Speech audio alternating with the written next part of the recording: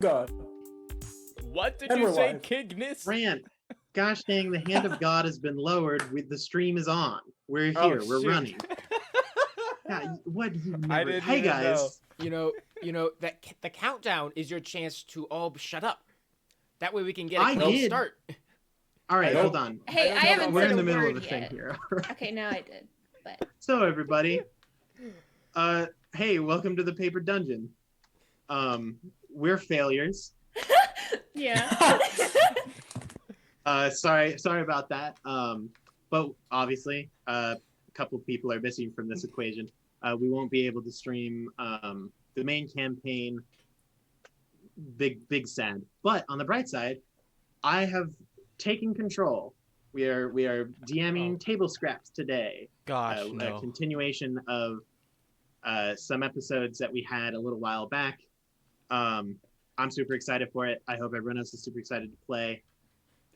Do we roll an intro here, or do we just get right into it? I can't remember. It's the same world. It's the right? same world. We can run the same. Just Well- rock and intro, roll, right? man. I think we go for it. Let's roll the intro. Let's have a party.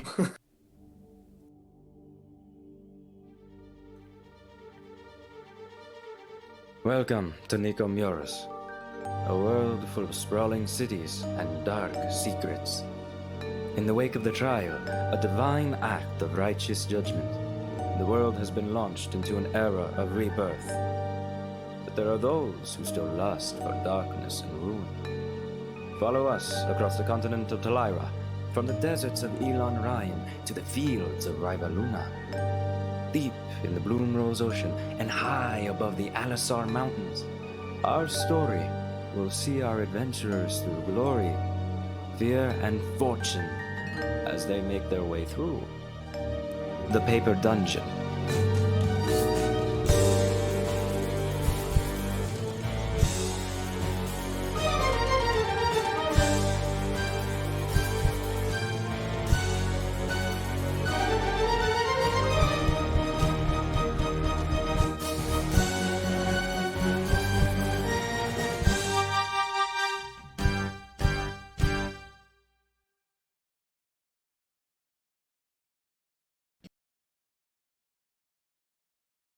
What an intro reel, am I right? Man. Wow. So this is table scraps. I'm gonna recap. Let's dive right into it. No announcements. Let's rock and roll. So last time we played table scraps with our characters Sylvie, played by the wonderful Lydia, Normir Thunderfoot, played by Grant DeFore, Archester, the merchant wizard, played by Drew, and Cygnus, our quiet druid of the sky and stars, played by Brian Rita. They were on their way back from a merchant trip, assembled bodyguards and guides for Archester. That's kind of their roles that they play. When they came across a guard that was bloodied and beaten, one thing led to another, and they discovered a plot to overthrow the ruler of the city of Jormungandr, the grand city of Jormungandr, big walled city on the top of a mountain, controls a bunch of trade routes. They foiled it, alerted the High King to the situation at hand. Because of that, they were given rewards, pretty much whatever they asked for. Normir asked for a shield that he can't use. Sylvie asked for money. Cygnus asked for permission to sit on the top of a building that he has always had access to sit on. And Archester asked for magical knowledge. Because of this, they were sent specifically after they messed up. It was pretty brutal. A good number of druids, after watching one of them escape, and also a very large snake with a human face. It's called a Naga, I think. I don't remember this game. Correct. They get teleported to Jormungandr's sister city, the named Branaya's Sanctuary. Specifically, the soul of Branaya guides them to this area. In a matter of seconds, they cross literally the entire world. Completely different continent than what you're used to. This big monastery, once again on top of a mountain, where they meet a rather interesting fellow named Karak Lathar, who kind of guides them around showing them first to the library, revealing himself to be the Aasimar of Bruneian,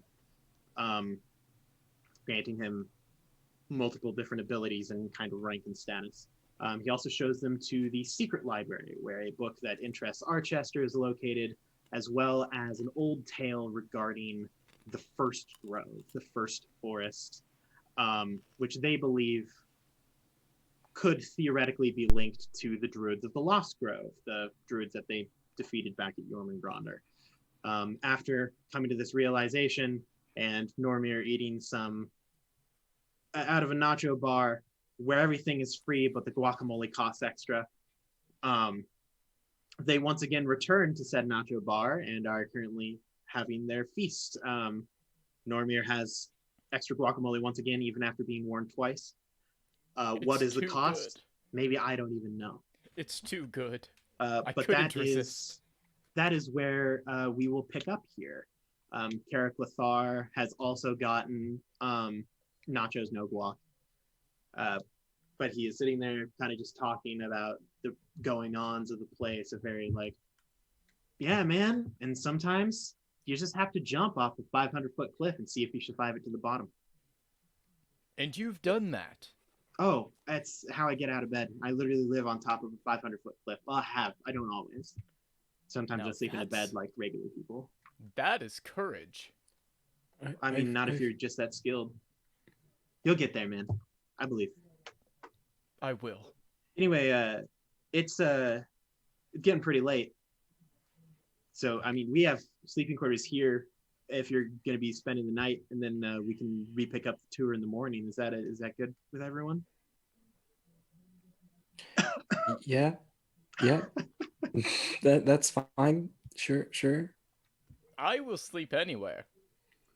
Sounds good. It looks like you guys are all done with your nachos.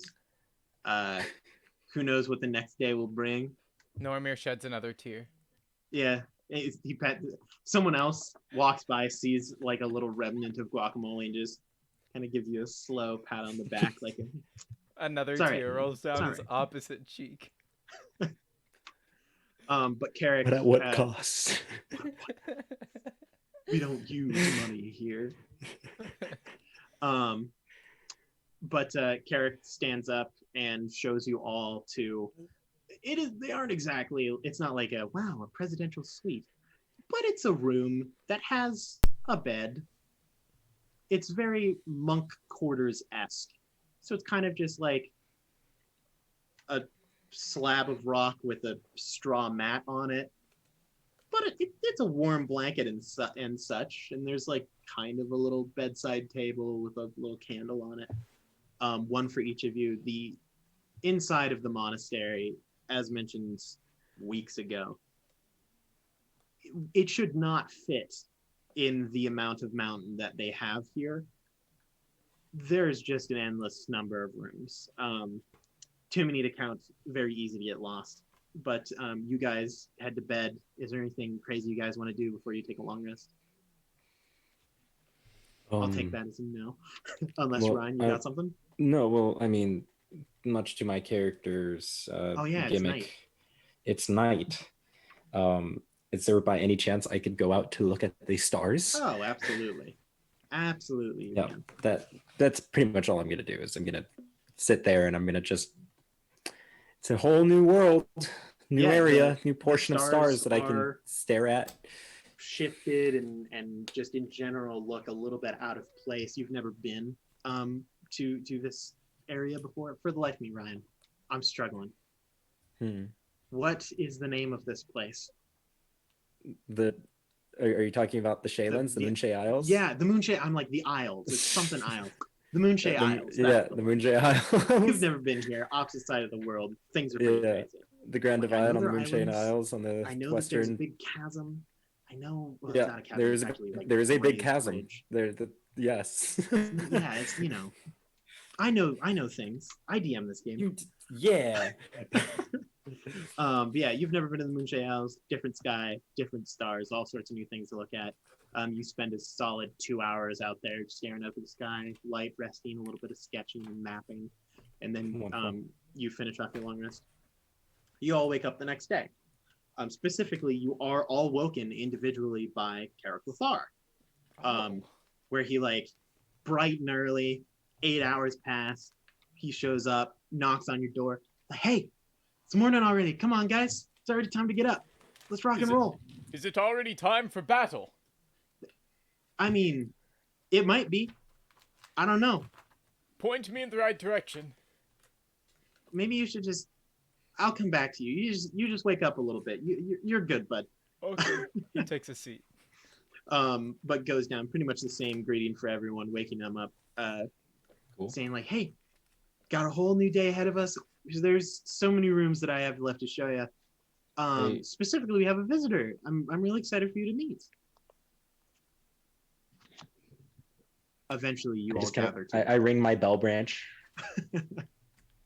Yes. That's all I do. Thing. That's like, how, we don't that's have how I'm gonna waiters here. respond early in the morning. No waiters. Yeah. No butlers that will show up. It's just me. Unfortunate. Yeah, I know. But slowly but steadily, eventually you guys all group together.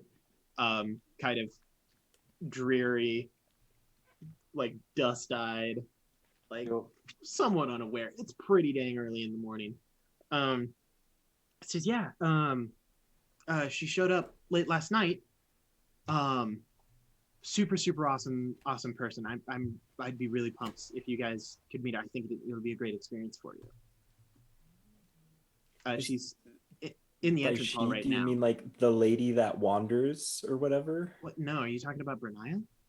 Yeah. No, Brenaya's dead. No, I mean like the one that like took her place. Oh, you mean the Swift of Foot? No, we don't have a Swift Yeah. of Foot right now. Are you One That's a hasn't been little chosen by. strange. Are you sure that there's not just one out there and you just haven't I found mean, them yet? that is almost definitely what the case is, but if she has been chosen, well, if she is to be chosen, and it isn't necessarily she, it could be a guy, it could be a robot, I don't know. Whatever the arrows choose goes. So if someone shows up and the arrows choose them, then that's just kind of how it goes. How who do are you we know? seeing? What? Sylvie? Who is this person? Who are we? We don't getting? know yet. So you know how there's like the leader, there's like the High King of the Mountain, and then there's the Shieldborn, and so like you met the High King and the Shieldborn back in Jormungandr. There's also supposed to be a Swift of Foot, which is kind of like Brenaya's I chosen think delegate. Sylvie is asking about the person we are being led to. Oh, the person we're Yeah. being led to. Oh, it's Gradiva. Greta who? Gradiva, like Gradiva, like Gradiva is how it would be spelled in the common tongue. She showed up late last night. She's been in the main hall selling her wares, and I mean, her family goes way back. Yeah, and she probably knows more about this place than I do, honestly. Come on down to the main hall, and it just starts like lightly jogging away. As they're walking, Normir whispers to Sylvie and says, he like bends down and he's like, "Sylvie, What? how can you be sure that you're not the Swift of Foot? Honestly, I might be. I've seen you in combat. We need to look into this more." Okay. Noted. You are He very keeps walking. fast. I know. Exactly. Right? Exactly. It makes sense, doesn't it? Yeah, probably am. To be continued. And he just walks straight. Keeps walking like nothing I happened. love that. There it is. Probably, yeah. I've been choking on my own. I'm sorry, guys. Oh gosh. Oh gosh. And Guacamole comes back to bite. a whole hurricane hits the library. Uh, Books start shaking off the shelves. Yeah, Run Carrick for cover. Carrick is doing the thing where like he knows that he's going faster than you, but doesn't want to tell you to speed up, so he'll like run ahead and then like walk back and then like run ahead again. what is he, a Like, walk friggin' back. he's like a A dog. NPC that you're following or whatever? No, Except in You're reverse. the NPC who's walking Yeah. too slow. We're walking too slow. He's on an escort mission right now, doing side quests along the way.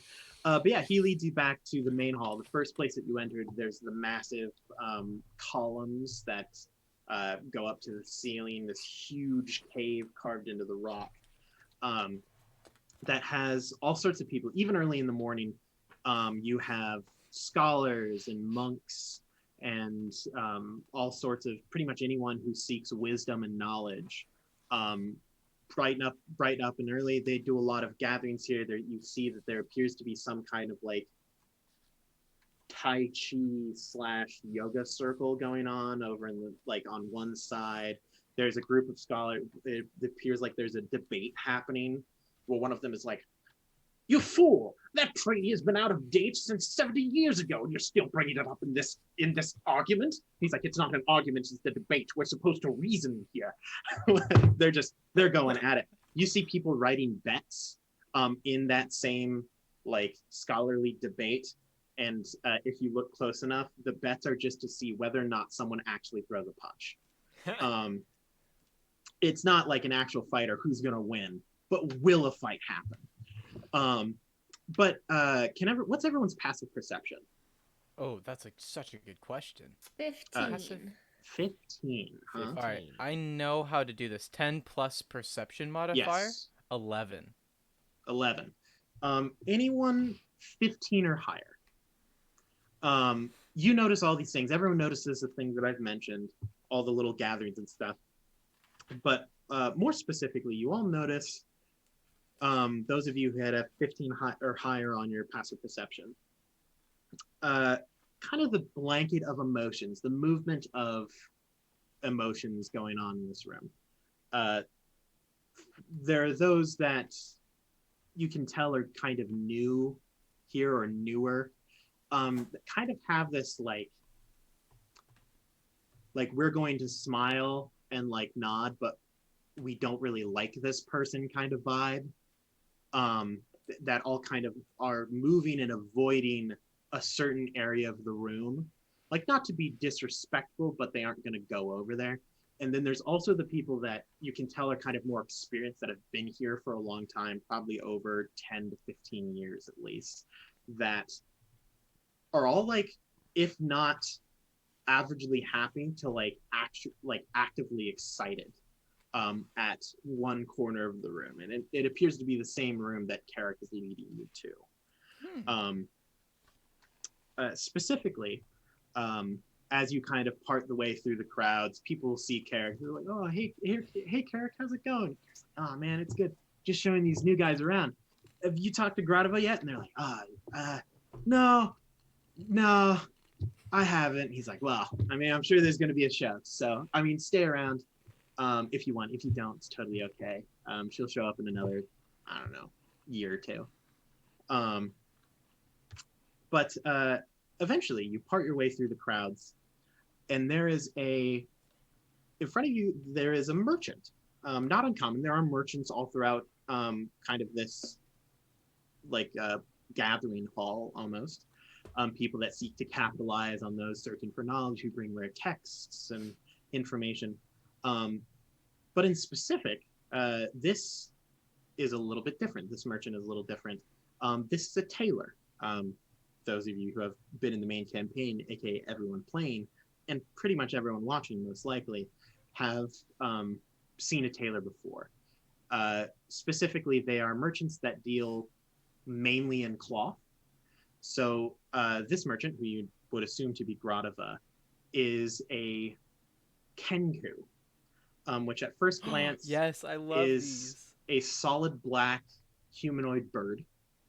But as you kind of shift and move around the circle, you can actually see that when like a beam of light or a shift of light will hit kind of the chest up, neck to head, it shifts into this vivid like rainbow of greens, purples, and blues that shine, fleck off the feathers. You also see in front of her is a mat on the ground that has rolls of different fabrics and little baubles that they pick up along the way. There's clothing and cloaks and hats and all sorts of different cloth items, little bags, all sorts of things.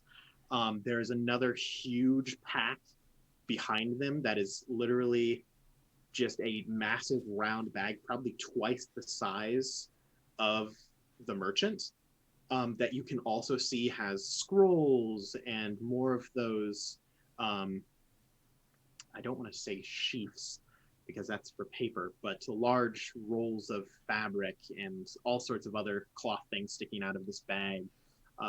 You can see that there's like swords jabbed into it that are like probably for sale, but not the main attraction. Currently, Gradova is sewing something. It appears as though she has recently made a trade. You would know tailors mainly, they don't exactly sell things. A lot of it is trade. So people, like a lot of travelers on the road, when you see a tailor, you can trade in your like well-worn traveled cloak for a freshly repaired and newer or repurposed one. And the tailor will sew up your cloak in trade, and you will have a repaired one that they can then trade later down the road. You also see climbing around the bag are 4 little kenkus, like little baby birds that kind of like hop around in their little cloaks. That everything that they make or that they wear has been handmade, and they're rolling around. But they are completely silent. They don't laugh. They don't make any noise. The only noise that they make is coming from their hands and their feet as they tumble and kind of fight around. Oh my god. And you also notice that Gradova is not speaking. People will come up and they will like point at a thing and ask a question like, "Hey, what are you looking for trade? I have this, and this. Would this be acceptable?" Blah blah blah blah blah. Standard bargaining. And Gradova simply shakes her head or nods in agreement. The deal is made or it isn't made, and they go away to either find something else or just unsatisfied. But Carrick says, so this is Gradova. Her family has been tailors for generations. Specifically, her like way back in the family line, Gradova's like great grandmother or father, it's been lost to time who it was actually saved by Brunaya, like in these very mountains. Wow. And ever since then, her family has been pretty much one of the only like major like trade merchants that can really show up here, because we have some people that sell like books and paper, but we live on a mountain and it's sometimes kind of hard to get like food and cloth. Like we grow our own, but like stuff from real far away is really tough to get. It's surprisingly easy to get paper here, not so much with like basic necessities. So Grotto has been a huge help. Do you think that she would tell the tale of her family being saved? Well, you're on the right line here. So how much do all of you know about Kenku? This is Aaron Kleberad, not Carrick Lothar, asking. I mean, Ryan knows Drew everything. Knows a fair bit about Kenku, and I imagine so would Archie. I read everything about Kenku. I know information. Hey, I Kenku are don't adorable, know a by the way. lot. great. So for Grant and any viewer who doesn't know what's going on with the Kenku, Kenku in main D&D lore and story. I'm not sure if Ryan or DJ has changed this in any way for their homebrew campaign. We full disclosure, we haven't talked about it yet. That means that I could just run rampant and it's canon, get wrecked. Sure, why not? Hey, DJ's so- not here. Now, canon in this world lore, Kenku, unlike their kind of cousins, the Arakakra that can fly, Kenku can't. They are flightless humanoid birds, but they also can't make their own words. They can only mimic other people, kind of like a mockingjay. Yes. To make it make sense with our world, and so that way we don't have to make a new god. Whatever god I can't remember the god's name. Whatever god the Kenku like messed around with, change it to here. Let me. I was just gonna say that they were born that way. Oh, that's fine. That's fine too. They're not for it. cursed. They just can't. They just can't. Okay. 100%. That's fair. There's no. They messed with a god. It's fine. They were just. I mean, they're at just this born, rate, and that's just how they work. I'm not in control. It's just- If you want to throw something in later, you can. If I want to, I'll leave it open to go interpretation. for it, dude. Yes, the king. They only repeat things, so they have incredible memory, and their mimicry is unparalleled. They can even mimic just basic sounds. It doesn't have to be voices. So they can mimic the jingling of coins or keys or footsteps or rain. Cool. Very similar to like ravens and mockingjays and things like that and parrots that will mimic what they hear. But Carrick will turn to you when you ask about the story, and he says, well, she does have an additional service that she sells that most people who aren't regulars won't know about. But you're on the money. It's just up to her what story she tells. And so he will walk up and lean down. And the moment people see Carrick like walk up to her, you can tell, those of you with the 15 and higher, that the regulars are like, they're set linen. Like someone pulls out a box of popcorn, you're not sure where they got it from. But they pull out lawn chairs. You know how it works. They have a barbecue Yes, on a Cygnus. grill. Hey, this is Ryan asking, because Ryan forgot to write this down, because Ryan's a big dummy. What level are we again? Level 10. Right. Put Thank it you. right in the middle. No problem. No We're playing problem, a Bob. D&D. This is the 3rd episode. Hey, it's been a while. Right? It's been a while. Oh, It's- man. I have my Um, character sheet on a piece of paper. But Carrick leans down, and you see him like whisper some words. Those of you with the 15 and higher, you can kind of read his lips and make out the majority of what he says, which is basically like, "Hey, I've got my friends here, so make it a good one." And he points over at you guys, and you see him pull out a copper, a silver, and a gold. And then Gradova holds out her hand, takes the coin, kind of gives you the like when birds look at you and they're like, I'm not sure what, I'm not sure what's going on here. And then something kind of strange happens. It's almost like the temperature in the room changes. Oh. The sound almost fades out from like the surrounding, the heckling and bartering and gambling over by the like yelling like scholars kind of dies down, and you can't tell if it's just that you're so focused on something that it all fades out, or if like legitimately it has stopped making noise. But then Gradova's mouth opens, and she begins to speak. But the words that come out are strange. They have this lilt to them that sounds like accents that you've heard around the world, but not one in particular.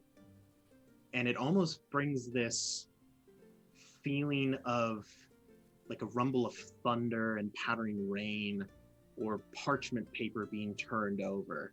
It's the sound of something just ancient. A terrifyingly beautiful noise come out, and it's the voice of an elderly woman. You can hear the age in her voice.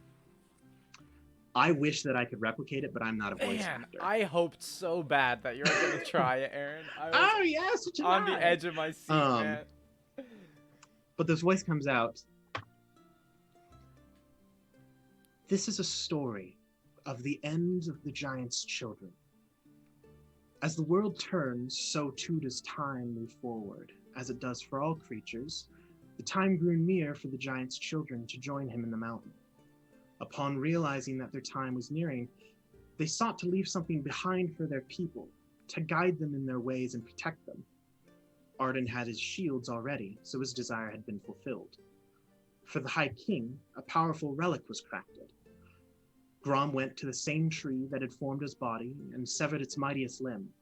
He labored for many days and nights, carving powerful runes and sigils into the mighty oak branch.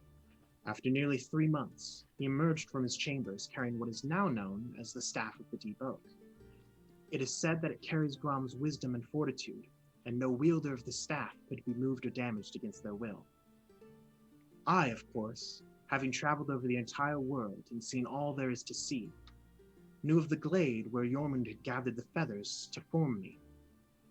For the first time in many years, I traveled once again. Upon returning to the glade, here, in this very room, you have seen me. I carry with me a quiver of 13 arrows, 6 fletched with matching colors, but the 13th empty, gnarled and old. And then a different voice comes through the same mouth. This one, you can tell, very similar to that scholarly tone that you heard earlier, and just says, "Wise one, why mar the beauty of such collection with that ugly, useless arrow?" Once again, the voice returns. "Do not be caught in the lies of beauty the world tells. Though this arrow appears useless and bent, its worth is far greater than any other's. The other's color makes them arrogant and disloyal. But through humility, this bent arrow will fly straighter and strike truer than any other, regardless of how it looks." The voice tapers off. And this one changes away from that lilt to a more standard, more familiar common tongue. Clearly a different person. And it says, "Brunaya was the first to die, always quick to explore something new. She was followed quickly by Grom, a leader to his people till his dying day, and then Arden, not one to let his siblings be alone without his protection. The Staff of the Deep Oak was given to the next in line to be king, a wise man named Asmund. Jormund's buckler was gifted to the new captain of the guard, a young tabaxi named Signy. The humming arrows were kept within the monastery to be used only in times of need. Over the years, many have been lost or have left of their own accord, as unwilling to remain put as their creator. The twisted arrow remained untouched for many years. Until recently, it has been stolen, or perhaps it just disappeared, and we have yet to find it." Outrage! Normir, you know this story. You have heard this before. This is your usual reaction every time the story gets it right and right. Never. Sometimes it's a different exclamation, but like 90% of the time, it's outrage. Yes. This is one of the 3 kind of principal tales of Jormungandr. If you remember in the main campaign, Tarak told one of them. The shield one, right? Yep, the shield one. One of the Shieldborn. This is the last of the 3 tales, titled The Children's End. But this is told a little differently than you're used to. And you begin to piece together that most likely the voice that you heard was actually Brunaya's. Having been told in first person rather than from a third person perspective. Like, you remember the exact line, when they asked her, "Wise one, why mar the beauty of such a collection with that ugly, useless arrow?" Her face turned grim. That's how it's normally told. Right. This obviously a bit different. With that question in your mind, Carrick kind of answers it, and he says, "Her family, as I said, has been visiting this monastery for generations. For the most part, they probably have the most words of Brunaya ever known, and because they're Kenku, they can recount them exactly in the same voice, in the same tone. It's really incredible." Dormir's jaws just dropped. He doesn't. He doesn't know what to say. There is a applauding. Applause? Applauding. Polite. Pilates? In a Pilates in the background. Polite There is a applause? Pilates group. I'm not sure if you knew it's transferred. They're wearing matching Um, shirts. Aaron, I want you to know, not to like cut you off, but I pictured Brenaya's voice purely in the voice of the Dark Souls 1 like opening narration. I can accept this. Like yeah, like I would Canon. agree. That's very similar. Same person. But yeah, there's applauds from Pilates. kind of Pilates. There's Pilates from kind of the regulars here that kind of laugh and smile. They may have heard something similar before, and then there are the ones that are like that are like the posers that are like, yeah, we know, but they've never actually been around like to hear one of the stories. That are like, wow, that was sick. They have the same kind of emotion as Normir right now, where they're jaw dropped. Yeah. And then you have the ones that are really new and are kind of freaked out. But he's like, yeah, feel free. She doesn't really talk a whole lot, but you might be able to get something out of her if you want, or you can trade. You can look at her wares, or we can just move on with the tour. What do you want to do? He looks at all of you expectantly. Has go ahead, Cygnus. No, I was just I don't what this how does this work? Like what does she offer? Well, I mean, you can see the wares there. Are you specifically asking for what her inventory is? Yeah, like what is she? Yeah. She has multiple rolls of fine silks and other such cloth. You can pretty much find any form of fabric that you are interested in. You can find. She sells cloaks, shirts, pants, belts, hats. She also sells some armor, like not like plate mail or anything, but she does have like leather, anything that would be crafted or sewn. She also has some weaponries. Make just a investigation check for me to kind of look through what you see of the bag. I am not. Yeah, And you don't know Nope. anything about this. I have no idea what's going on. I'm practically blind. DM, could I Yeah? look for a cloak? Oh, absolutely. And you might have to tell me whether or not this is already made or if I have to get it custom made.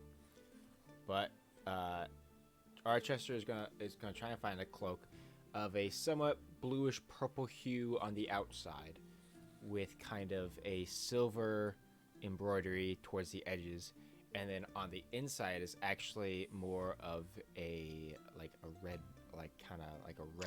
bright red color on the inside. So of the cloak. I will ask you right now, does this cloak have function, or is it just, do you just want a cool looking cloak? I just want a cool looking cloak. Oh, absolutely. Do you name your request? Yes. My good lady, do you perhaps have a quote of this particular type? She shakes her head no. That's a shame. Could you make one for him? She shakes her head yes. How long? Like could it take? She holds out her hand. I give her. I don't know what. I give her. Eric leans in. Cygnus is just like, I don't Actually, can you roll a history check for me to check up I on your like knowledge? I like dap her up, you know. Like I don't. And I will give you advantage because you are also a merchant. You would know a lot more about this. Advantage history check for what do you know about trading with tailors? Okay. Yes, Sylvie. Okay. I want to snoop. I want to see. I'm looking for dark gloves and a dark hood, not a cloak, because I don't want the cape part. I just want like a hood. No Yeah, capes. so it's kind of just like clasps in the front and has a Yeah. little bit on the back. Yeah. Those she definitely has. Those and are it, and like super black. available. I just- all in black.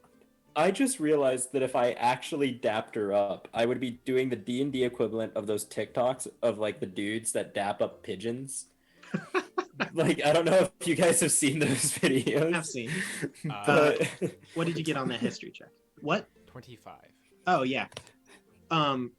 Trading with tailors is always a weird experience. Because obviously they need to. You always trade up. You never want to trade down. Uh-huh. So especially for a new cloak, like something that she herself would make. Something of value that isn't monetary is normally required, but you can almost always, a tailor will follow the tradition of you can smooth over pretty much any trade agreement with a copper, silver, and a gold. That is used in so many stories about tailors. You saw Carrick use it for the story. Most often it isn't a single payment, but kind of as a like, here's looking at you, kid. Copper, silver, and a gold. Okay. They will give you a bit more of a discount, treat you a bit better. Someone who's in the know. You're part of the club with that trick. Sylvie, you can see that there is I'll let you think about what you potentially want to trade. You can use money, but it'll probably be more expensive than if you have something of equal value. Sylvie, you can see that there is a hood and the gloves. They are used. These are used hoods, but they are pitch black. They've been seamlessly repaired. The gloves practically look brand new, though. Used, but brand new, worn in. I can't hear you. I know, I'm debating. Okay, gotcha. Can I buy a scarf? Oh yeah, there's scarves. Is there one of a particular Like just color? a big boy? Yeah, there's a huge scarf.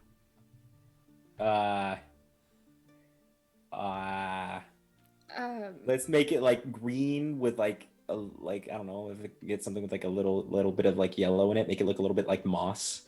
Sounds good to me. Yay. I forgot his name. The guy that's Carrick? Yeah. Sylvie's gonna go over to him. You said she only comes by like every couple of years, right? I mean, it really just depends. She wanders. When she ends up back here, she ends up back here. She'll always return, though. Oh, okay.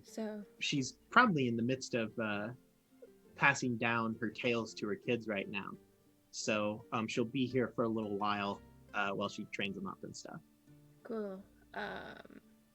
Okay, thanks. I walk over to Gradova. Gradova, thank you. I was literally looking down. I'm like, Gradova. I'll start with Archester. Would a story be something of interest to you? She turns her head to one side. You can tell that would most likely mean that would depend on the story, what value of it is there to me. Fair.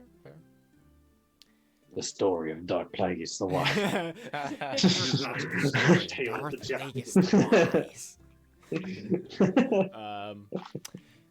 Have you heard of the City of Emerald Lights? Great question. You heard the story of Dark Plague. Have you heard the story of Darth Renaya the Wise? So let me tell you, Aaron hasn't, but Gradova nods yes. Yes? Dang it. Yes. He leans in and he goes, You are honestly, what are you wearing right now, Archester? What am I wearing? Yeah. Well, I mean, not Drew. I'm asking about Archester. Yeah, no, Archester. He's wearing a set of very nice, both well-traveled but still decently well-kept robes. With a few not actual like functional bits of leather armor on it, but kind of just a little bit like on his shoulders and just a little bit on his kind of some strappings around his chest, mostly to hold like books and other travel items. Yeah, you have book holsters. Yeah, kind of Every good wizard needs book holsters. Yeah, exactly. Exactly. Every wizard worth their snuff. But then he also has a staff and a component pouch on his side. Carrick says, your robes look a little bit battered up, but they're high quality. I would bet you it would probably be worth more to her than fabric that is just not being used at the moment. And plus, since it's your main outer garments other than like your normal clothes. She might even throw a little bit extra out of pity. Oof. So trade in all my robes to get a cloak. Yeah, we'll see. Fair trade me. Bro, this is Gradiva. What's her name? Gradiva. This is Gradiva. Gradiva, bro. This is the top. I'll of let the you think top. about yeah, that. I've got- Sylvie, I've what's got to going think on? about that. I'm trying to steal my stuff. Ooh, that's Sylvie. tough. Sylvie. Can you make Against a the tailor, sleight of Tarak would be hand ashamed. check with disadvantage? All the Pilates people are just staring. There's so many Pilates.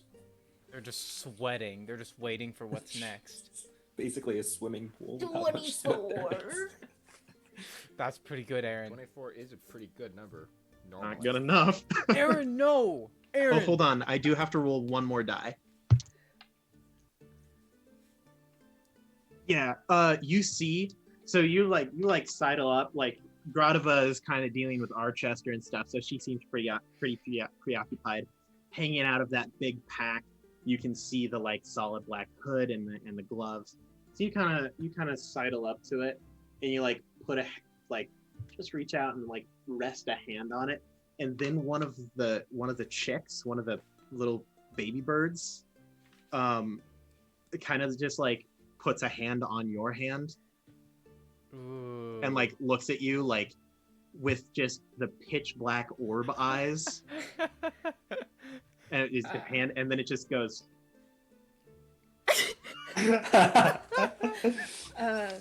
Sorry. You're not that guy.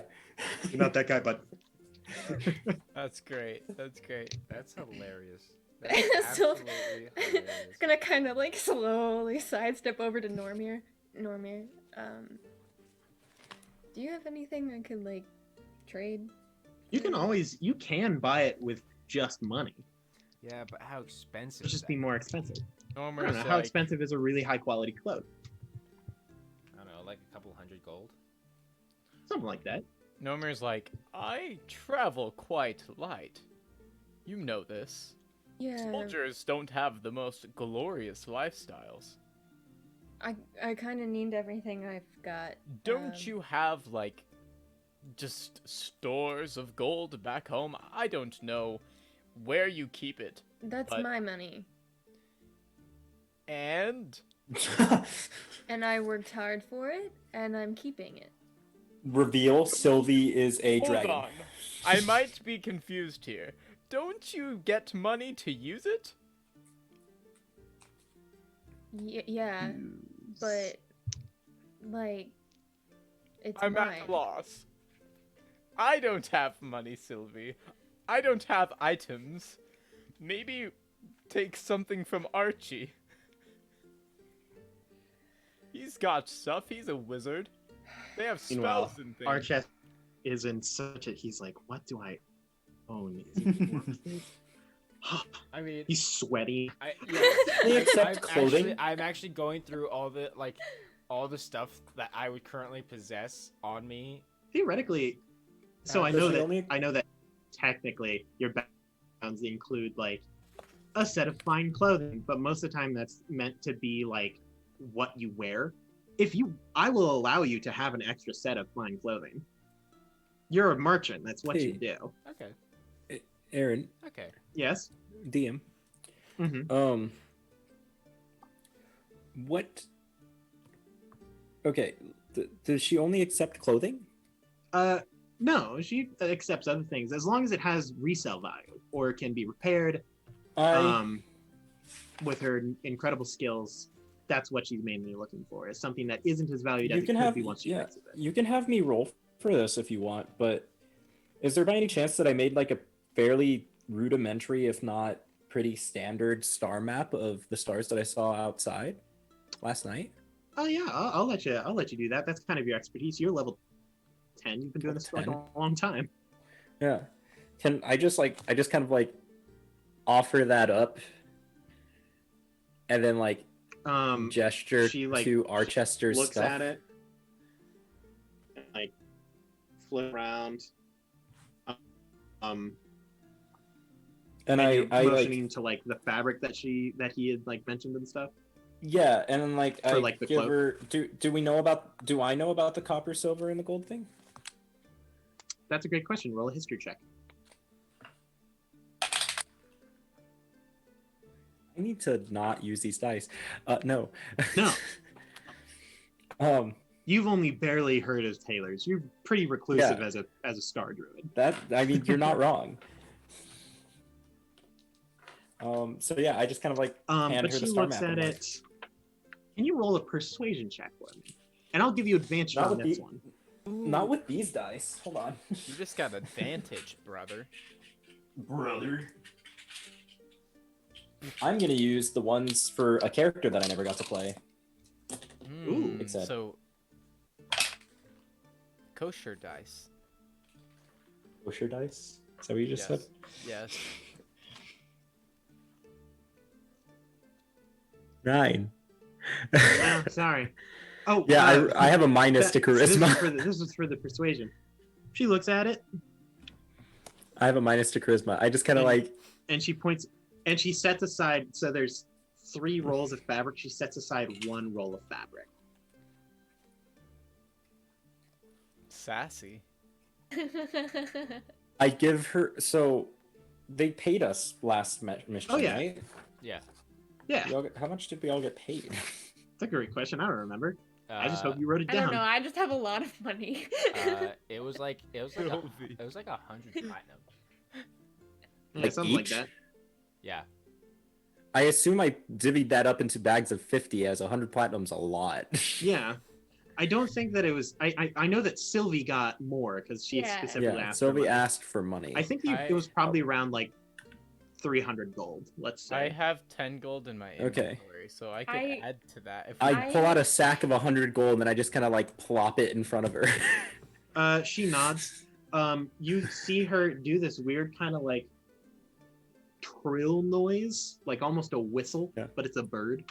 And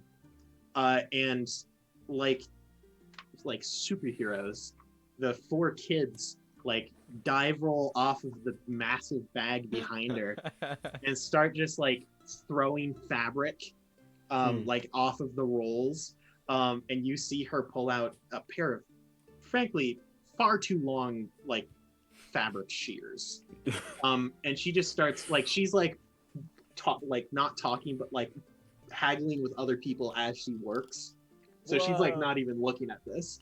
And it's just like long swaths. And eventually you see that she has cut out like the layers of this cloak and she begins to stitch frankly impossibly fast. Like this is some speedy like stitch work. This is oof. Yeah.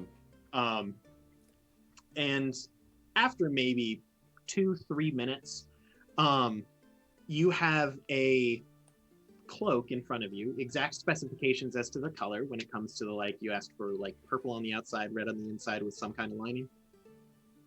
I had, yes. Yeah, that's what I'm asking. This is your cloak. Yes. Yes. Great. I remembered the colors. Great. I just paid for your cloak. And she tucks the star map kind of into the bag behind her, moves the rolls of fabric. The kids go back to playing, and then she like kind of does the like crack thing, and then like folds it very nicely and just hands it to Archester. I take it. Cool. I look at Cygnus. I palm your head like a basketball and just like look you deep in the eyes and just smile and nod. Charisma. Before I whoosh it around and It is. take it I- on. It is tailored. Like it is like to your exact measurements. Wow. It dusts the ground by maybe 1/4 of an inch, like to your exact height. That's Perfect with the round. It has a clasp in the front, drapes nicely, very elegant. You also notice that there is stitching and addition on the inside, so that it can be worn as a side cape. So it can be extended, so it only one arm is, or kind of like a dueling cape. Uh-huh. It is very functional. Wow. I'm going to real quick. Hey, DM. Roll a For 30. my scarf, Cygnus thinks he's figured out this whole like bartering and like buying thing. For my scarf, Cygnus also pulls out another bag of 100 gold and plops it down in front of this person. She Sylvie's just like, simply takes the bag of 100 gold. She reaches back into her bag and pulls out a different bag, pours the gold into the bag, and then slides both the new bag with the gold in it and the scarf back over to you while she takes 5 from the bag itself. So you now have a well-made leather pouch that contains your gold. She takes Yay. your gross, ratty, like, terrible pouch, puts that into the bag, and you also have just a huge scarf. Like, this is like one of those infinity scarves, but way too big. No, like I want it to be like the scarf from the old indie game Journey. Yes. You know what I'm talking about? I just want Yeah. it to like wrap around my head like Where it 5 just- and then it times and just keeps still going. trail behind. Like, 100%. You have now like a wedding train yeah. of a scarf. Yes, Sylvie. Cygnus's face is covered to about right here, but you can tell he's smiling ear to ear. Sylvie has taken out 1 gold and is staring at it. She goes up and just points to the stuff she wants. You see that Gradova doesn't look at you, but you hear a different tone of a trill, and the same little Kenku. We need to figure out the name Aw. for baby Kenkus. That like touched your hand, like toddles over and holds out the hood and the pair of gloves, like up at you, because even though you're very small, this is a very little baby. And he kind of like jumps up and grabs the coin and then hands you the hood and the gloves. Thanks. You do see the moment that you have a hold of the items, Gradova does look over and holds up a finger and then moves her hand towards her. And she points at the gloves. I just paid for these. She nods. And she holds up her hands. You realize that these are adult gloves and you have very small hands. Oh, L. And you see her, she takes the gloves and kind of balls them up into her hands. And you also see that in her hand was a needle. And she brings them to her beak. And it's almost like she whistles or whispers something. And then when she opens her hands again, the gloves have been resized smaller. What they now wizard fit subclass her- is this? fit her hand. Witchcraft. What? Okay, that's actually like really cool. DM, just because I am And curious, it's do I hard notice? for Kenku to smile, but you can tell that she's smiling in a very grandmotherly way. Do you notice Thanks. what? Just because I am curious, because they're talking about magic and wizardry, do I notice any sort of magic being cast? Can you roll a perception check or an arcana check for me? Okay. I'll let you do Hey. arcana, you're a wizard. Wizards. Yeah, Cygnus. Fun fact: Kenku are based, apparently, potentially are based after Tengu from Japanese Yeah, lore. A baby Kenku could just be called Tengu. I'm down. They're called Tengu now. Sylvie immediately puts everything on. Not very high. I rolled a 13. So now you have the mask that covers up to here, and then a hood that goes down to here. So there's just a visor of eye. Yeah. That is the only thing that you can see of Sylvie's face. Also, the gloves fit perfectly. You can tell that they have been worn before, but they have that nice like worked in feel. So they aren't like She cracks her crinkly. knuckles. Yeah, they bend real well. They stretch. They're good. What did you say on that roll, Archester? 13. 13. Can you actually roll another Arcana check for me? Cygnus looks over at you, Sylvie, and like kind of like squats down.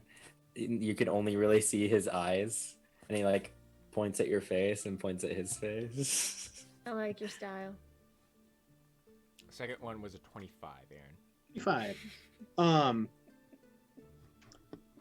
You are like looking at your new cloak, which distracts you from whatever weirdness this bird is doing. Okay. Look at this bird; it knows what's good.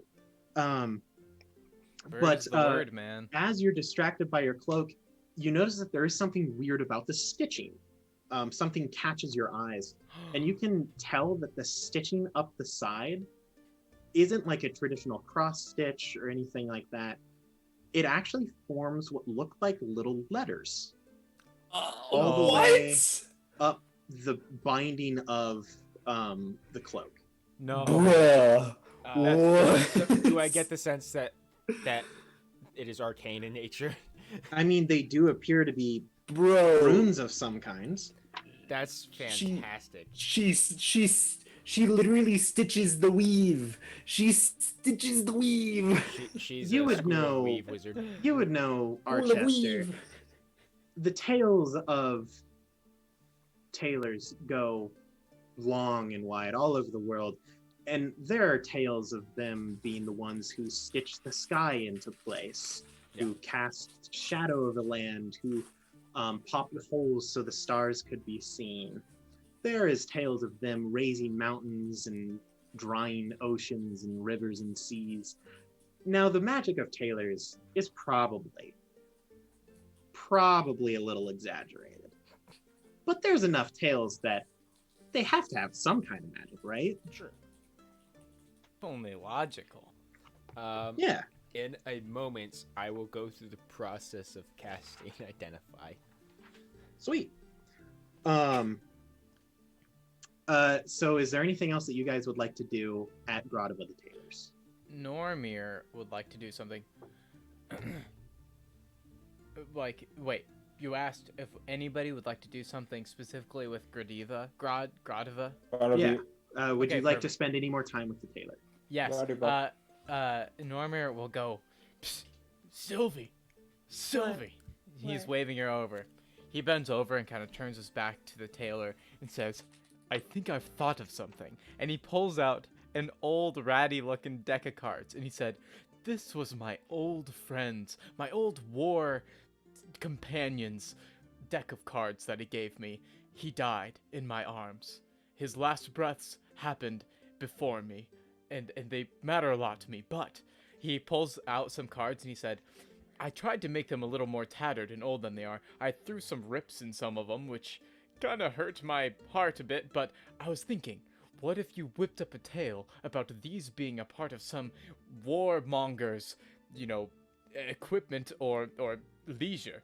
And then you just said that in his death, they were dropped and somebody obtained it. And, maybe she'd want something like that. This is about all I got. Does Cygnus hear this? I have a Um, passive perception of 17. Yes. Is this for me Okay. to go trade? Normir Yes. is not incredibly stealthy. I was gonna say, Normir, does the entire store hear him say this? I got them. Scholars are probably Oh. distracted. How? You I- got them. You found Archester must have given you something to trade, huh? No. You didn't, did I you? did. You I don't want to talk stole about it. them? I don't want to talk Stole about them. it. Sylvie. No, I didn't steal them. I tried. I didn't. Got And- caught. Okay, and they just gave them to you then. No, I bought them. Yeah. You bought them. Yeah. I'm proud of you. Well, it's my turn, and he turns and walks towards the Bye. tailor, and he leans in, and he says, you hold treasures within your mind. You know things that no one else does. I ask you, do you know anything of the next Swiftfoot? Is that what it's called? The next, The Swift of Foot, yeah. the Close Swift enough. of Foot. The reason I'm asking, I think I might know who it could be.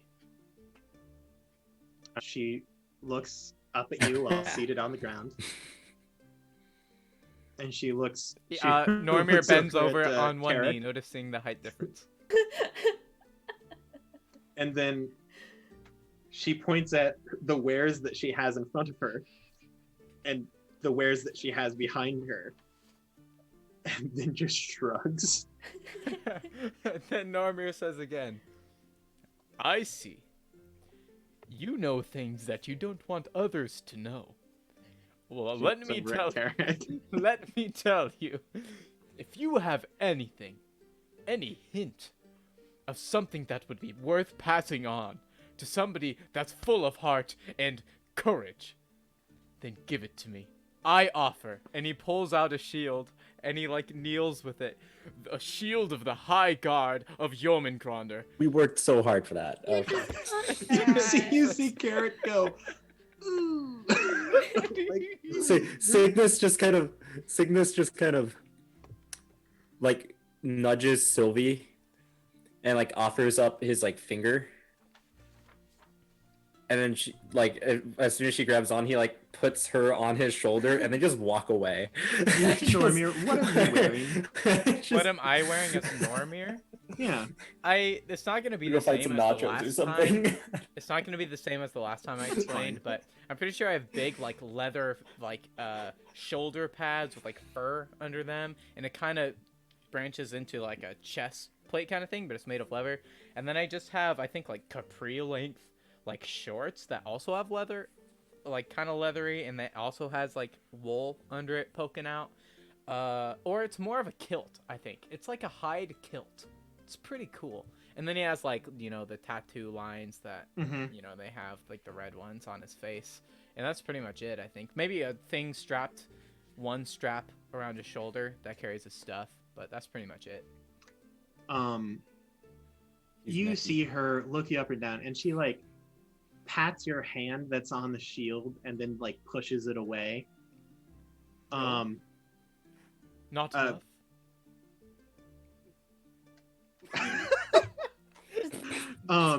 And you see her, she looks at Carrick again, and Carrick looks at her and just shrugs, and she like holds up a hand, and she like turns around to her pack and digs around a bit, and then she just pulls out it looks like a little wooden ball. It isn't like a ball, it's a little weirdly shaped. Croquet. It kind of looks like an egg.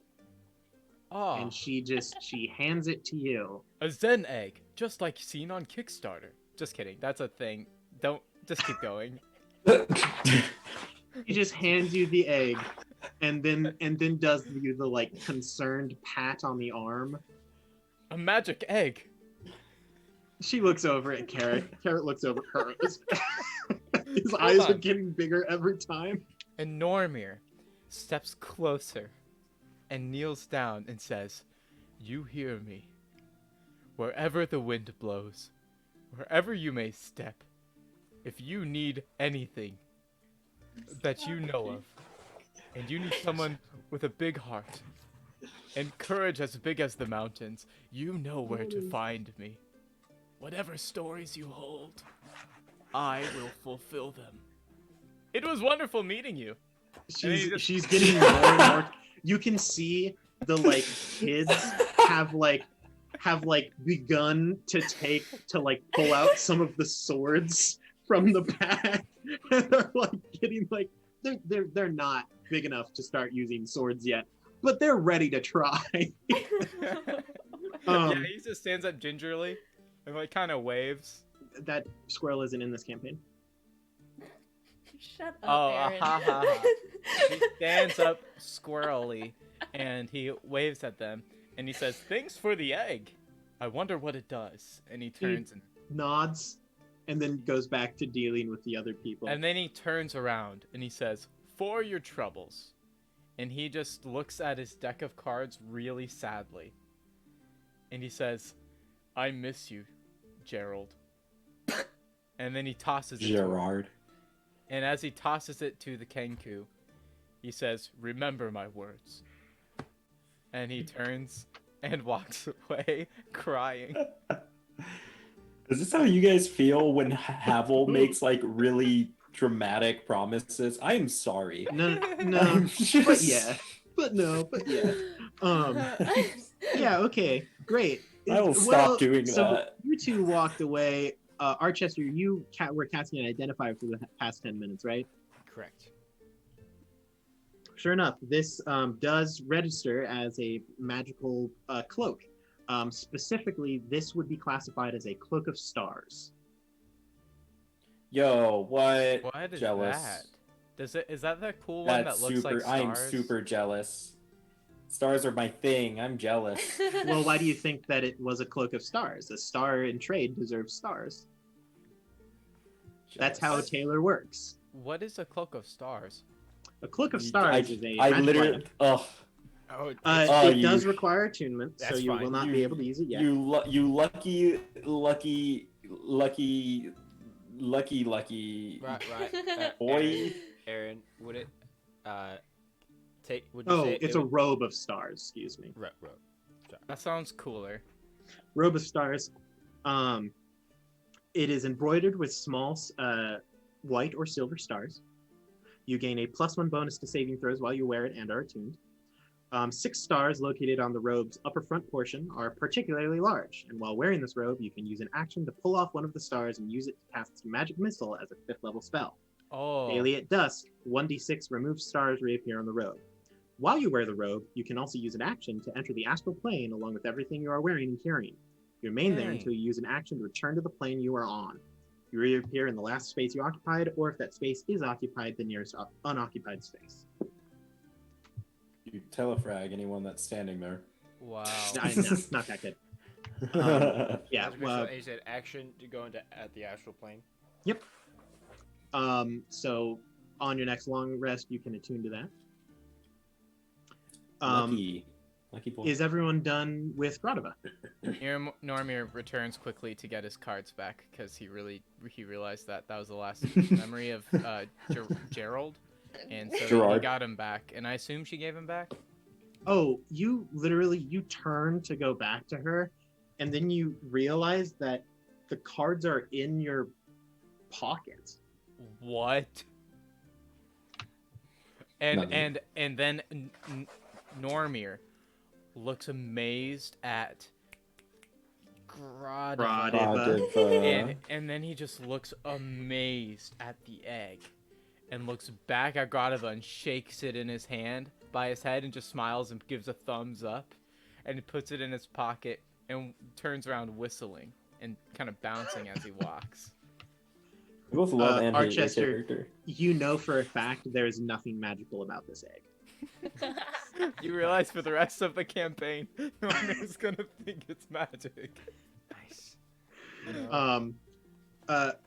Next up on your tour, Carrick Lothar retakes his position, guiding you around the place. He leads you down some halls. Once again, all sorts of things. You see some people in a large rectangular room that appear to be playing some form of sport. Pilates. No, that's not a sport. It's just an activity. It's an exercise. But there's just all sorts of random rooms in this complex of shifting hallways. And eventually, he leads you down to an end of a hallway, which is not something you've seen while you've been here. And at the end of the hallway, there's just a simple wooden door. It's kind of small, so those of you who are larger, Normir and Cygnus, I believe, it would take a little bit to get through. Cygnus and whoever has a 15 or higher, again on that passive perception, you can actually hear something from inside of this room. It sounds like almost a buzzing, not like a bee, but something similar. And you see Carrick turn and say, "Yeah, this is where we keep the humming arrows." The legend. Well, yeah. But as a disclaimer, I have to make sure that everyone who goes into the room knows the humming arrows can be temperamental at times. So be very respectful and don't. I know that they don't have eyes, but don't make eye contact. Is the gnarled one here? No, were you not listening? It got stolen years ago.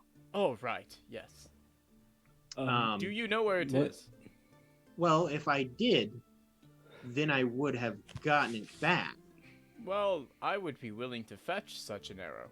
Well, if we Wouldn't knew where we, it gang? was, Yet then it ho! wouldn't be lost to us. What he- what do you mean don't look the arrow in the eye? There- What? You know how? Have you ever been around a silverback gorilla? No. Well, I have. And when you're near a gorilla, you don't want to smile, you don't want to look it in the eyes, because it will take that as a challenge. And then it becomes a problem. So don't. I have two follow-up questions. Mhm. One, do arrows normally have eyes? No, these ones don't either. Okay. Two, what's a gorilla? We'll get to that. Anyway, humming arrows, don't make them upset, because it'll just be worse for you if you do. I'm not concerned about the arrows, I'm concerned for your guys' safety, but it's worth it, I guarantee. Absolutely wonderful, just wonders of creation. Like, wow, really cool. But anyway, yeah, it's right here through this door, and he just walks up and turns the knob. It's not locked. He just walks into the room. Do you follow? I put Sylvie down and then I like squat. Like deep squat Yeah, to try to get in through like the door. crab walk your way Yeah, like to the doorway. like Sylvie scarf will head dragging in behind me. first. Yeah, you get set down. You see him like prep to go through the door. You just walk through, because for you this doorway fits fine. It's great. It's even a little big. All of you eventually make your way through these doors into. Normir has his eyes closed the entire time. You know, But hey, so Normir- for the rest of you who have your eyes open, what you see is another huge chamber. This one, unlike the opening chamber where you talked to Gradova and entered the sanctuary, instead of having massive pillars, it almost looks like there's tunnels carved like into and out of the rock, that like almost like pipelines of rock that move and have openings, so that things could move through them. In the center of this huge, you would probably say it's like maybe 100-foot radius circle. In the middle, there is a pedestal. You can also see on the on your right, as soon as you enter the doorway, there is a quiver that is currently empty, hanging on the door, and a bow and arrow. Well, a bow. The arrows will come later. That pedestal in the middle has indentations in it that you can see are arrow-shaped. Currently, some of the arrows do reside in those indentations. You can see that there are 13. But what you notice more than the arrows that are sitting on the pedestal is that there are arrows flying through the air. Oh no. And you can also tell that the noise that you guys, well, the two of you that are perceptive enough that you heard through the door is actually coming from these moving arrows. Some of them move so fast that they thrum through the air. Very similar. So this kind of whistling, humming noise comes from these arrows as you can see that they almost act kind of like cats, and they're like shooting through the tunnels that are like carved into the walls, and like some of them like peek the arrowhead like out of the tunnel. Oh my goodness. And then like turn around and shoot the other way. Don't like this. Adorable. Specifically, you can tell that the arrows are paired. So there are, you will only ever see 2 of one color. So also the fletching of these arrows, the feathers, unlike a normal arrow that has half of the feather fletched, one of them whirs by so close, and actually it kind of like stops at eye level next to Normir, who has his eyes closed. And it like, you can see it like eyeing him up and down, and it just floats there. And at that close of range, you can actually see, instead of like one single feather, in a spiral, there are individual tiny, like brilliant, bright red feathers that spiral as a fletching down the side. Normir, you would know this if you were seeing it as hummingbird feathers. The same hummingbird feathers that in the legends is what Yormoon made Brunaya out of. But there are 2 red ones currently here. There is 1 green, there's a blue, there are 2 whites. You would know, Normir, that they come in matching pairs, 6 sets of 2. But there are not 12 arrows here. There aren't 13. There's like maybe 8, 9. It's hard to tell with them moving around so much. Carrick kind of explains, yeah, the arrows, I mean, you heard in the story, like the gnarled arrow is like loyal, and these ones aren't because they're pretty, so they tend to just wander away sometimes. They kind of just go wherever they want. I hear them. If only we could lay our eyes on them. Normir. You can Normir, open come your here. eyes, just Normir. don't be You threatened. can open. Normir, come here. Come here. Okay. Sylvie, where are you? I'm right here, and I like tap him, Oh, Kick him in the shin. and I like take his hands and I put them over his eyes, and then I like Somehow. break the like the fingers so there's little cracks. Okay, you can open your eyes now. oh, they're beautiful. Right? The red I've one never- is right behind his head. I hear one. It's close. I can't see it. God, what's his name? Carrick? Carrick, yeah, Yeah, Carrot. close enough. Carrick, are the arrows like married? Like, do they? No, do they they just come mate? in pairs. No, they don't Ah. multiply. They're just semi-intelligent. Excuse me, very intelligent magic items. They take it as if you say semi-sentient. Extremely intelligent. Yes, very. Quiet. But they are items. They're not like living creatures. Okay. You see that one of them fires off at Carrick, like just straight at him, Oh my god. and you see him. I should actually roll for this. Dude, if Carrick just gets one-shotted by this arrow. Carrick gets murked by you the see friggin- Carrick. called me It shoots at him, and then he just snags it, Oh, and just catches dang. the arrow. He says, "For those untrained, don't try that." And then you see him kind of like when you toss a fish back into, he just kind of like, and then it shoots off, like, or like releasing a dove. Incredible. Be free like this dove. Truly incredible. And he's like, yeah, if we don't get attacked as much anymore. Back in the day, the sanctuary actually got sieged quite a few times, actually. We mainly used the twisted arrow to defend ourselves because that one's like reliable. But these have been used plenty of time to defend against intruders and other things. Really, really powerful. Real And powerful arrows. And Normir You have says, guard and might I arrows? say, extremely beautiful arrows. He's like, yeah, this is like legitimately a good plan. Buttering them up is a good plan. The most handsome arrows I've ever seen in my entire life. I mean, you're not wrong. They are really well made. What were you saying, Cygnus? You guys have guard arrows? Well, no, we have guards, and we can use the arrows. So, like, you know how the High King has a staff? Yeah. And, like, the Shieldborn has, like, the shield? We have the arrows. Okay, Does so the can we swift of like? foot usually hold on to the arrows? Well, we don't have a Swift of Foot, and she couldn't. I- They're very free-spirited. Ah. This is, like, where they go when they're tired.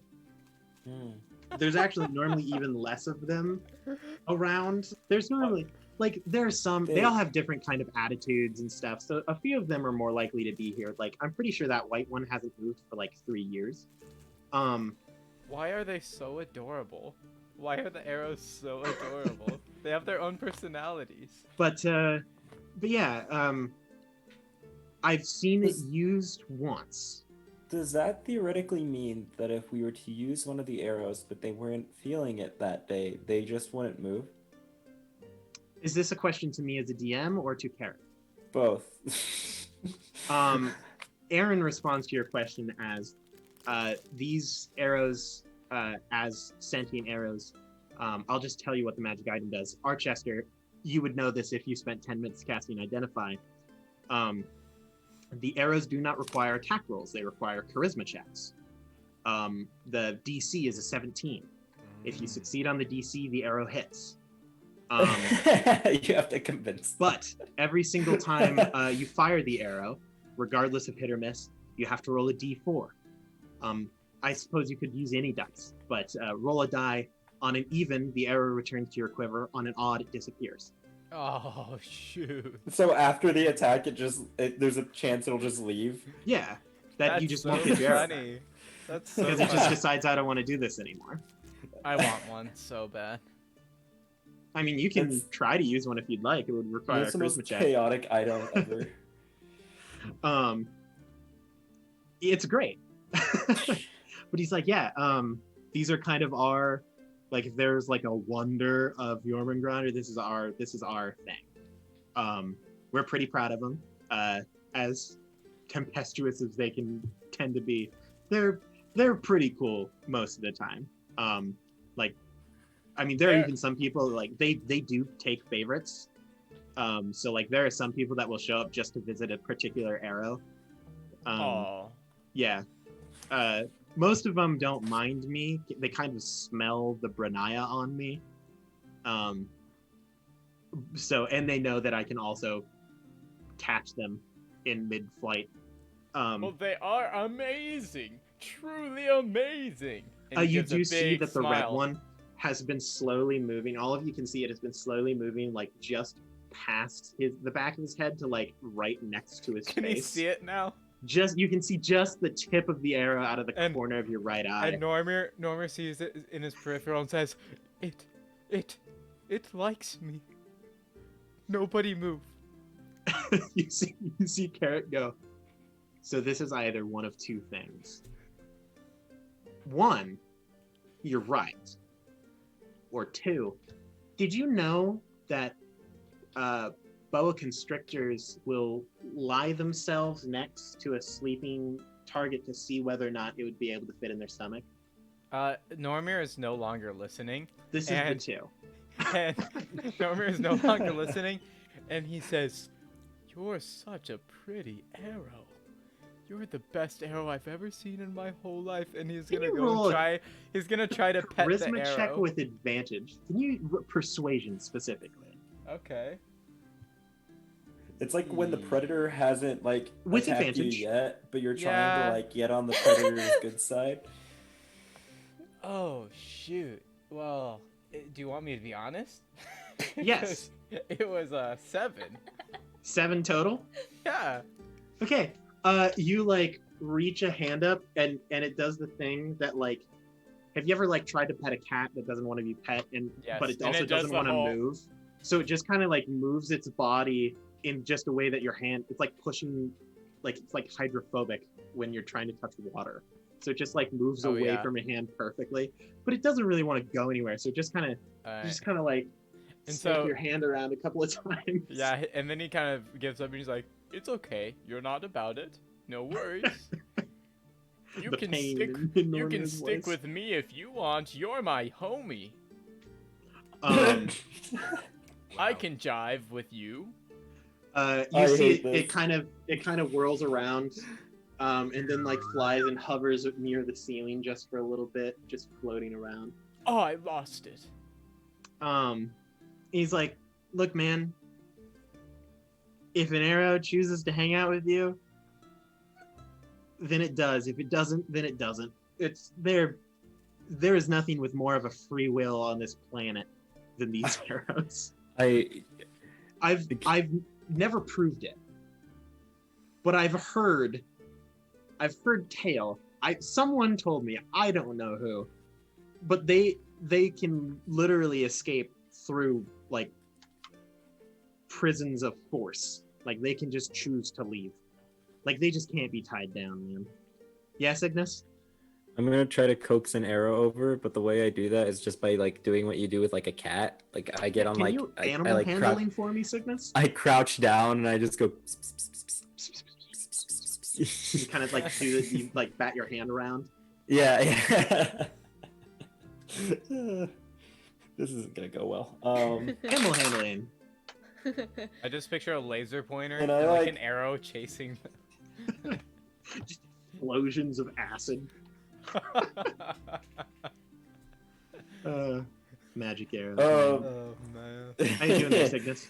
Yeah, this isn't really an animal, so it doesn't really work too well. Let's see. What's the number? I rolled need a low, but number. I mean I'm okay at this. So 14. 14. Great. It doesn't work. It was worth a shot. If you rolled a 10, it would have. I will capture. I And it would not have been great for you. Because you know what cats do when you do the like bat your hand around? they try to attack the hand. Yeah. Arrow through his palm. Yeah, Sylvia, what's up? Sylvia's wandering around the room at this point. Oh yeah, looking there's at all them. sorts of things. You can see that like there are the equivalent of like cat toys for arrows. Oh. So they have like hoops that they can like shoot through Oh my and like just random things scattered around that arrows would enjoy, but no one really knows what they like. So like there's just things sitting around. It's not like, oh wow, they clearly enjoy this. So there's like just stuff. That's so funny. Is there anyone that seems to be just chilling somewhere nearby? Oh, yeah, in there's my the- reach? I mean, there's the pedestal. There's like a few just laying in their slots on the pedestal, that aren't moving. One of them appears to be slightly above the spot on the pedestal, but it's just like hanging there. Okay, I want to try to pet that one.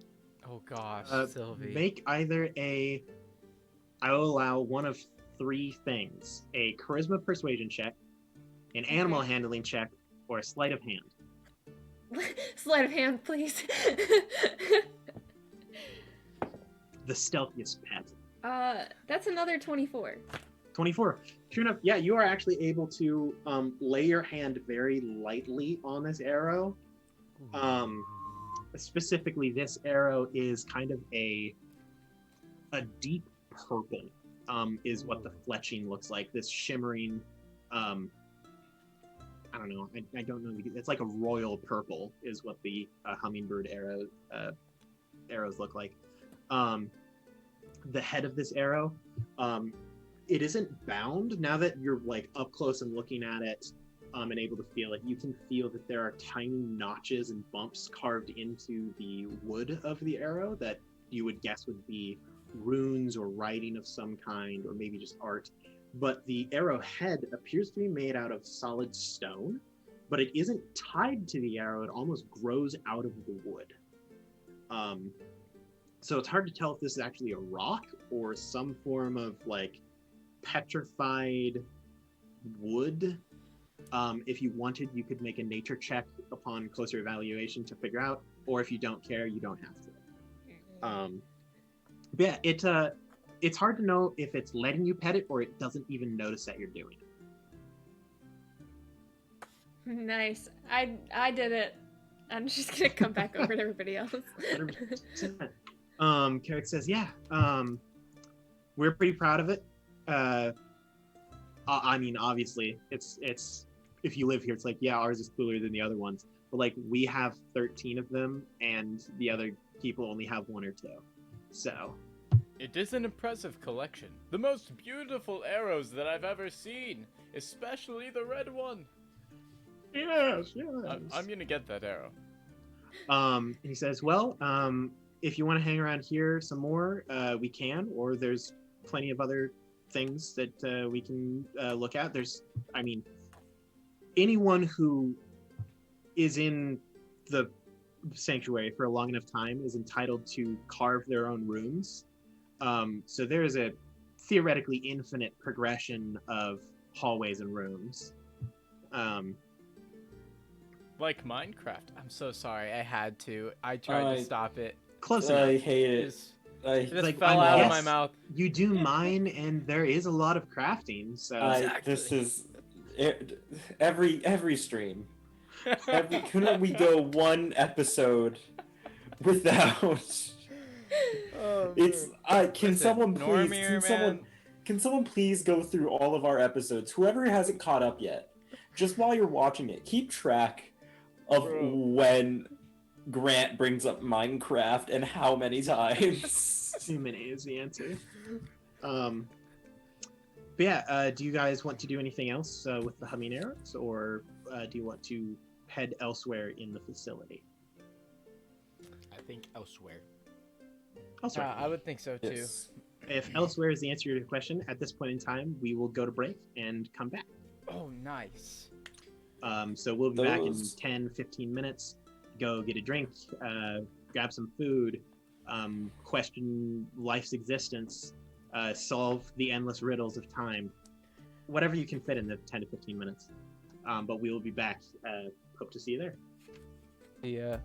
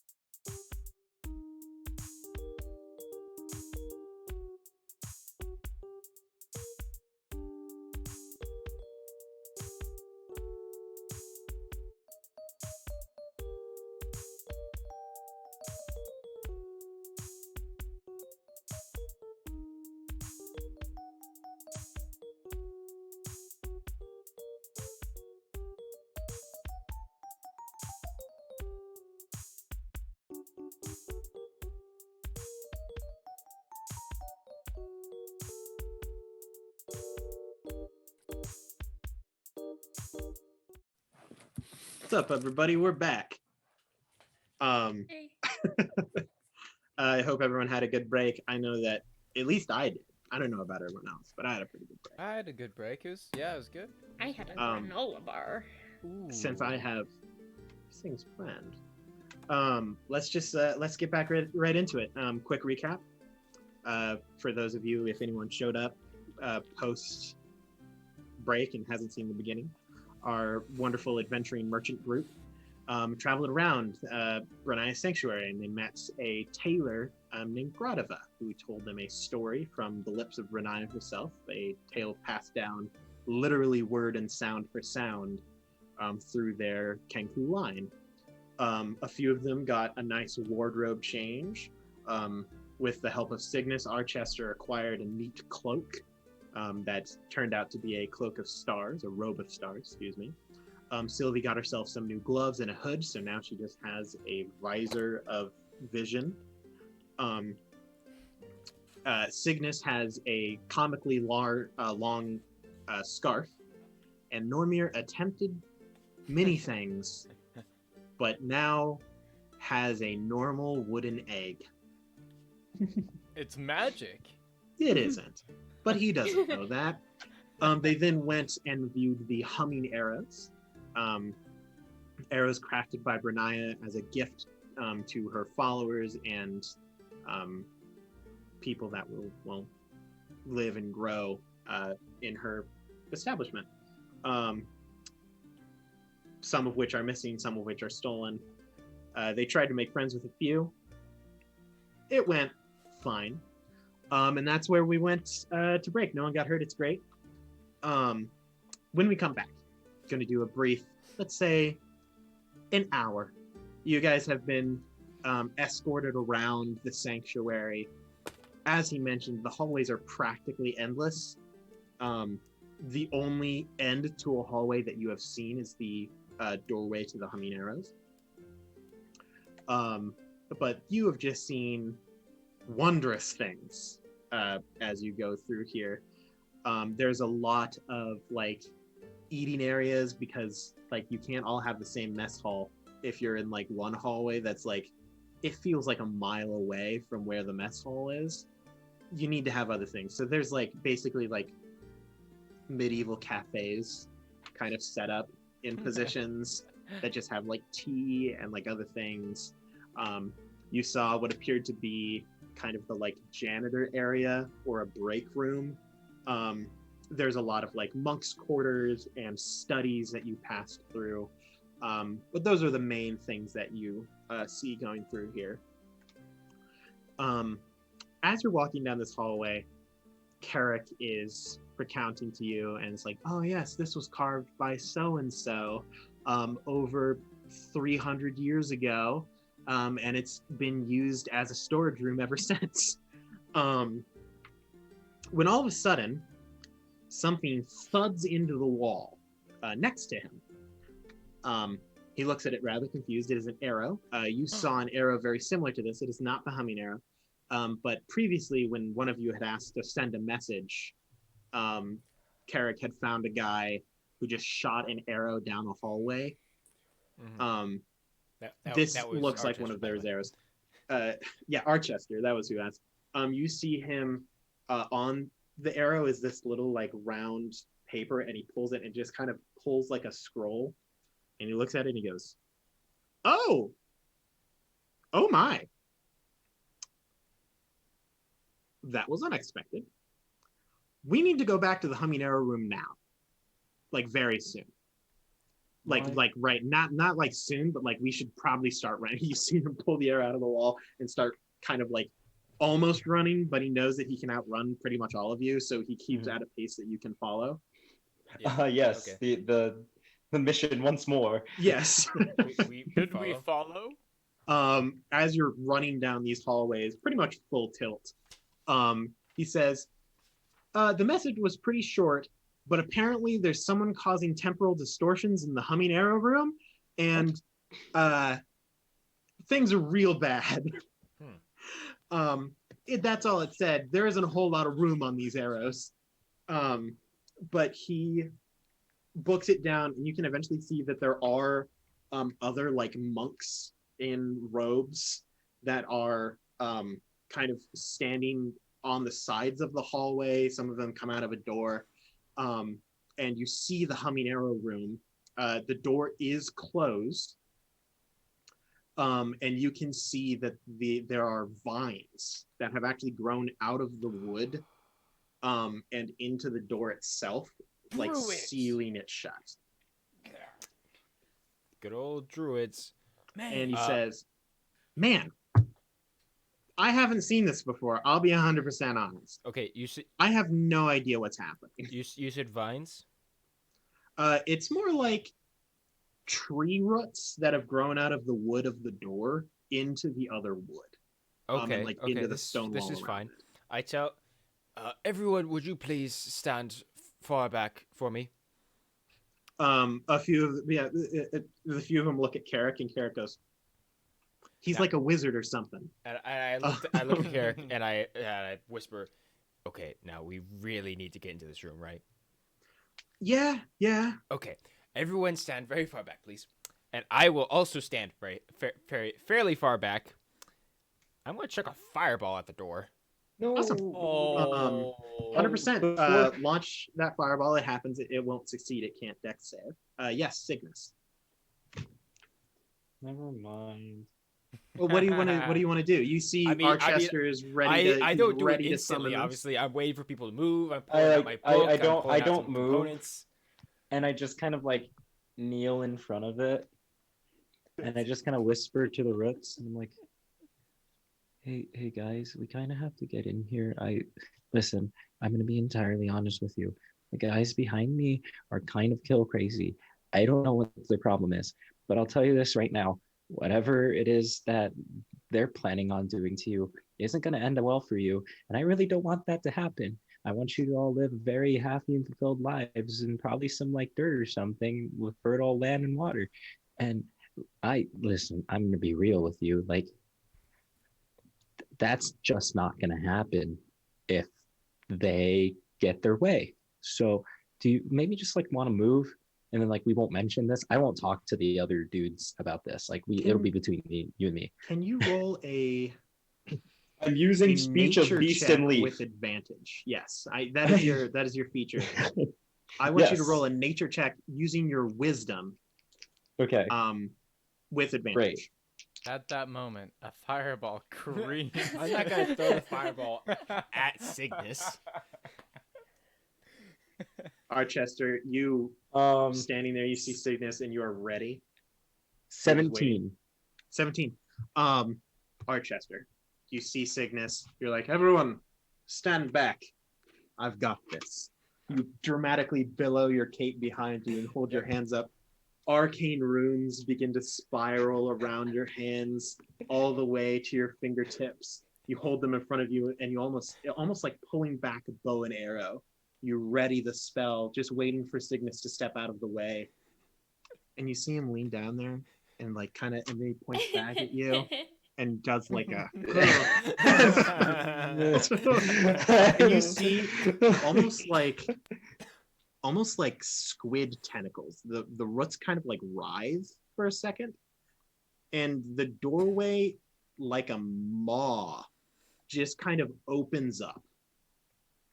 Okay. I just go, thanks, guys. Your runes kind of like, you're like, I don't need this, and they just kind of like flicker out. Wow. Guys, Yeah. Work, Arch. You don't they'll let spend it- the spell. Okay, that's what I needed to know. they'll let us in. It's okay.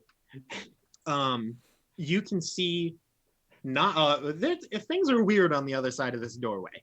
Do you guys go through, I'd assume? Absolutely. Normir doesn't have his shield in hand. Actually, he walks in.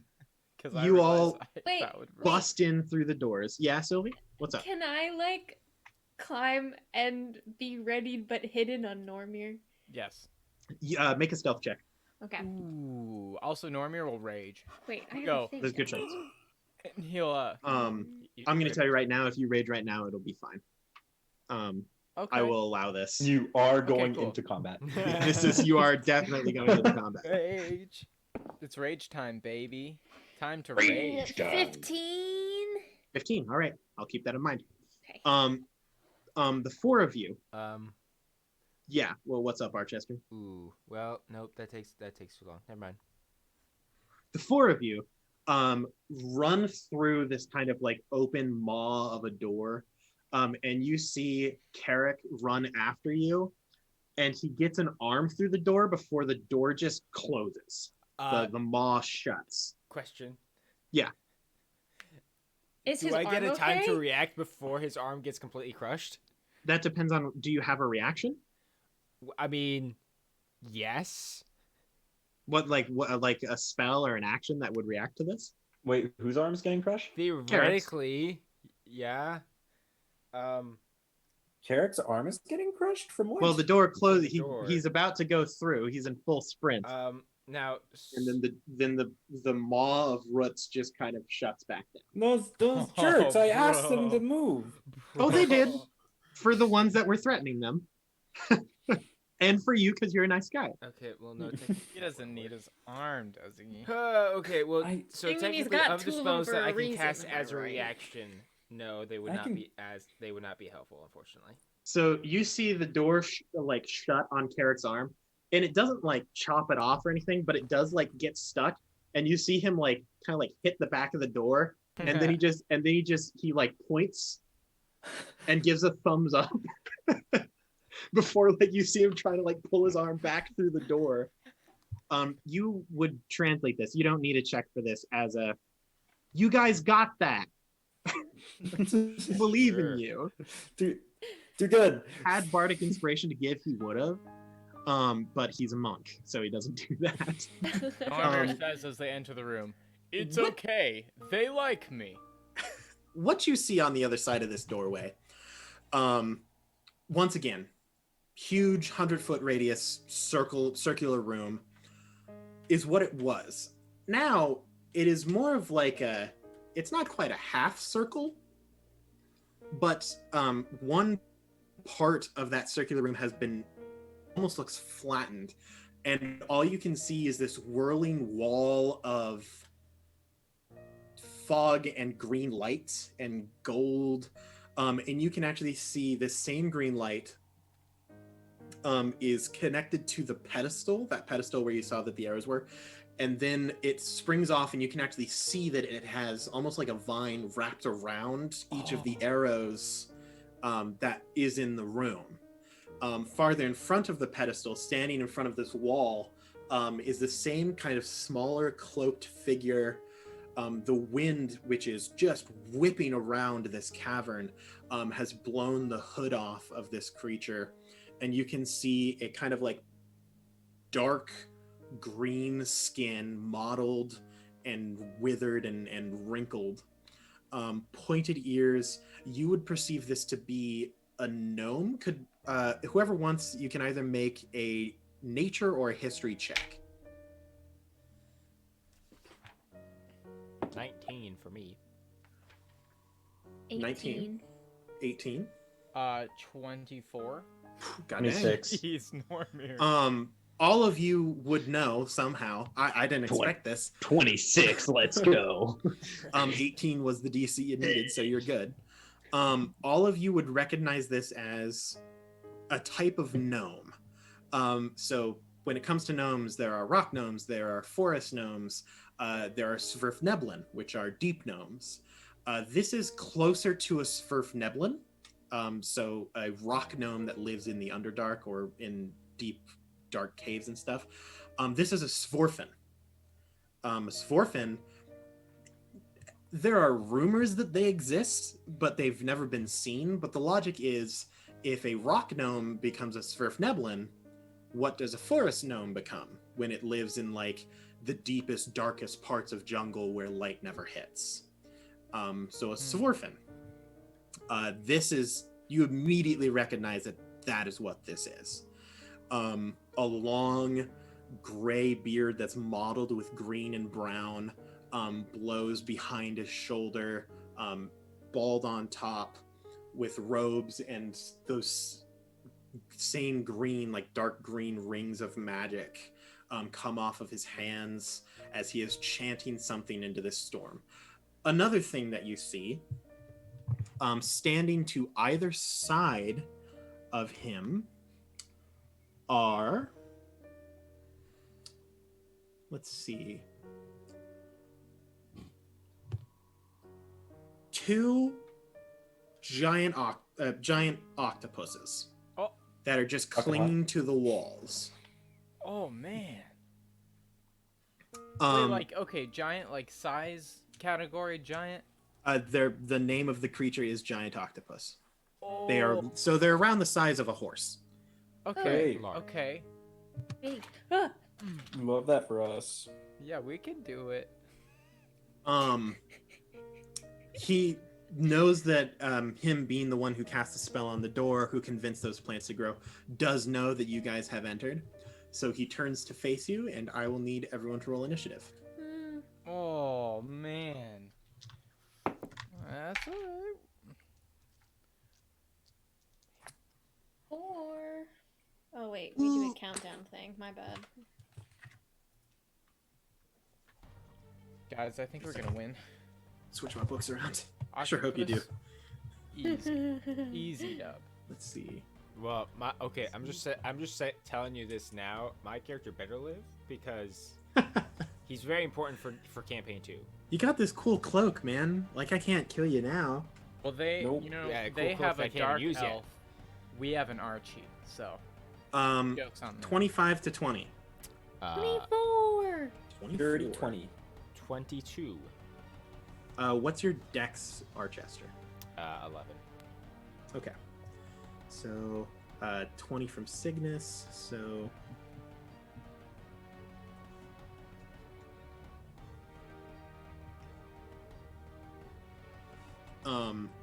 Oh no, wait. 19. Wait, no. Oh, huh? Wait.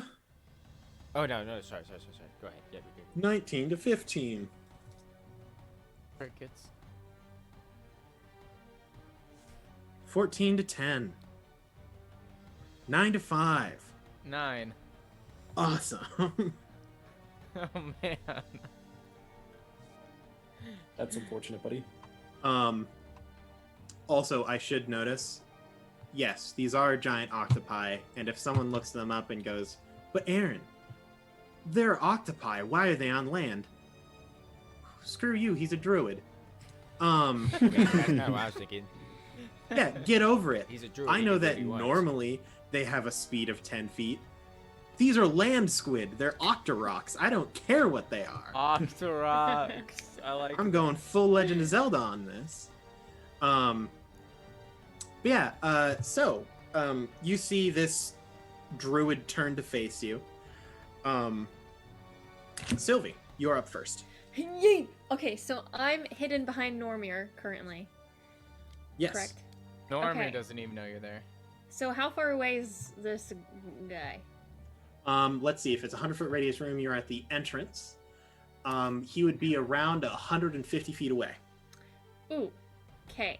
And the octopus is like right. They're a bit closer to you. They kind of flank the pedestal that's 100 feet away, so they would probably be around 100. Okay. Can I just hold my action and stay Yeah. hidden? What would you like to hold the action to do? As soon as I get into range, I would like to launch myself at the nearest enemy in the. Okay. When you say range, do you mean like a melee attack range, or? Yeah. Okay. Gotcha. Sounds good. You're holding your action. Is there anything you would like to do as like a bonus action or anything else? I will use my bonus action to just stay hidden. Awesome. Next up, it's the druid's turn because he beat out Archie on a 22. Woohoo. Oh. He is going to see you. One hand, the runes are going to flicker out, and then he will turn it the other direction, and they will instead turn kind of like a golden orange color. And he will pull it into himself, and then you see his body begin to morph and grow, Oh god. and he Question. turns into this is not a spell. It's not a spell. No, it's an ability. Ha! Also, it has a range of 60 feet if you were trying to counterspell, I'm pretty sure. Am I not within 60 feet? No, you're 150 feet away. Oh, But wow. good on you. And he turns into a full T-Rex. What? Yeah. Nice. No. Nice. Wait, hold on. We're fighting an actual T-Rex. Yeah, I a don't full like T-Rex. that. Do these exist in this world? They did at some point in time, probably. I mean, Hey, Yeah. Hey man, I only made like 30% of this world, maybe. Like, to quote DJ, when I said, "Hey man, I'm really sorry what I do to your campaign," he said, "It's okay, go wild." You got That was T-Rexes his now. first You mistake. got Also, T-Rex. it's fine because we have the Swift of Foot on our team. T-Rexes and nacho Am I bars. right, That's what Sylvie, my or am I brand right? is. okay. So, there's a whole T-Rex there. It's gonna be an action. Yep. Oh That no, thing okay, yeah, it's an can, like, action. Swallow me whole. It theoretically might be able to do that. Very fast. It will. Oh, geez, how fast It is this? can, like, Oh man, run that's really inside fast. its intestines. It will run. It will just It'll just no. Did you just It say won't. that It'll you wanted move to swim in 50 its feet intestines? forward. No, that's not what I 50 feet forward. Yeah, so it is now standing just in front of the pedestal where the green tethers of light are reaching out and grabbing the arrows that are now stuck and slowly being dragged in towards the pedestal. Ooh, that reminds me. You know what? I'm not gonna ask. We're not gonna talk about it. Oh, You they see said. also on the start of his turn, the arrows do Sure, get it wasn't. dragged slightly closer. One of them was near the pedestal. Actually, the three that were there get pulled and into their correct slot. Oh. And the green light kind of spreads and shockwaves through the pedestal. Interesting. Next up, Archie. Okay. There's a couple things I would like to do, but I can't do all of them unfortunately right now. But that's fine. Monkey. Okay, so he moved 50 feet forward. Yeah. Okay. So he's now 100 feet away from you. Cool. I move forward 10 feet, Yep. and I cast Hold Monster. Yep. He must succeed on a Wisdom saving throw. Mm-hmm. What's your DC? DC is a number that exists. It is a 8 plus 4 is 12 plus 4 is 16 plus the 1 17. 17. He will succeed with a 21. I make him reroll it using my chrono shift. Not my chrono shift. Yeah, my chrono shift ability. Yes. Deal. Wizard stuff. It's so cool. He exceeds with a 21. Dang it, Aaron.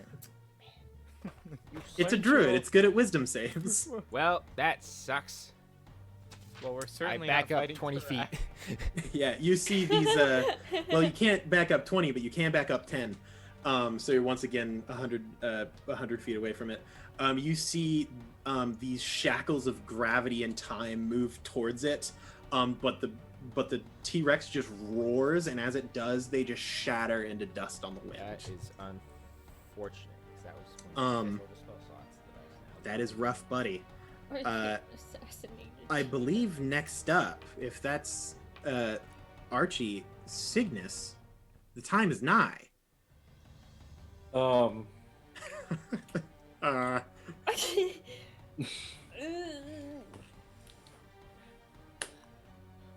So DM, Yeah, I have a question. I might have an answer. So Wait, Cygnus, can you turn into a T-Rex? probably not. That would be pretty sweet. Wait, DM, what's the CR of a T-Rex? I can tell you it's an 8. It's the RA. 8. Oh. Yeah. No. Oh. Can you turn into, Um, like A little like, a raptor. mini or something? T-Rex? Nope. So could one. leave first, like, a chameleon. I don't know. That would have been Nope. really cool if I did that. Oh well. Yeah. By a Oh, lizard? gosh. Oh gosh. Chicken? Oh no. Kill him. Kill Did him. you drop a thing? don't remember what book it's in. I know what's really funny? hope. What?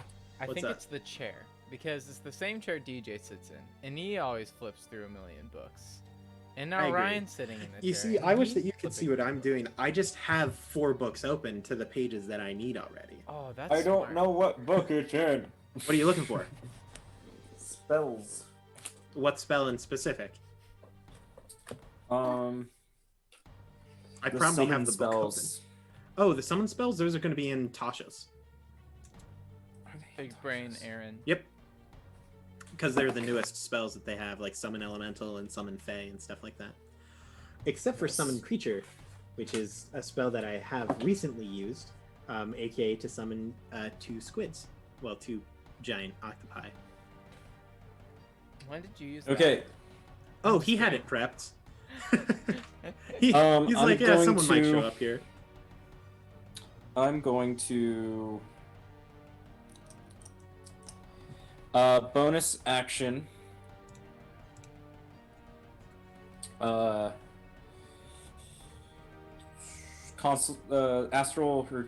Astral starry form of the archer.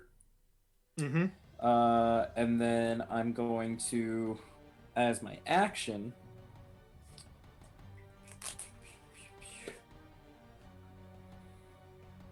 I'm gonna summon a earth elemental. Sounds good. Then I'm gonna have it approach. And give him the old 1-2, you know. Yep. Do your earth Um, elemental things. Cool. Yeah, okay. So one of them definitely misses. The other one, though, is... And you're let's attacking see. T-Rex, right? Yes. It's a pretty big target, so you've got a fair chance.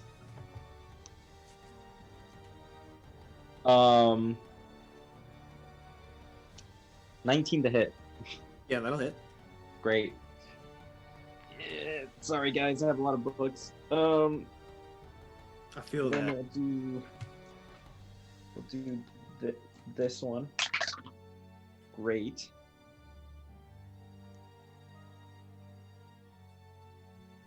$14 points of bludgeoning damage. 14 whole points of bludgeoning Yeah, damage. the other one, I mean, unless a, like, let's see, that was a... Does it like a 13 hit? 13 hits. It's just... It's a T-Rex. It isn't, like, hard to hit a T-Rex. It just is beefy. That's another 13 points of bludgeoning damage on the That's second groovy. hit. Yes. Um, Way to go, Cygnus. And his earthly pal. is that the end of your turn? Yes. Excellent. Next up, Squid Boy's turns. The octopi. Oh. They are both Oh. going to move. Yes. what? I move, like, behind everyone. Like, I press myself up Yeah, against the You're door. like on the wall. You're like somehow Yeah. behind Archester, who is also on the wall. You He did hide Yeah, in his, yeah, yeah, in his yeah, cloak. He did the Simpsons meme where he like fades into the bush. Yeah, Bush? it's yeah, just a yeah. wall. I just, Um, like, I walk up to the plants, I'm like, psst, guys. the octopi are both going to go after the earth elemental. They are That's fine. going to make an attack each. Okay. First attack is a 16 to hit. Hits. Okay. That'll be Octopuses. How hard can they hit? Pretty hard. 11 damage, Yep. and it is grappled and restrained. Oh, Great. Shoot. The next one is also going to attack it. Cool. These Oh. squid bodyguards. You planned for this, didn't you? Plan for what? 16 to hit again. Yeah, that hits. Mm-hmm. 12 damage. Great. I mentioned before, I didn't necessarily math out this encounter, Yeah. so it might be pretty rough, but I believe in you. We can handle it. It's fine. That's the end of the octopi turns. next up, Normir, rounding out the bottom. Normir reaches. You know that over Sylvie his... is behind you, Oh, still? like on your body. Okay. I guess he doesn't realize. Normir reaches back to grab his javelin, and I assume Sylvie, knowing exactly what he's doing because we're far away, just hands me the javelin. Yes, And your auto Norm- javelin We've done this dispenser. before. Auto javelin dispenser. And Normir starts moving forward quickly. He's going to move forward like 30 feet. Mhm. And he's going to say, "Looks like you needed 16 more arms, Dark Elf. I don't need any extra arms." And then he wants to throw the javelin. What are you attacking? Ooh, gnome. But he did it as a slight, I guess. And he wants to throw the javelin at the guy. Yeah, you can throw a javelin at the T-Rex. And by guy, I mean T-Rex. Yeah. Okay. I'm like, there are 3 things that could classify as guy in this So situation.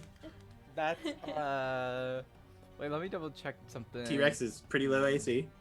All right, so that's 29 to hit. Sorry. 29. Yeah, that'll hit for sure. Yes, I did. All right, how much is that? Oh, that's not a lot of damage. Hold on, I believe. I can do math. Speed math. 9 damage with the 9 javelin. damage. And guess what? I have another attack. Woo woo. Because that's how this works. If it's not a melee attack, I still get another attack, right? Yeah, you still have 2 attacks. Yes. And he's gonna reach back to his automatic javelin dispenser Mm-hmm. and grab another one. And he's gonna say, "Watch out for the javelin!" And then he's gonna throw his javelin. Again. Yeah. Okay, and- make another attack. that one is a 24 to hit. Yeah, that'll hit. All right, and the damage is ooh, Ooh, baby.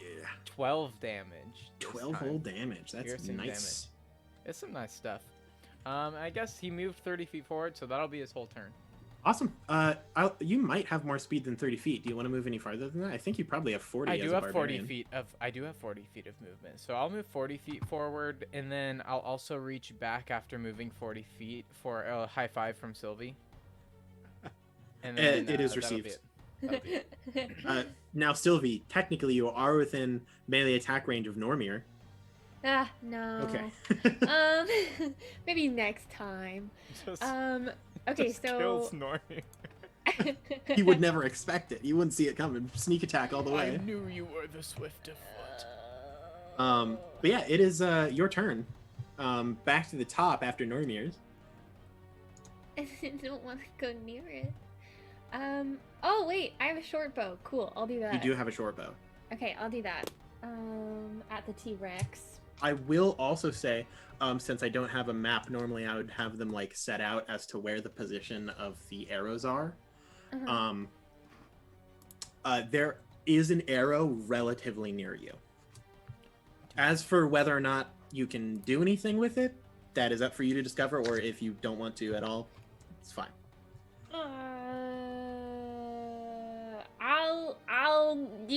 We'll do that another time. I need to hit Groovy. this guy. He's too big.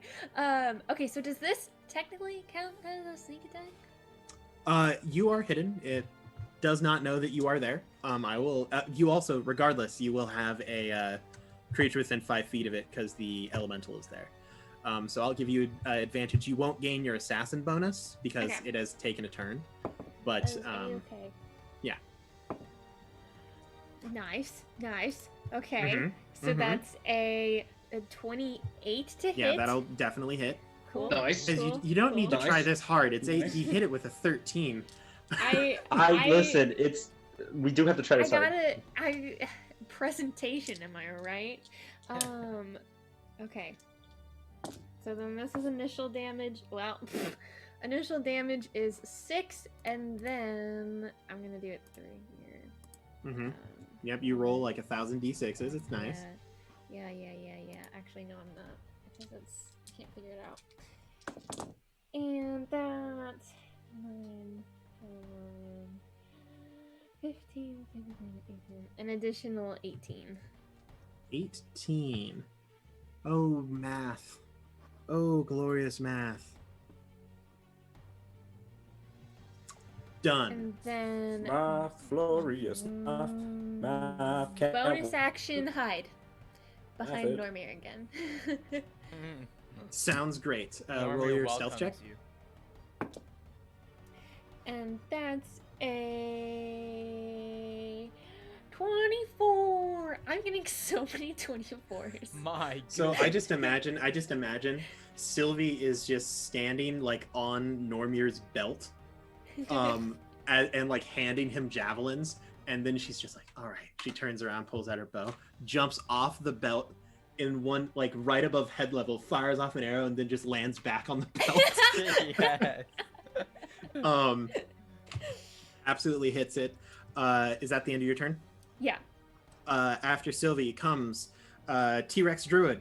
And crazy thing, by the way, this is not just any druid, this is an arc druid. Crazy thing about arc druids is that they can cast spells while in shapeshifted form.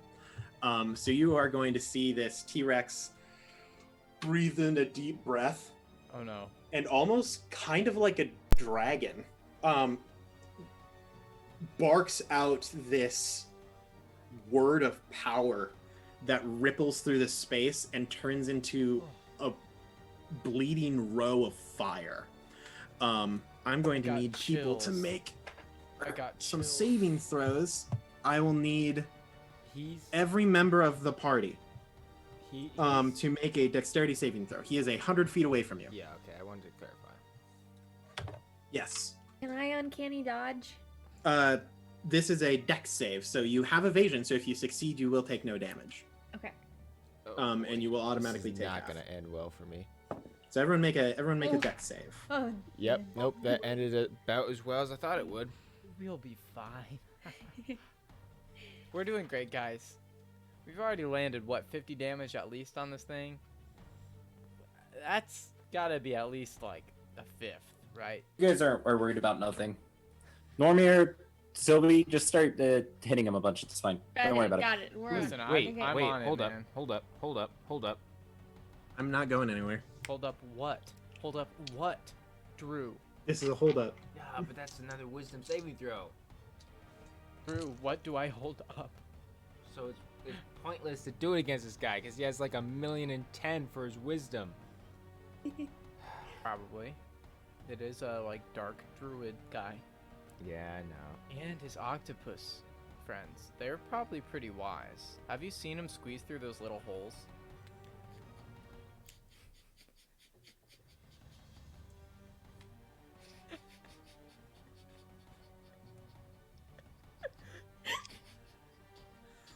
I hate You guys this. all right I there? hate this game. I'm crying. You know, in hindsight, maybe I should have, instead of moving back 10 feet again, I should just move forward. That way, I would have been a little. How'd everyone do on their saves? I failed. I failed. 7. 10. Okay, so all of you fail. You are the spell Firestorm rips through you. Oh, Nice. Sylvie, you have evasion, so by hiding in Normir's shadow, only the edges of the flame lick around and rip into you.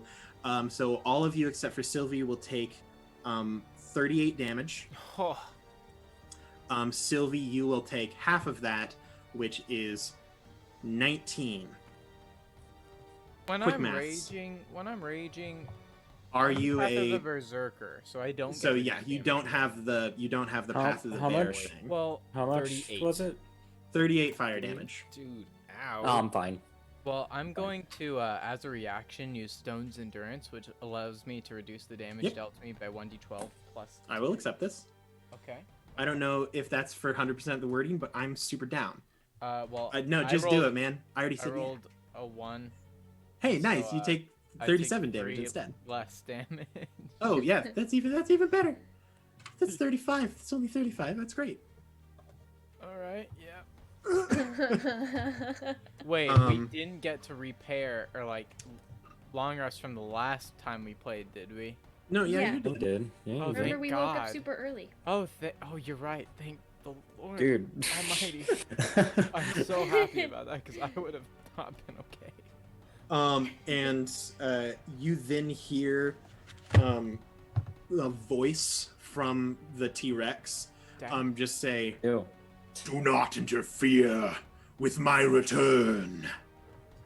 That will be the end of its turn. Archie, you're feeling toasty. Yeah, Toasty! I'm feeling real toasty. You know, that sucked a lot. Yeah, Did wizards, did man. combo us.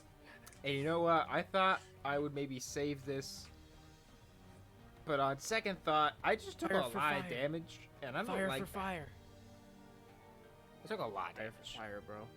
So, I'm going to cast a spell, Mm-hmm. preferably one that's useful.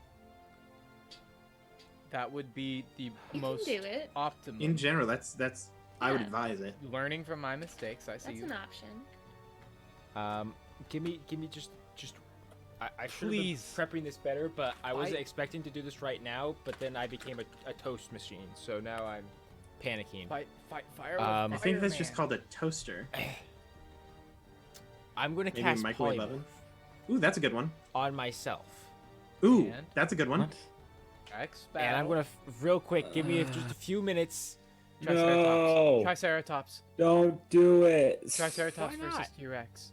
Because He's a then I'm healer. not gonna be able to heal your health pool. Wait, You know what? No, live your best for it. life. You Go can heal for my it. health pool after. Become an Go Oh for ox. no, it. that's You can do it. Druid can heal everyone's health it. pool. We have a heal. Do it. Get out of here. Okay, Do just give me a second, real quick, because I didn't If you expect don't to do choose this. a Velociraptor, I'm gonna be upset. Become an octopus D&D that looks exactly like the other octopus, so that It's fine. Don't. I got. The best advice I have for anyone who plays with Grant is never listen to Grant's suggestion okay. and don't let Grant do what he wants. turn Now, into the same I'm crabs going that to- Mr. Krabs was. Ooh, interesting. It's like, we're fighting giant snakes. Turn Interesting. into a weasel. Snakes are afraid of I weasels. don't even know what that is. That's not. Big brain. That's not from 5e. If you play, He ain't saying. wrong. I would actually allow that. I'm not gonna lie. That is one thing I would allow, which means that Grant probably isn't smart enough to think that. actually totally missed Okay, what so you're talking just give me about. a couple minutes here, DM, as I figure out for sure what I am transforming into, because it is anything CR10 or below. Momentary, any doing the thing. Ooh, So we will come back to Archester Octopus. in this spare time. Cygnus, Archester will continue with his turn, but you can do your stuff if you'd He like. transformed into a thing, and I huff. Yeah, you're- Top of my turn, I switched the constellation over to Chalice. Where is Sylvie? On Normir's back. Yep. And how far away is Normir from me? Up probably like 30 feet-ish, right? Yes, you are 30. He is 30 feet away from you. Cool. So Sylvia is technically 30. Well, 25. How much health? How are you guys feeling? I'm doing On a fine. scale of 1 to 59, I'm about 40. That's not bad. Would have been a lot worse if you I didn't have evasion. assume you have a ton of health, Yeah, I'm fine. which is why I was more worried about Archester, but now Archester has taken his fate upon his own hands, so he has lost my support. He's all right. In that case, at the top of the round, I don't turn into Chalice. What is If I think that you guys dodged it and look fine, I'm like, they're fine. And then I look at Archester, I'm like, oh, he turned into a thing. I can't even tell whether or not he's hurting. Whatever. So instead, I'm gonna keep it at Archer. I know that was a little metagamey, but I don't care. I'm gonna assume that I know medicine enough that I can tell whether or not you guys got third-degree burns on your Oh, body. you've been with these guys for a while. Sylvie will avoid damage at any Yeah. cost. Normir has gotten stabbed so many times that you're like, I don't know if he even has organs, so he doesn't need help. And Archester's really the only one I should be worried Yeah, about. but he's- Archester does repeatedly get sick, but he's in the middle Yeah. of transforming into something. So Yeah. So I'm gonna keep my starry form, starry form of the archer, and I'm gonna, as a action, I'm going to cast.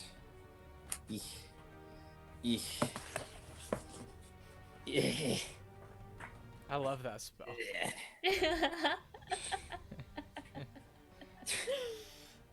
I believe in you. I The am curse of the terrible chair. at figuring this. Okay, cool. I'm gonna cast as an action Guiding Bolt Ooh, that's a neat one. Make an attack roll Hmm. against this T-Rex. without expending a spell slot because I'm cool like that. That is a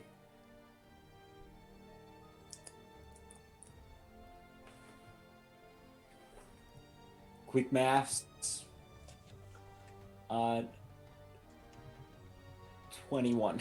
Yeah, that'll hit. You need like a 13, man. We're just doing it for continuity's sake, you know? Hey, you're doing great. I'm so proud of you. Sweetie. This is the paper dungeon. We don't follow rules here.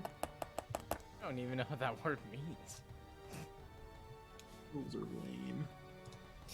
And that's Nerdy 15 rules. points of radiant damage. I rolled kind of bad. Some beefy radiant damage, And the end of my next, before the end of my next turn, any attack roll, the next attack roll against this target has advantage. Yes. But don't worry, because I'm going to use that up with my bonus action. Haha. Okay. By the way, I think I determined what I'm going to transform into.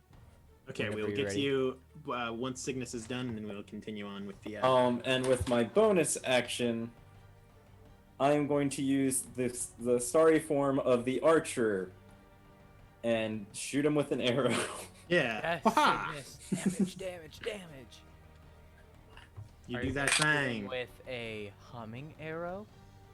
The 14 to hit That'll hit. hits, and that's it's a 2d8. Oh well, here let me see. I didn't roll to see if I crit. I didn't.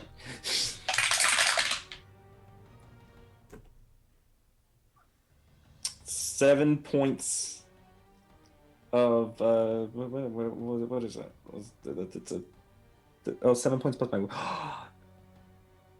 10 points of like I don't know radiant damage. There it is. I couldn't Yeah. find it. Radiant You know, damage. the damage of Star stars. Star damage. Star damage. And then for the rest of my turn, Rock'em Sock'em Robot. Yeah, With your the Earth octopus. Elemental does things. Yeah, It is here. currently restrained, so it will need to That's make fine. a. Can I make? check to get out. I would if I made an attack still like inside the octopus. That would be disadvantage, right? That depends on what restrained says. I can never remember. I don't know if it's a. Oh, I flipped right there. I'm so good at this game. PQ. Restrained. Your attack rolls would have disadvantage. So I need to take an action to break out. Yep. How far away is the octopus from me? From you, like Yeah, Cygnus, I'm like or the. I'm like at the door. Yeah, Cygnus. Yeah, it's 100 feet away from you. Oh, the octopus. Yeah, That's sad. it's pretty far. That's sad. What's great about the summon spell is like technically it makes sense that I could get it right next to him because the range is 90 feet. Yeah. But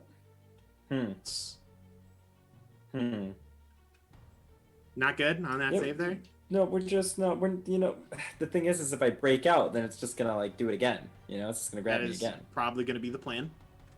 So I'm just gonna attack it with disadvantage and hope. Sounds good. God, I hate this game. Hates me. It It's really not hard does to hit hate this. me. I'll be 100% honest. No, it does not like me. What you I got? mean, luckily I'm level 10, so I guess this helps a little bit.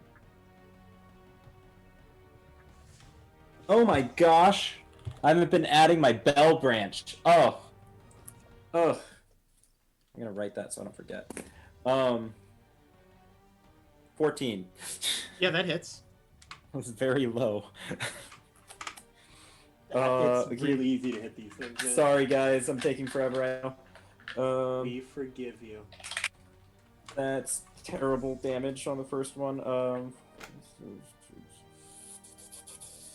8 points of bludgeoning damage. Second attack. Boop, boop, boop, boop, boop.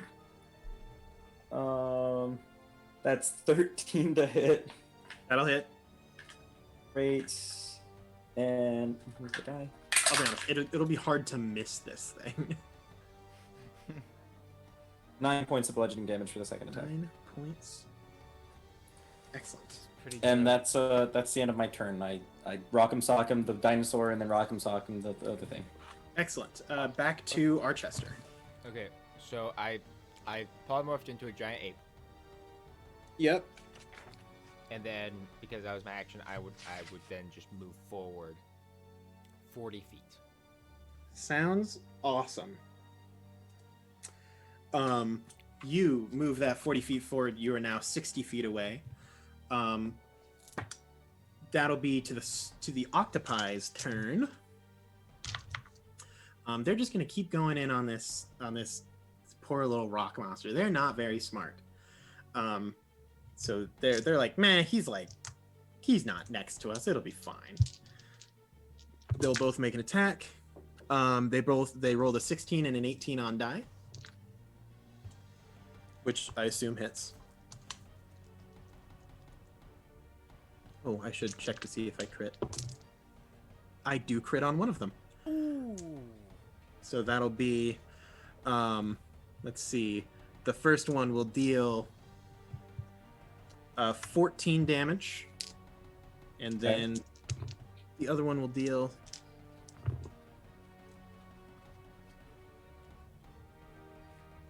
Oh wait, hold on. That's how that works.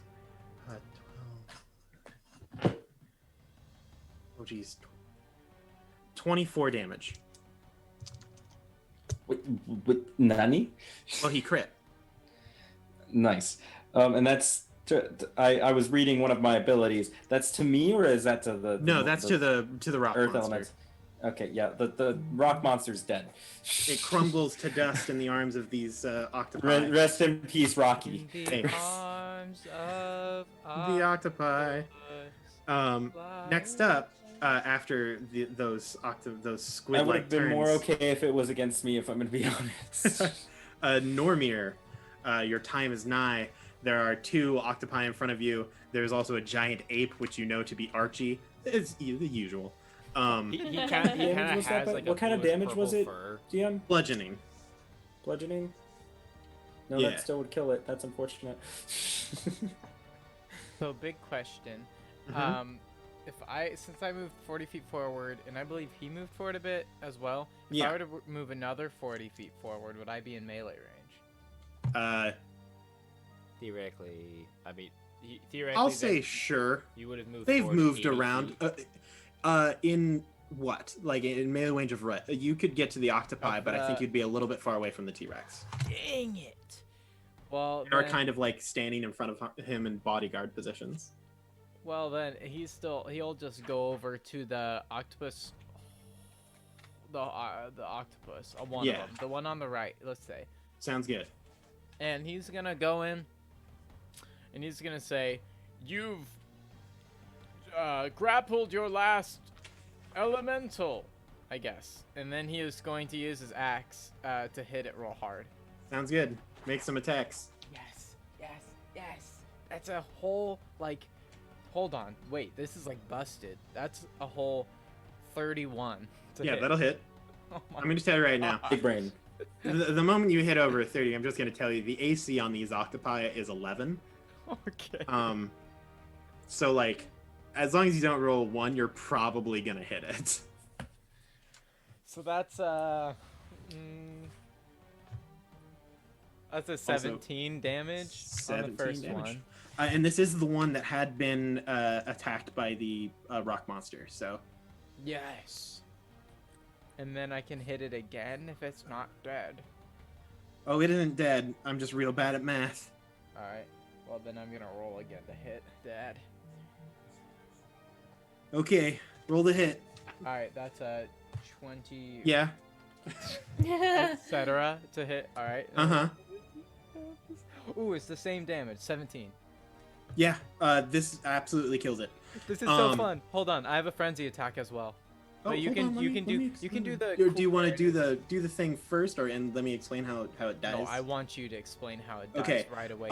you DM. run up, Sylvie on your back, ready to hand you whatever you need. You grab your great axe, right? Yep. Mm-hmm. Also, I like to imagine, Sylvie, you're grabbing onto the round shield. That's how you're holding on right now. Just kind of strapped to his back because he can't use it. So you run, Sylvie, you're swinging around in the wind. You swing down at this octopus. The first one cuts a deep gash. It actually lops off a couple of tentacles. And the second one, you just bring it back up, straight up the middle. And as it cuts, you realize that it doesn't bleed, but instead it cleanly separates. It's almost like your blade doesn't Aw. even touch it.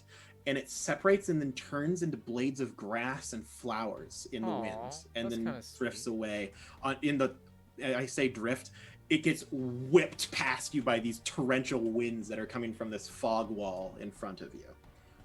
You have another frenzy attack. Smells like lawn. And then he's going to swing his axe at the next octopus. And that's Lee. At the next Yes, octopus. that's a 25. Yeah, that'll hit. Okay. It's so fun. What is your Uh, bonus to attack? My bonus to attack is a +9. So basically, so- if you roll anything other than a 1 or a 20, you So hit. the 31 was actually wrong, so I added my rage damage to that roll. It was actually like You're a good, man. 28. But anyways, 25 to hit. This next one is 11 damage. 11 damage. Yeah, slashing that thing. Awesome. Once again, you cut through. This time it does hit, and the kind of goop, that like blackish purple blood, begins to spill down the side of this creature. Is that the end of Ew. your turn? Yep. I give Sylvia Nux. Yeah. Yeah. Let's go. Speaking of Sylvie, back to the top. It's your turn. Pew pew at T-Rex. T-Rex or squid? Okay, gotcha. Yep, T-Rex is there. You have a 5-foot gap between you and it. You will have advantage on the attack because you're hidden. Neat. Okay, that's a 26 to hit.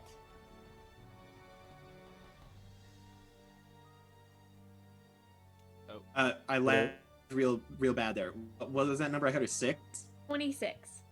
26. There it is. Hits for sure. Easy. Boom. Okay, that's an initial 11, Boom.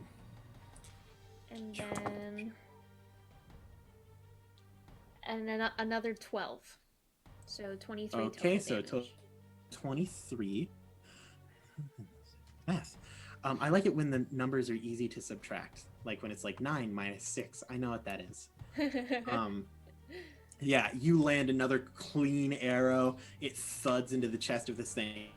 It is still standing, but it is a clean shot that you land. Bonus action. Is that the end of your turn? Hide. Bonus And then that's action, my turn. sneakity sneak.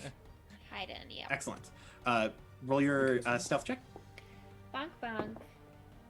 Ooh, 14. Awesome. Now that you are like right next to this torrential beast, it's a lot harder to get a clean like escapee vantage point. So you like kind of land on the ground and try to hide at like an angle. So you're basically standing underneath Normir as he's in like a low stance fighting this octopus. You can hear Normir say quietly, "Where did Sylvie go?" He doesn't know you're Sylvie? under now. You see on the Archdruid's turn, once again, these kind of vines of druidic magic begin to pull these arrows more. And you actually see now that more are getting pulled into this. There are more arrows here now than there were beforehand. Like when you visited here earlier, there was only like 8. You think that maybe at least 12, like all 12 of the colored arrows are here. It is his turn. Let's see, there's a barbarian there, but there is this really pesky little thing that keeps jumping out of the shadows at it. What does it want to do here? I get one be Sylvie. All right. I don't know I'm getting what- real angry. I don't know what it could be talking about. Won't like me when I Could be anything. I need to. For some reason, I decided. You know what, Aaron? I don't need to No. be on the page that I'm using. I need to be on the page that I might be using. T-Rexes Like a fool. hallucinate all the time. It's That's like true. one They of can Um, their only see you. traits. Yeah, it's like you stop moving and then you'll pop up. It's like, did I see something? Must have been the What was that? Huh?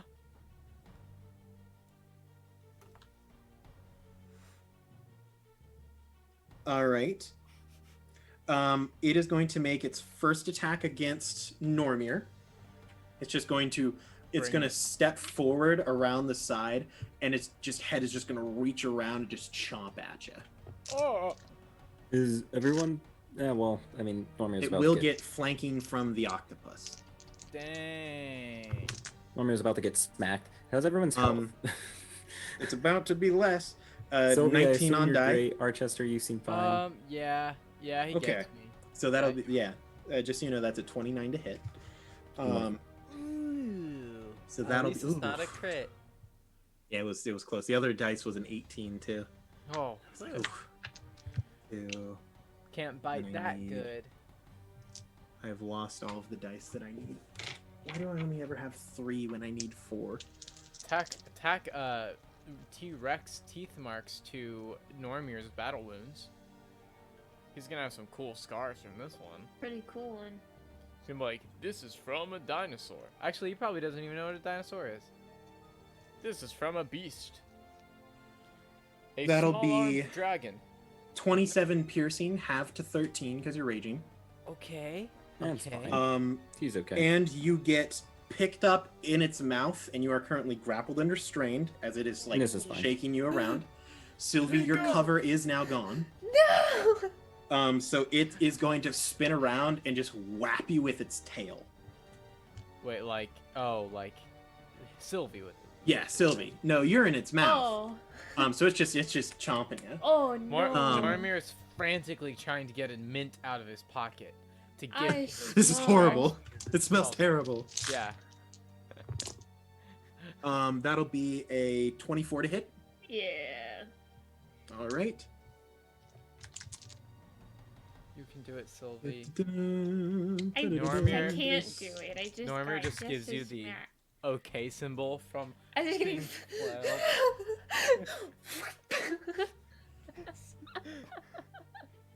Sylvie's 23 damage of bludgeoning. Okay. You can uncanny You dodge. can uncanny dodge this. Okay, I'll do that. That'll be Right. halved down to 11. 11 bludgeoning damage. How's everyone feeling emotionally? I'm doing great. Normir feels Okay, like cool. he's winning, So, even though he's not. Its turn is just it reaches down, just chomp like the full upper half of Normir is just in this creature's mouth, and then it does a sick like 360 and swings its tail at Sylvie. Sylvie, you managed to do like a Fosbury flop, like over the tail, but it clips your legs, just spins you so you land. You kind of like stagger like a little bit. That is the end of T-Rex's turn, I believe. That means that next up is Cygnus. Okay. Maybe- So maybe. Hold on, Archie. You see, I keep Oh, okay. reading Arc, and I didn't write down your full name, but Arc Druid is the name of the creature, so I keep just reading Arc and assuming that's its turn. So Archie, it's your turn. Okay. I'm gonna add an IE. So You're a giant ape. yeah, I am. It comes with rocks. How far away is this thing Oh. from me again? If you move 40 feet, it is now 60 feet away. Okay, Actually, 55. 55 feet away. It's 50 because it moved around to attack Are you sure it's Normir not and Sylvie. 50 feet away? It is not 50 feet away, That's but you true. could move 5 feet. Well, I could move 5 feet, but if I have because I have long arms, so I have a 10-foot reach. So if I Ah. move 40 feet forward, then I could hit him. Yeah, that's rough. But it's fine. Sorry, bud. It's fine. I will move forward a little bit. You said are one of the arrows nearby? Yes, there's definitely an arrow within movable and grabbable distance from you. Okay. You think that probably about half of the arrows have been pulled into the pedestal. Okay. Would it be an attack to like smash at the vine to like free the arrow? Yeah, you can attack. You can try to attack. It isn't like an actual vine. It's more of like an arcane magic in the form of a vine. Interesting.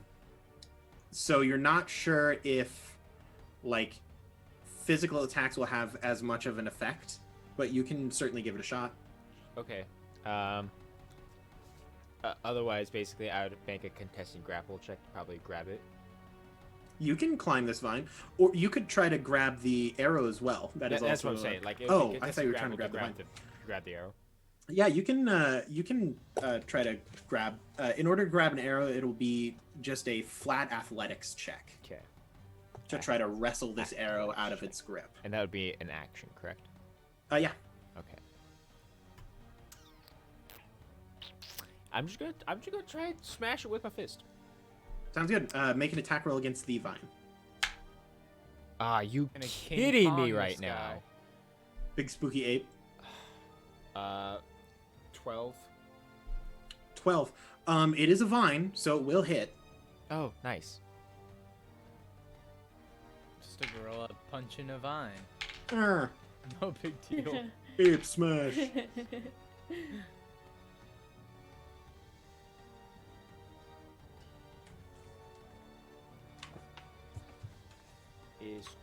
Okay, so that's 24 points of bludgeoning damage. 24. All right. You don't think it has the full effect. Your hand hits it, and once again, it's trying to like punch a ghost, basically. Yeah. So it kind of sinks in and moves, but you do feel some contact. Okay. I'll attack again. Awesome.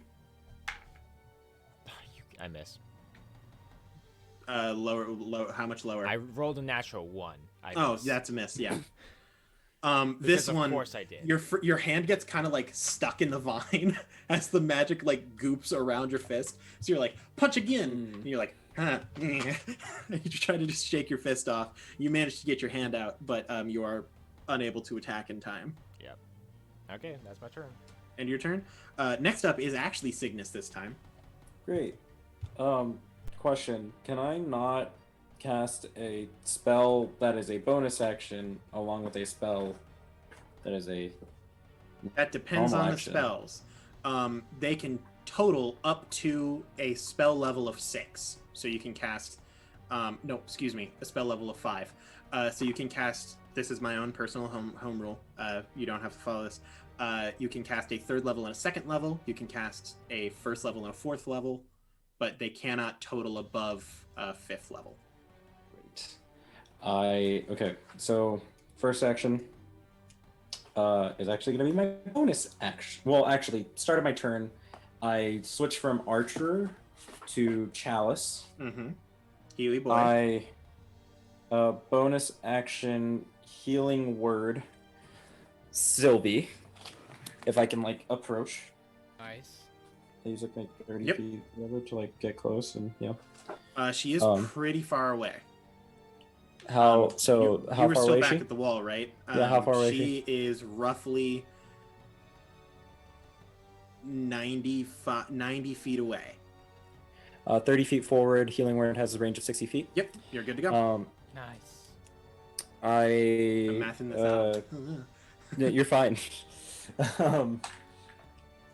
Yeah, so I cast Healing Word on her as a Bonus action. And a something level spell. something level spell. We're just. I'm sorry, Sylvie. It's gonna have to stay a 1st level for now. Are you really that hurt? Are you pretty? I'm at about the halfway point. Oh, she's not even bloodied. I'm She's okay. fine. Aaron, don't you? But it's also a T-Rex. Oh, I it's believe. just a big scary And lizard. I have nowhere to hide. but neither Yeah, does her- it. Her cover is gone. But I don't do well if I can't hide. Aaron makes a good point. T-Rex is not hiding. Does Normir have cover if he's in the maw of? You don't have cover from the maw. But from the octopuses, right? Yeah, I would say right now you're kind of in midair, so you're kind of a little bit out of Yeah. reach either way. Then again, Sure. the tentacles do have a 15-foot reach. No, they can't get. Nah. Kick him. You just- I heal you half of you for. is covered with tentacle, the other half is inside, so there's just nothing there. I heal you for. Them beefy life points. I heal you for 15. Thank you. That's pretty good. That's wonderful. And then on my actual action, so I just kind of like, I take my bells, and I just kind of like, bing, bing, bing, bing, and then like it heals her, and I'm like, cool. I give a thumbs up, and then like once again, much like the combat in the first episode, I open up the starry map, and I start like waving my hand around it, and as I do, I start to mumble an incantation, and then you guys watch as this orb begins to float. It floats about like, I don't know, pretty close to the ceiling. I don't know how tall is the ceiling right now. It's a 100-foot ceiling. It's a 100-foot ceiling. Okay, it's like 10 feet above me or so, right? And then it's a small moon. It just shoots a beam directly 10 out of 10. at the T-Rex. Is this a moonbeam? This is in fact Moonbeam. Oh my goodness, moonbeam has a Make it clause at- in it. At level 4. That's a spell. It has to make a con save, right? Yes, it does. One of these books has the. Alrighty. I don't know if this counts it as a shape changer, but Yes, it is a creature that is not in its normal shape. So this would have the additional clause. Beam is one of my favorite spells. Just for the aesthetic. I did it, guys. I played the game. It will Hey, high succeed on five. the con save. I am Oh. severely sad. Wait, It It's- might still with have to this- make a save. it's with disadvantage. From what? Oh, because it's a shape changer? Yeah. I couldn't remember. I didn't remember if it was an additional check to see if it transforms back or what the effects were. I just No, knew it that is that mattered. a shape changer makes its saving throw with disadvantage. If it fails, it instantly reverts. What is the save? 17. It Actually, gets a 17. Oh wait, no, I didn't add Bell Branch. I So was that's just reading up the to base 18? DC. That's an 18. Awesome. It will fail, so it will revert back and then also take some damage. Roll your damage on the spell. So I'm sorry. you just I'm sorry, kind Aaron, I of, lied to you. Normir, you just kind of fall out of its mouth as it shrinks back into this little gnome.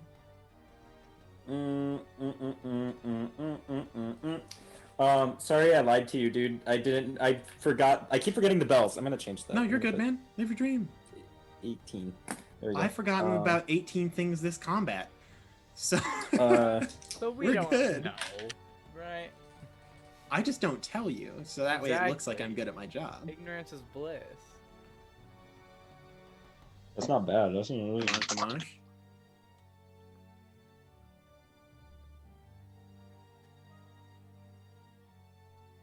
$28 points of radiant damage, That's pretty good. and I just keep it there. Just- Let's see.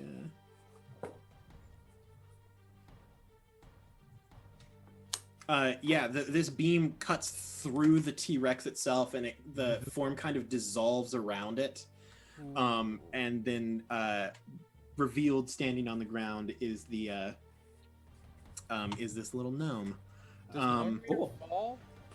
You don't fall enough for it to matter. You kind of shrink down with it and land, and you will land standing up. Nice. Is that the end of your turn, Cygnus? yes, that is everything. Squid Boy. It's gonna attack Sylvie.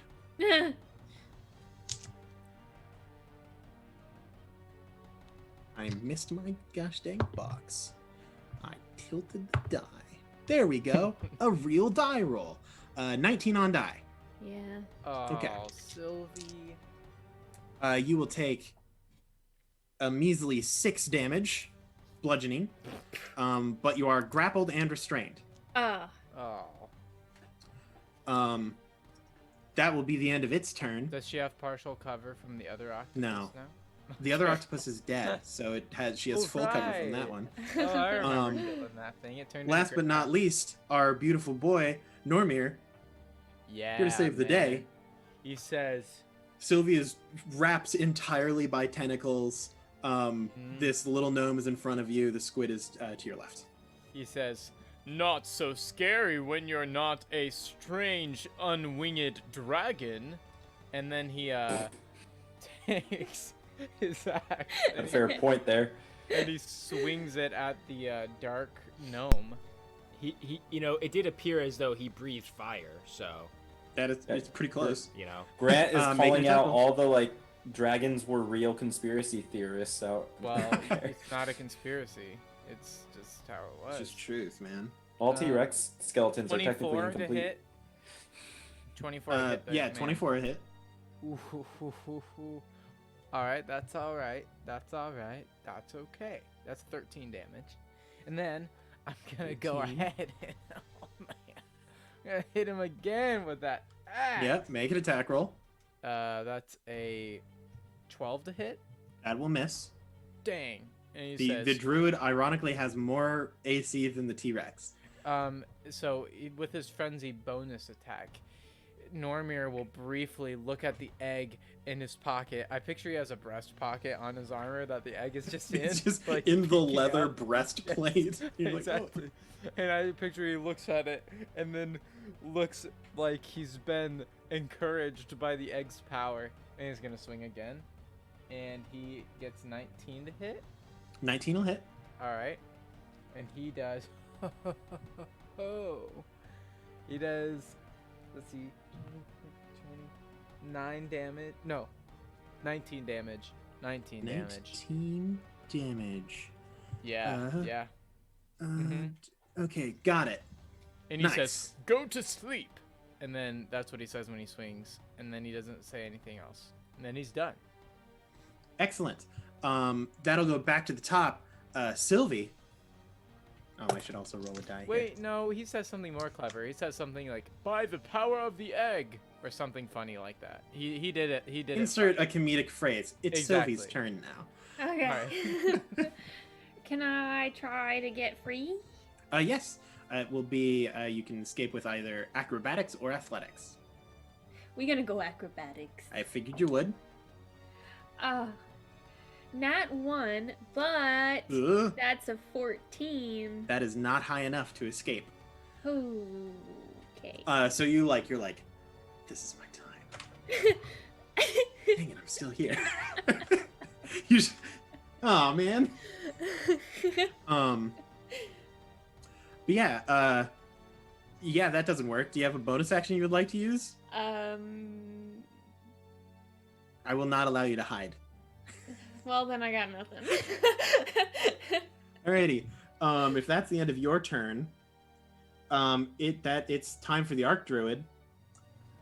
Oh geez, what do I want here?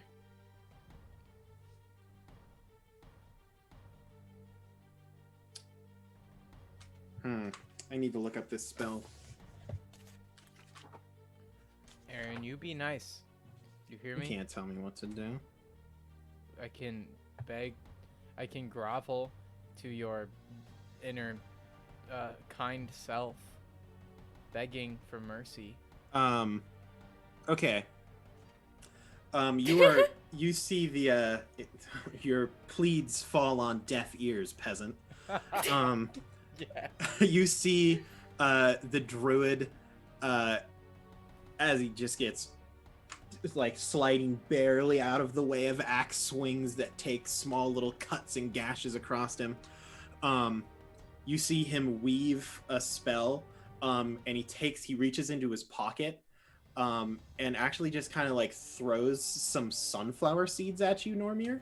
Oh, okay. But as they do, they don't quite reach all the way as they start to glow. In a straight line, which, since everyone has ran directly at him, will affect everyone in the party. This includes Sylvie. I'm including the octopus in this as well. I need everyone to make a Constitution saving throw. Oh no. As these seeds of light begin to form into like a wall in front of him and just shoot a beam of solid sunlight out of them. Oh, they really are. Oh, two can play at this game, buddy. Jim, come on. Come at me. Yeah. So, Constitution Oh. saving throws. Normir got a 26. That's good. Good. I rolled an 11. Come on. 14. Specifically, you're looking for a 17. Well, that's not that. Why do we share a DC? Whatever, actually. Who cares? Does that mean I'm as strong as an Arc Druid? I am Arc Druid. I do fail, by the way. Because of All right, course I do. for those of you who failed, you'll take 37 radiant damage. Oh. That's not that bad. Oh. Try me. This ain't anything. One. Whoa! Okay, Aaron, you said 37? 37 radiant damage. Nah, that's fine. I'm fine. One. That's Sylvie, hang in there. Sylvie, I'll be back. Whoa! Hang in there. You'll get your hiding Normir, place you soon. succeeded, so that means you take 18 radiant damage instead. Okay, sure. Don't worry, and- guys. I got this. And you hear also Cygnus, you will need to make a Constitution saving throw to keep your moonbeam. What's the con? Oh, Uh, I need to- 18. 18. Anyone who has spells cast on them will need to make Nope. a... I cannot No, roll Moonbeam anything drops. higher. It's fine. It did its Uh, job. That's all that mattered. it took him out of Rex form. Okay, that's much better. Aaron, I used another one of my chrono shifts to do a reroll, and I got much better, so I keep my spell. Excellent. So, some of you just get roasted by this line of pure sunlight. That does persist, by the way. It is still in effect. You can see the beads hover around him. Also, you are blinded if you failed. So the only person who isn't blind is Normir. Let's go. And me, because I didn't fail. Oh, no, I did Oh, fail. No, never mind. You didn't. Yeah, you No, failed I the did, save, I but did not fail. the I con save. succeeded on my con. Yeah, that's right. Yeah. I just want to double check, make sure that there isn't something random. Oh, there is also a bright mote of light shining around him in a 60-foot radius that is considered sunlight. So if any of you are vampires, you better be afraid.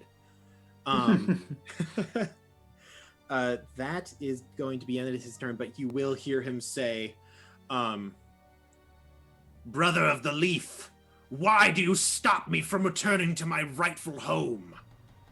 That's clearly directed at you, Cygnus. Also, there are only 2 remaining arrows from the 12 slots. The 13th remains unfilled. Right. Next up is whoever goes after the Rochester. druid. Archie, you're there. You're in ape form. Yep. You're Now- living. Now, so I'm blind. Yes. Theoretically speaking, would the blindness continue on me if I changed out of my form? Yes. That's a shame. I'm going to say yes. Okay. And this lasts for like a minute or something? It lasts until his next turn. Can I attempt to walk up to him Yeah, you can walk in a straight line. and attack at disadvantage? I believe that that's a thing. It's somewhere around here. I'm just going to check the blinded condition to see what all it does. I'm pretty sure I know, but I just want to double check. I flipped right to it the last time I did. There it is. It automatically fails any ability check that requires sight. And attack rolls against the creature have advantage, and the creature's attack rolls have disadvantage. Oh, How long yeah, am I- I'll let you do it. How long are we blinded? Until the end its of next turn. Yeah. Okay, that's fine. Okay. Now, Aaron, by some lucky chance, do I somehow get into flanking? Could I roll for that? I will not let you have flanking while blind. Okay. I was just curious, and if if I got lucky, If you had like echolocation or blind sight, yeah, sure. But I don't. I know you're a monkey. I'm a Embrace monkey. Okay, It comes with rocks, right? that's a It does come with 13 to rocks. hit. 13 will miss. Okay. You're like, meh. Second attack. Use a rock. I miss again. Ah. Another natural one. Oh. The times they are a chain, and I say that, but it's tonight only. I have done Um, absolutely nothing this combat. Is that No, two no, no. nat ones? You turned into a monkey. I have done absolutely nothing this combat. Is that the end of your turn? Yes, I have nothing else I can do. Sick. Cygnus. Was You're that- a blind furbolg. was that two Archester nat is ones? 30 feet away from me. No. He's now more since he Move. moved towards the thing. You move towards the thing. So Yeah. so from the if we started at the door. If you are still if you haven't moved closer to Sylvie, he's around the same place Sylvie is, which would be 60 feet. Okay. This is perfect. That means everyone is in a condensed area for me. Mm-hmm. I walk 30 feet closer, Yep. You're now within 30 feet of them. and I go, and I'm still in Chalice. Yep.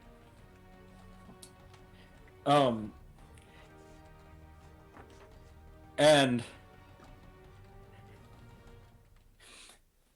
in Druidic, I scream to the heavens as I blindly pat at my book and begin to chant an incantation. And as I gesture the hand motions, the somatic components for it, I go in Druidic, I am Cygnus Uraktun. I denounce you. You are not a druid. You are a monster. And as I do that, I'm going to cast Mass Cure Wounds on everyone because y'all are hurting. Yeah. True. Yeah. Thanks, good Yeah. druid. Thanks, good Um, druid. A lot of D8s. Yeah, that's right. Our druid isn't a part of some. Basically, weird it's dark instantaneous, cult. and anyone within 30-foot. I was just radius checking or to make sure whatever. it didn't It's a say range of choose 60 6 creatures you can see within a 30-foot radius. Cause Nope, then it would be nope. like, It's oh, that's 60. a bummer. Yep, in a 30-foot radius. I checked that, and I count as a creature Yeah. Yes. that is within that range. So, You get 3d8 plus your Uh, spell casting unless you're casting it at a higher level. it's 5d8 with Chalice. Yeah.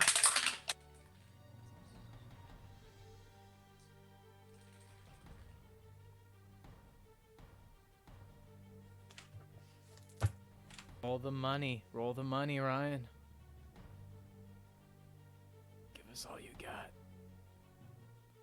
We're starving.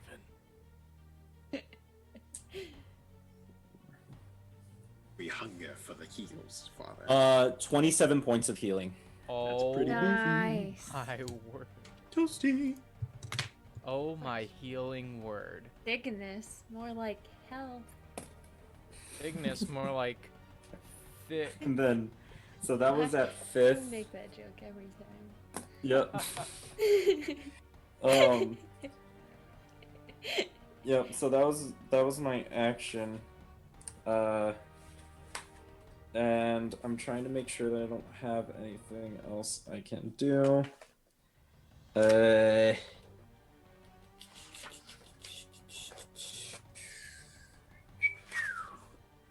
Can I?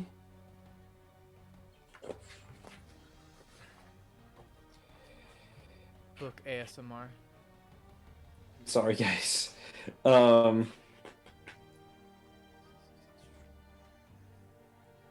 Why it. is it an extra 2d8 with Chalice?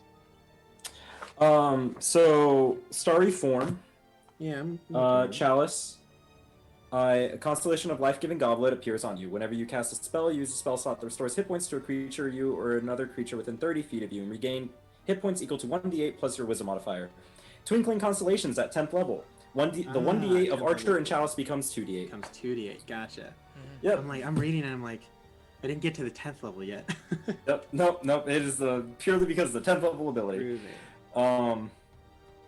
And yeah, you know what?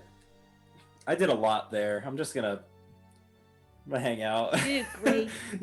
you guys go get them, boys and girl.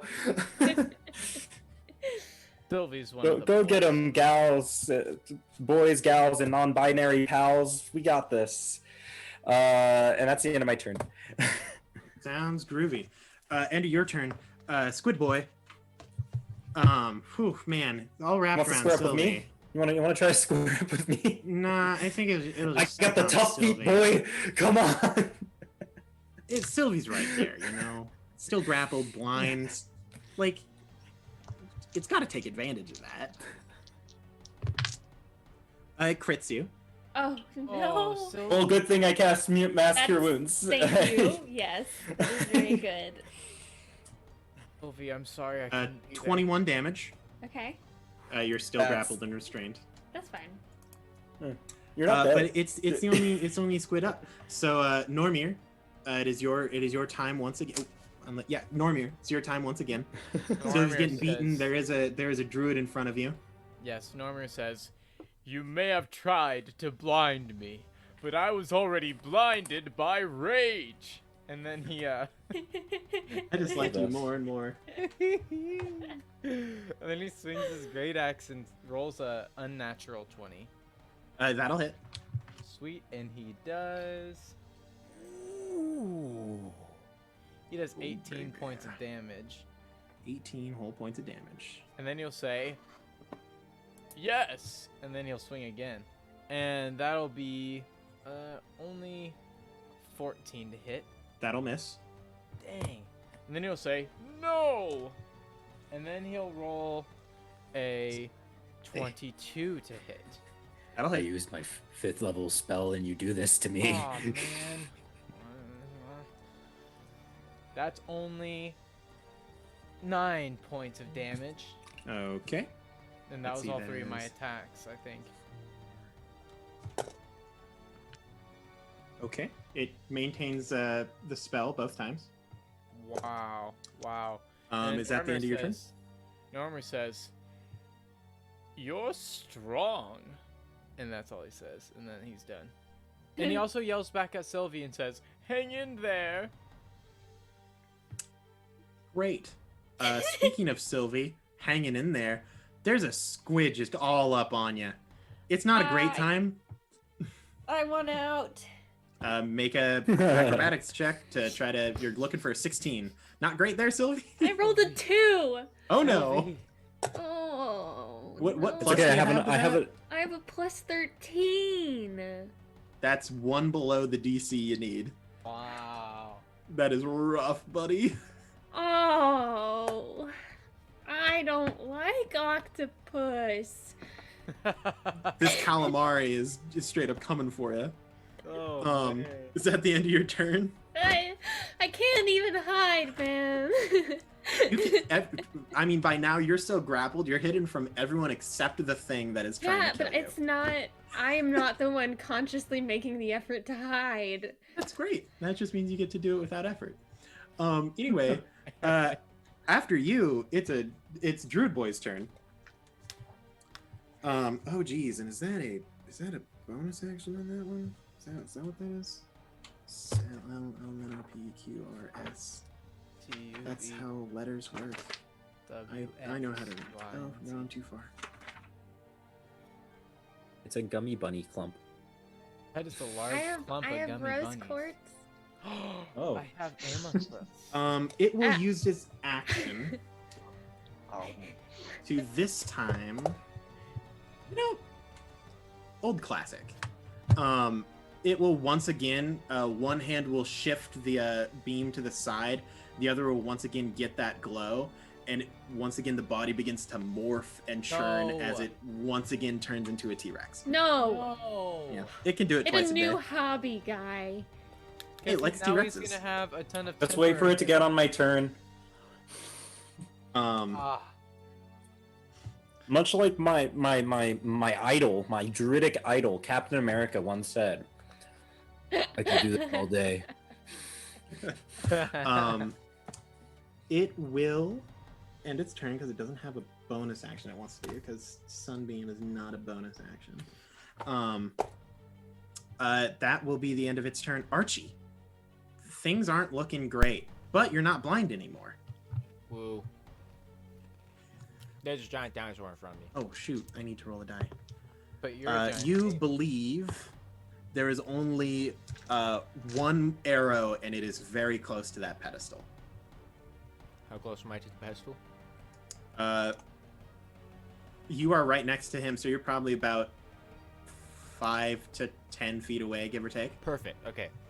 So like they're resting. The arrows are resting on the pedestal, right? Mm-hmm. And like each of them have a vine. Yeah, That's, like, there is resting there is a on the pedestal itself. It's almost as though the green like kind of mana has grown and risen around it, creating kind of like a crystalline yet fleshy plant-like shell covering the pedestal itself, and the arrows and the vines are coming out of this like root structure. Interesting. Very interesting. Okay. So it's a fleshy kind of thing. Well, I mean, there's the stone pedestal below it, but you can see it covers it kind of like a Right. plant would like overgrow. the fleshy orb covers the top of the pedestal, and that's Yeah. where like all the arrows are being sucked into. Yep. Cool. I'm gonna. You'd say that the arrow is about 10 feet away from the pedestal. This might be a mistake, but it's fine. We love No, mistakes. never. I A mean, mistake. I've only done mistakes this entire combat. Only you're doing happy great. accidents. I'm going to.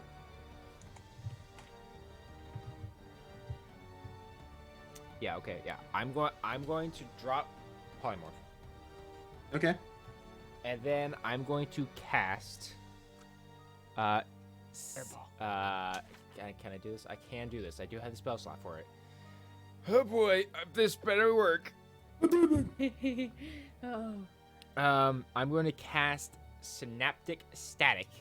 Ooh. It is a 20-foot Ooh. radius sphere.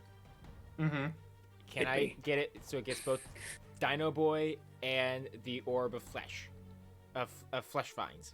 In a 20-foot sphere. A 20-foot If- radius sphere. Oh, 20-foot radius sphere. So Okay, let's just 40-foot assume that diameter. if you were trying to put this as far away from you guys as possible, but still hit the dinosaur and the pedestal. Yes.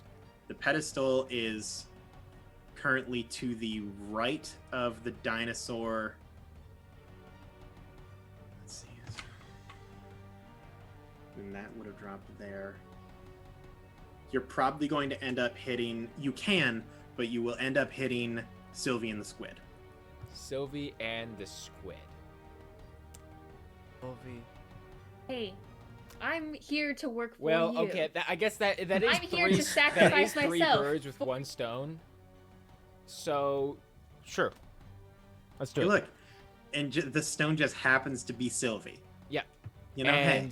And they have to make an intelligence saving throw. Okay. The dinosaur. I'll roll for the octopus first. It gets a 7. Okay, that fails. How smart could a pedestal be, right? It depends on what the synaptic static does. The druid, Synaptic stack. it'll get a 19.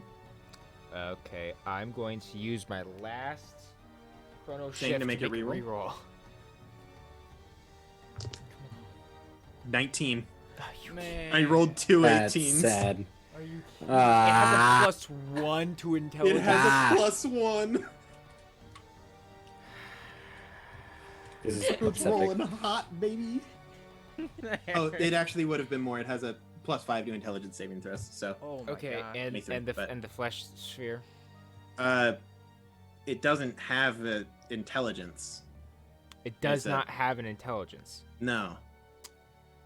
This is just a ritual that has been cast. That sucks then. Okay, it's well, living magic. that's unfortunate. Well, what does the synaptic static do? I don't know. The anticipation Well, is killing to me, Drew. to this flesh orb, nothing. That's a bummer. Yeah, that is a bummer. But What to does it this do to this poor little octopus. octopus. Sylvie. This better be a high level like. But yeah, Sylvie, what was your save on this situation? 7. Yeah, no, Ooh. that's enough. Like octopus, like Sylvie. Oh no, that's wrong guy. You know what they say. Yeah, you know the saying that everyone Yeah, has. that one. Yeah. I got it. It's on my wall. You know, like Uh-huh. left. If you had one more 7, Yeah. it could be a jackpot.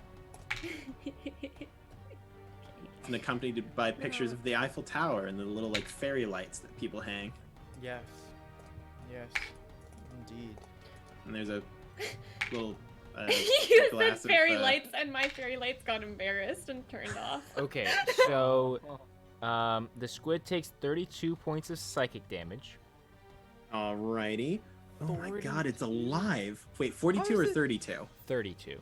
32, it's alive! How is it This- No one's been attacking it. Do It's I just been take here strangling that the too? life out of Yes, Sylvie. you also take that much damage. I'm sorry. Okay, Sylvie's down. And then the person takes half, the dinosaur. Of half of 32, Yeah, so 16. which is 16. Sylvie's just 16. been- And then the getting- squid for the next minute. You don't even know Sylvie's down. She's like encased in this. For the next minute, it rolls a d6 and subtracts whatever's rolled to any attack or ability checks. Awesome. As well as maintaining concentration, but it doesn't have to do that. That's pretty darn Good good. to know. They can make an additional octopus starts intelligence saving casting throw spells. at the end of its turn to end the effect. Sounds good. Is there anything else you'd like to do?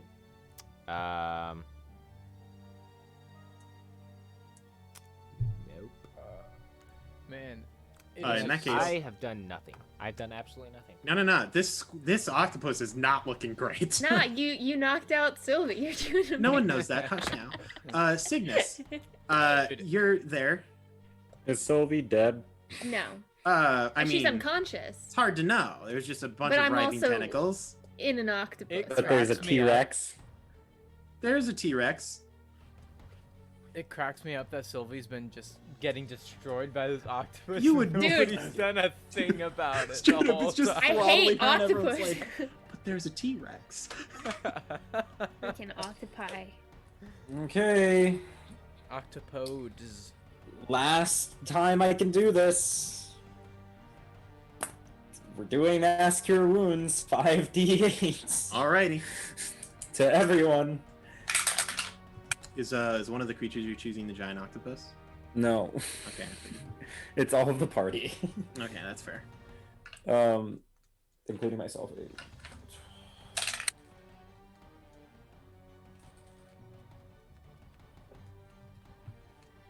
Archdruids, man.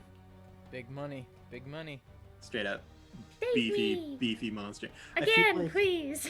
I feel like the I CR actually did really well on that one. That's 33 points of healing. Heck yeah. Heck Groovy. yeah. I feel like this this Archdruid is under challenge rating because challenge rating is calculated by like the amount of creatures and stuff it changes, and it can just summon its own creatures to increase the challenge of the fight, which I feel like is an estimation of its ability. But anyway, Yeah. you cast that spell. Is there anything else you do on your turn? I don't have a lot of bonus action. I believe in you. Nope. That's the end of your turn. Squid time, baby.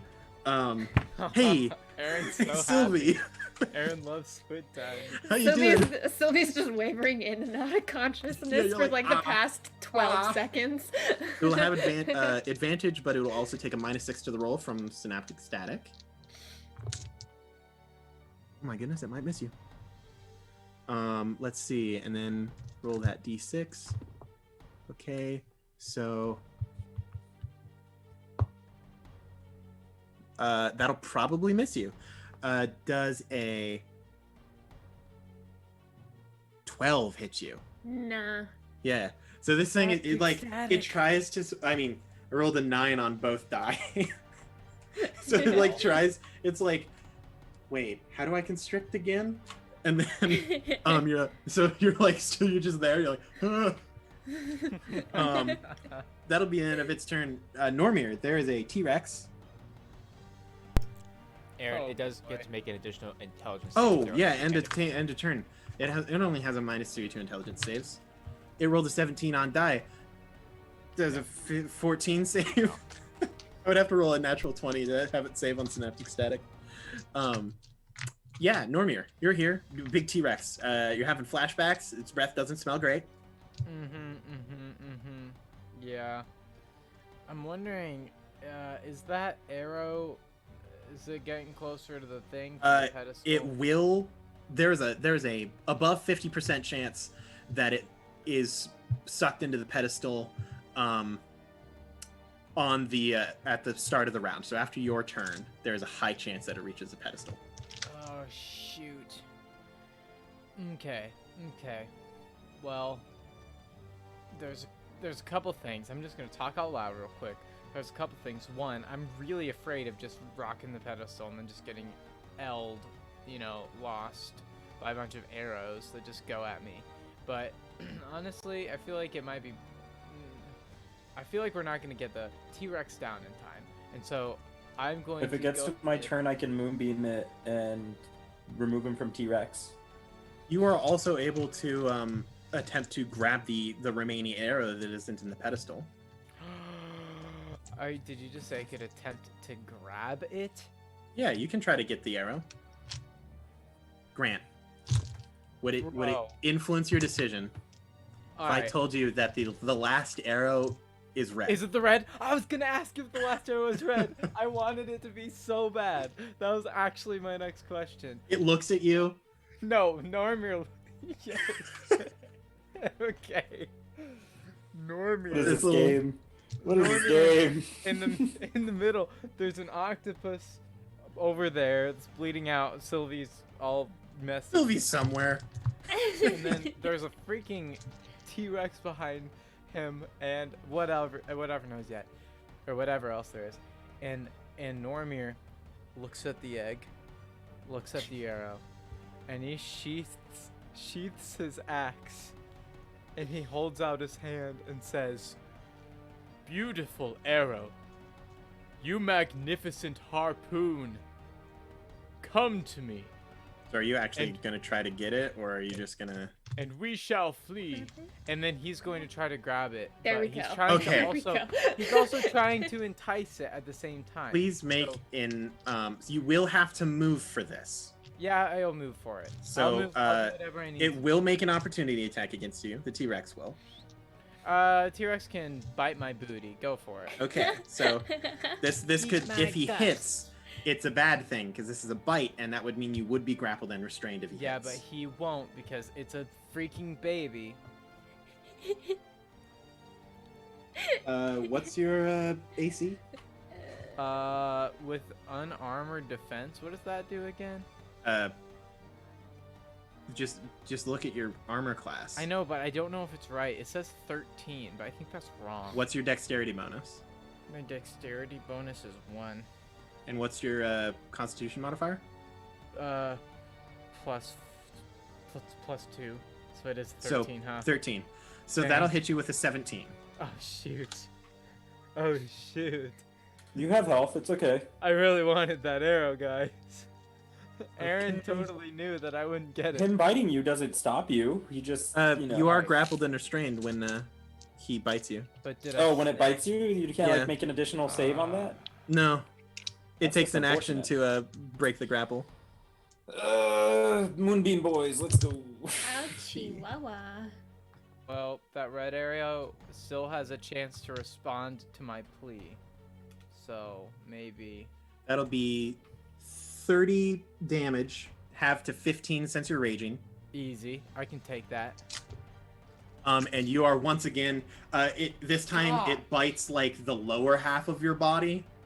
No. But the teeth holes just line up anyways, so Yeah. it's good. It's nice that you're reversible. Yeah. And it once again starts to just swing you around in the air. You still have an action. Do I really? Well, yeah, you just moved. You haven't actually Yeah, made you're an right. action yet. Action. So you can try to escape the grapple. You can. I will allow you to attempt to make an acrobatics check with disadvantage to try to grab this arrow. I have to. Guys, I have to. It's a flippin' arrow. Now, one of the things is, like, what will happen once I get the arrow? But There's only one way to Victory. find out. I think I'm not going to. I think I'm believe in just gonna.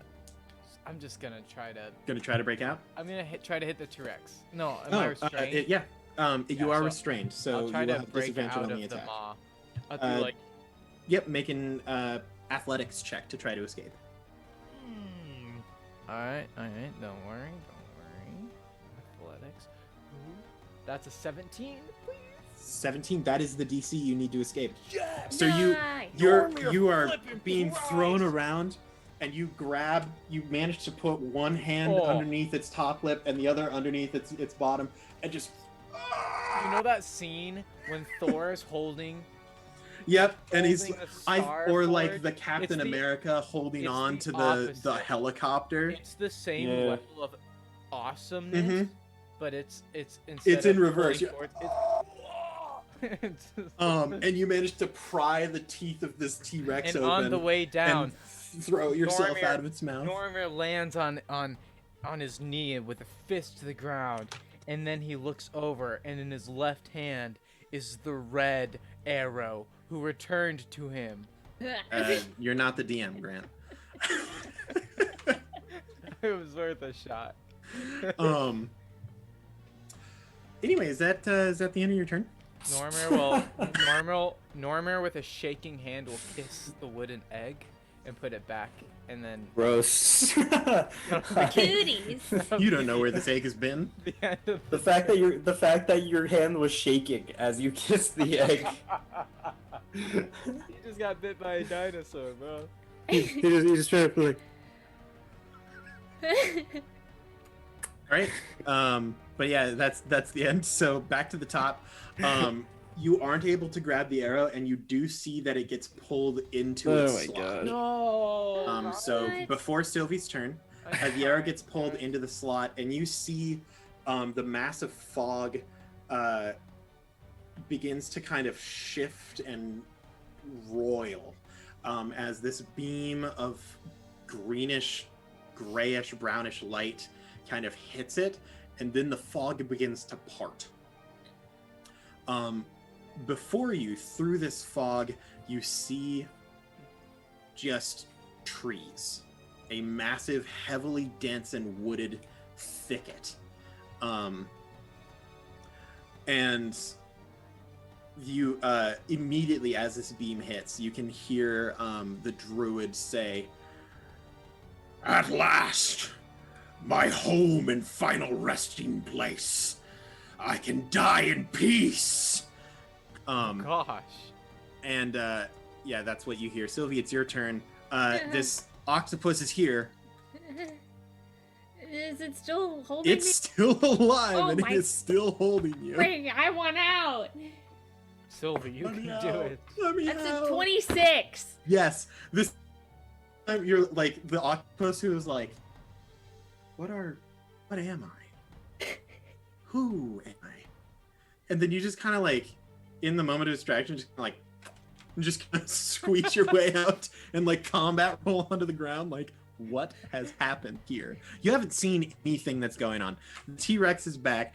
Big portal with forest. The squid looks like it is questioning Plato.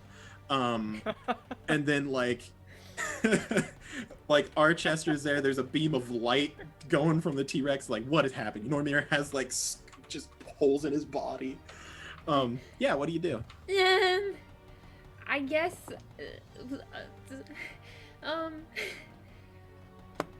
Go after T-Rex.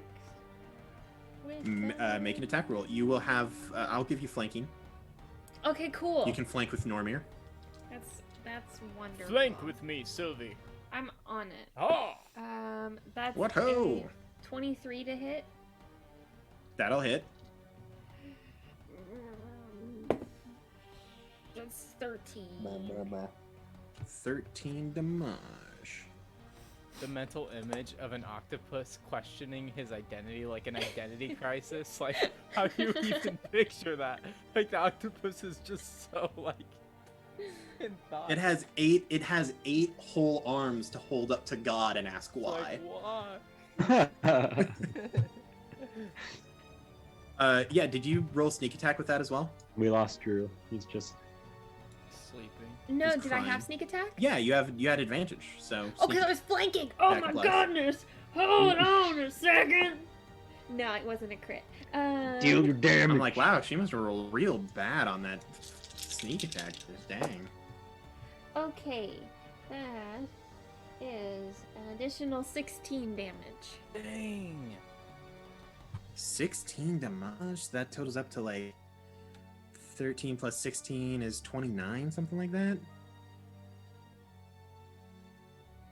Yeah. Kill him? Does that Which kill means him? that 28. No, he He's just dead. turned back into a dinosaur. I bet it's all 10 But, hit points, too. He rolled a nat 1 on his con save. I needed to see what the to see if he would maintain concentration. So the orb of light that he had flicker and fade away. Some dried sunflower seeds, now pleasantly roasted, fall to the ground. Oh. Is that the end of your turn? Bonus action. Okay, so what does this portal thingy look like? It is almost the entire wall. Is just this kind of shimmering, cloudy opening that leads into a pleasantly sunlit forest with massive, just huge trees, bushes, portals, and then in front of the portal is just the stone. So it's stone and then immediately into dirt. Yeah.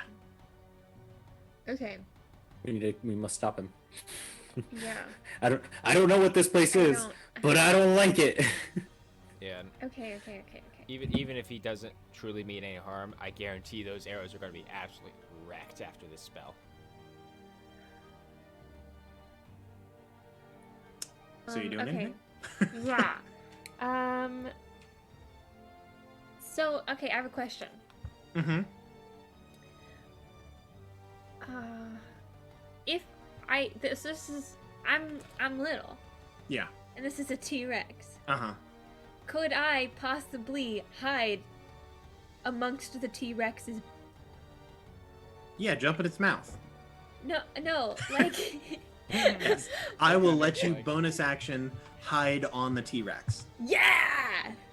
All I right, will, that's my turn. if you can hide on Normir, I'm gonna need a stealth check though. You're right. If you can hide on Normir, you can hide on something that's as big as an actual giant. This greatly affects. I what don't was think gonna I can. do. What did you get? I got a 10. So you're hidden on there. It's just most likely he knows you're there. Okay. So cool, hidden, cool. you're on him. Yeah. That's cool. At It's least- like when a bug crawls on you yeah. and you like look at it and it's like, You know, but if he goes somewhere, I'm going with him. exactly. There you go. Yeah. That's the end of your turn. Yeah. Druid's turn. He is going to No! turn No! tail and book it. People get opportunity attacks. Sylvie, you're on it, Yes. so you're not leaving its range. Normir will get an No! opportunity attack. Yes. Archester, are you in range of a I mean, melee? Technically, I would be. I I think you are. But, So you can make a know, melee attack if you'd I like. knew I should have taken Earthen Grasp. 15 to hit. That'll hit. Technically, I'm Ooh, proficient big with money. quarter stats, right? Yes. You're a wizard. 21. That'll hit. And then 18 damage. 18. Oh, man, that was almost really good. Close call. Ooh, that's There's still pretty nothing- good. I narrowly can do. missed Sylvie. Nothing I Archester can do. damage? 7. 7. 7.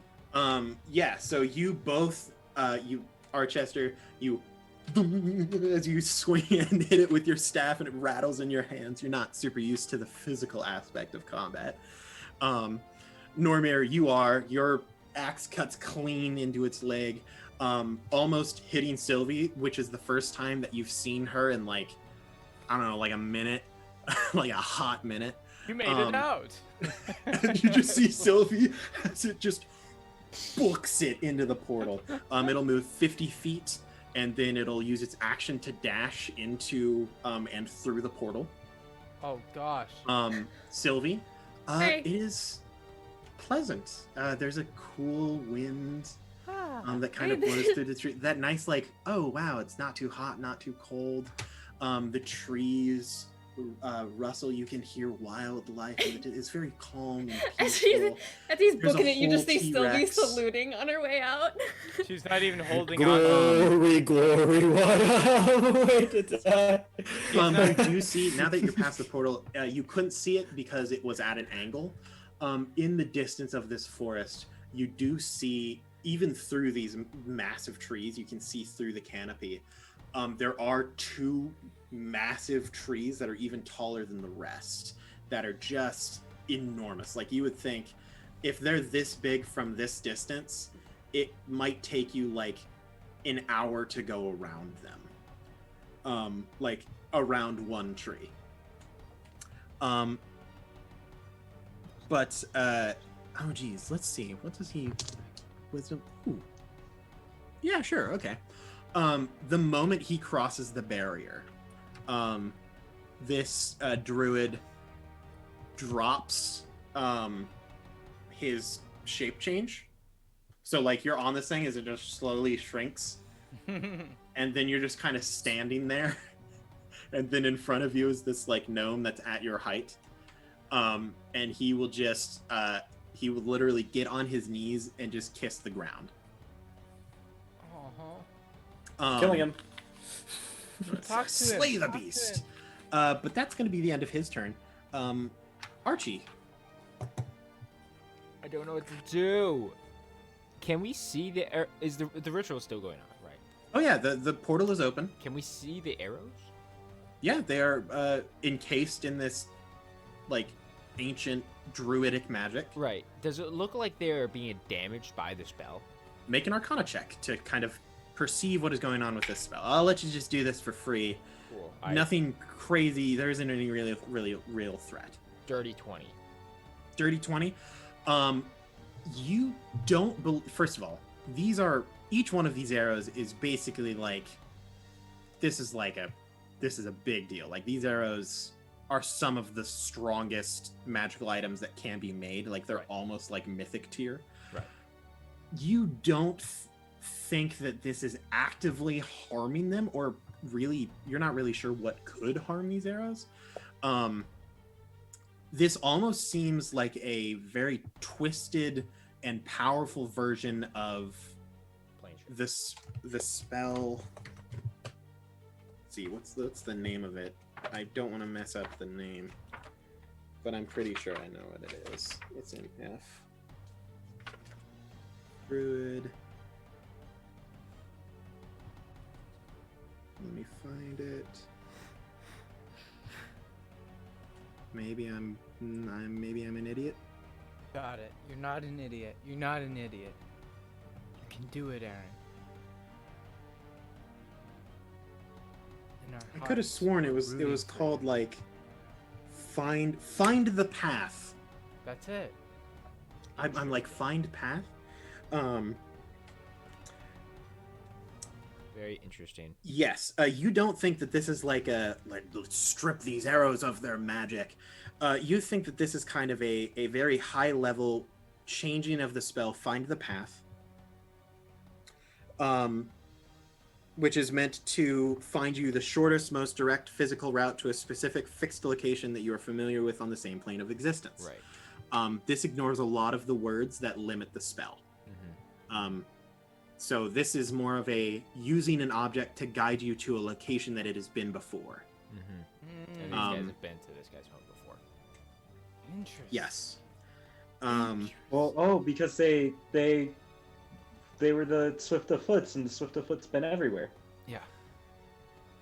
Um, Now, That's see, here's it. my That's question. it. Okay, do we follow after this guy and like assume that he's actually evil? Because this. you don't think that this do you think that this ritual can be ended at any time? But until it is chosen to be released, it will not end. So even if we kill him. If you kill him, it might end. You're a little unsure of how Hope he's exactly stuck in it the might, Feywild. or it might not. Right, which is the problem. But here's the real issue. Archester is running out of reasons to fight this guy. Because if the arrows aren't being harmed, then that's not an issue. This guy seems to just want to go back home. He doesn't really seem to actually want to hurt anybody. I'm still rooting for talking to the fella, but you know. Meanwhile, That's just Normir just has like chomp marks. Just Well, okay, but that was also a bit of self-defense too. Like we came in guns blazing. You're no. Okay, whatever. What okay. would Archie do? Okay. Well, it's Listen, Archie doesn't have to fight this guy. I will stay in the Feywild and we'll duke it out as druids should. As Y'all, you're not the ones deep in the woods with him. You and I will duke it out with him. Okay, so she's like super far away though, right? she is now Like 100 feet away from where she was. I haven't even gotten through half my spell slots. I am ready neither to have murk I. this kid. Neither have I. The... But like, okay, He's whatever. still got a 9th level available. He does. I'm ready. He's an archdruid. Oh, that's true. Me and Sylvie just tag teaming the boy. We just you know. Okay, Get okay, that juicy I'm- lore, get that juicy plot, babe. I'm just gonna run forward as close to the portal as I can get without going through it. So you can move 60 feet. So you are 40 feet away from the entrance to. Well, actually, it would be more like. Well, 'cause it's cut off yeah, about that's right. 20. No. I'm So you're sorry. about 20 feet away from the entrance to the portal. Not bad. If I move 60 feet. Yeah, if you move your full 60. Okay, no, I'm not gonna. I'm just gonna move 30 feet forward, Sounds good. and then I'm going to cast a spell, because that's what I do as a wizard. Mm-hmm. Wizards. So are the druid and Sylvie next to each other? Yes. Like side by side. Like from my Yeah. perspective, they're one's on the left and one's on the right. It would be more like she's in the back left, like diagonal corner. Okay. This is still acceptable. This is still You're acceptable. gonna beam shot him. You're gonna shoot at this man in the back with a line spell. You just punk. Not quite. Lightning bolt. I don't actually have lightning bolt. I do have Oh, fireball. shameful. I'm gonna cast gravity sinkhole, Ooh, neat. Oh. Not a bad spell. Not and a bad I'm spell. going to position it, angled. So if Sylvie is on the diagonal left, I'm gonna put it more towards the diagonal right. Mm-hmm. To Behind avoid them. Sylvie. Oh yeah, away from Sylvie. And again, it's another 20-foot radius thing. And so theoretically, it's going to be behind them, behind him a little bit, which is what I want. He needs to make a Constitution saving throw. Constitution saving throw. We'll see how this goes. That'll be an 8. He fails. He does fail. Okay, cool. Okay, first I roll the damage. This poor old grandpa dark gnome just wanted to go home to his grandbabies, and he just gets murked by a bunch of people. I mean, to be fair, he broke into like a, Okay, so he very takes restricted area. 32 points of force damage, 32. Oof. and he is pulled in a straight line towards the center of the sphere. Mm-hmm. Um, How big is the radius of the sphere? 20 feet, 20-foot radius. So if you hit him just at the edge, Yeah, my you'll goal is to pull hit him just under the edge, that way he diagonally. gets pulled So he'll 20 be feet. 5 foot past the portal. So he's still in the realm if he gets pulled towards the center of that thing. That's fine. And then, okay, so to fail save, they take damage to pull and occupied space as close to the center as possible, even if the space is in the air. Okay. Yeah. I know what Sylvie's gonna ask. I think. Is that the end of your turn? That is the end of my turn. Cygnus. Do I get an You have a opportunity question, attack? Sylvie? No, because No. It's an forced involuntary movement. Yeah, force movement. Sure. So no. Yep. Sorry. Only if he moves willingly. I thought you were gonna It get took me it so too. long to get back there. Well, you don't want to get near where he is right now, anyway. So. 30 feet. Well, oh no, Yeah, I guess 30 I feet. guess no. You How could far away technically, is he from me? If you move 30 feet, that would be, let's see, you were in the center of the room. 30 feet means that you are 20 feet away from the portal. He's 25 feet away. I think, math-wise. No, wait, you were farther back. So it's 30 feet to the middle, because you weren't in melee range. So that'll be less. It's 30 feet, so 50. He's 55 feet away, Cool. give or take. Wait, how close is he theoretically to me now at this point? So sorry. After he got pulled back. If you moved 30 feet, it would be at the 55 feet away from him. It would be 25 feet away from you. Okay, so sorry. I didn't realize I was that close. I'm going to use on my turn real quick before it ends. I'm going to use a bonus action. Mm-hmm. He needs to make a strength saving throw. Oh. I'm currently using my because I have the telekinetic feat. So you can move another thing? I'm going to attempt to pull him closer towards me. He'll fail. Okay, so then he is moved an additional 5 feet towards me. Yep. So he is now like on the border. He is technically on this side, but he is right at the entrance. So he's now 50 feet away from you, Cygnus. Top of the round.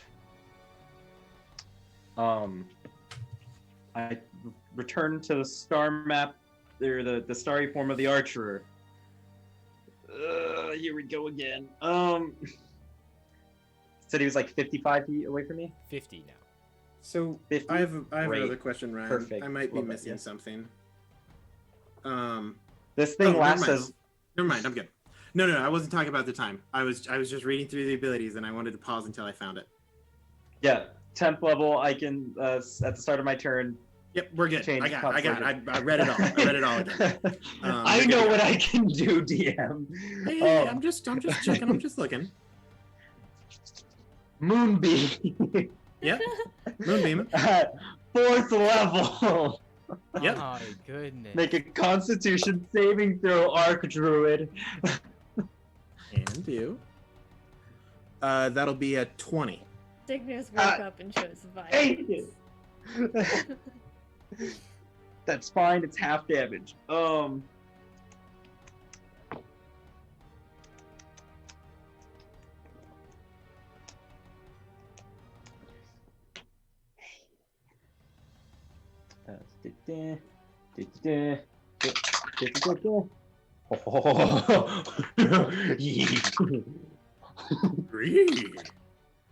Slowly I turning hate into it. Scooby-Doo.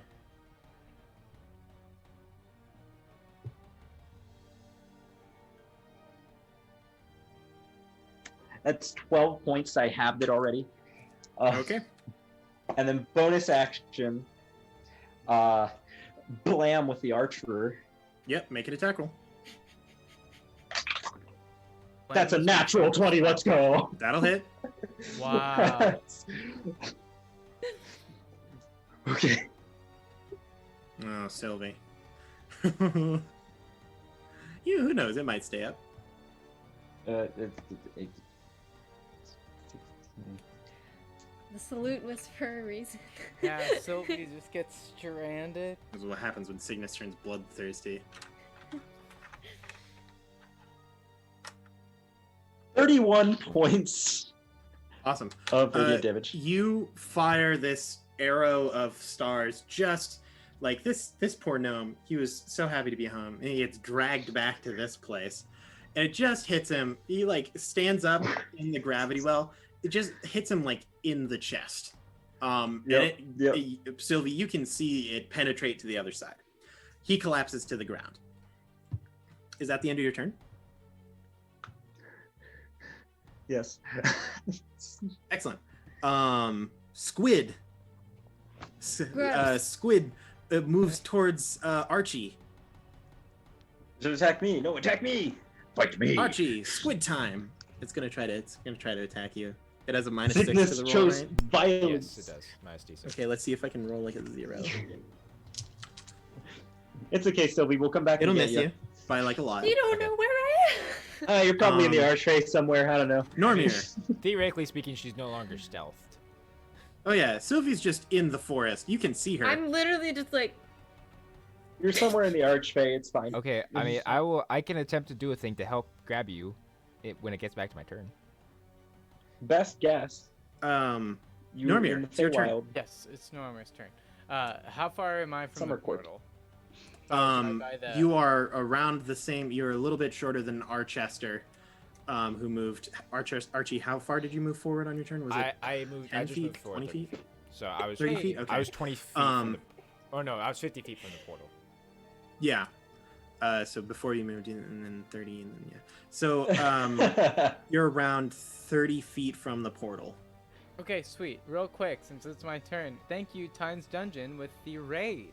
Welcome Yeah. to the stream. I appreciate it. woo. We Awesome. just took Things down are an happening. archdruid, We just, And I just murked an arc druid. That's and now one of our friends is stuck in a As portal. druid. So let's see if we can get him out before the portal drops. Normir is going to run, hopefully far enough. am He the gets 40 superior feet of druid. movement. So that Yep, would you can get to the other side.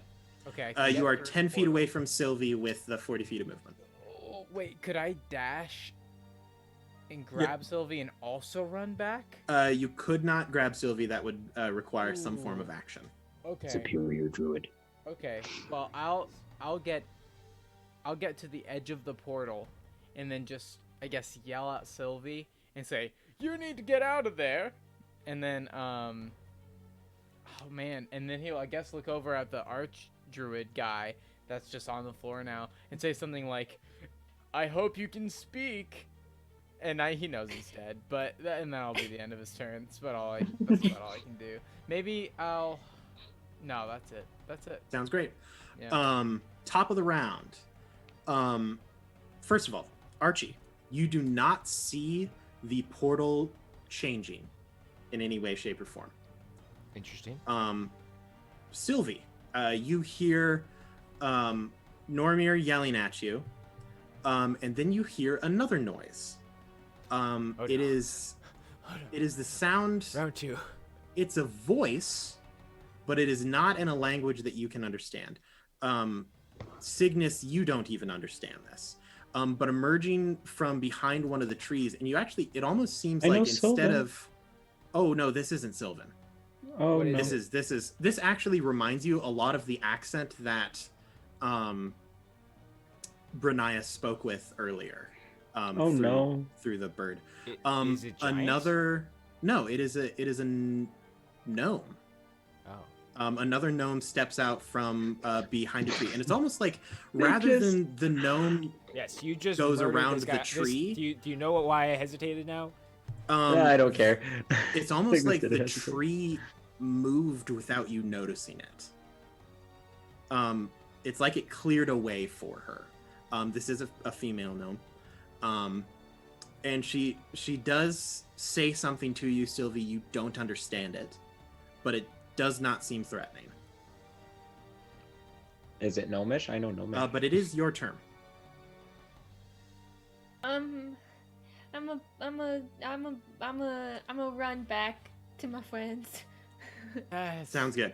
and then I'll use my action to dash, and so that'll be 70 feet. You can Awesome. also Yeah, bonus you just sprint. You're like Normir's like, take my hand, and then you just run past him.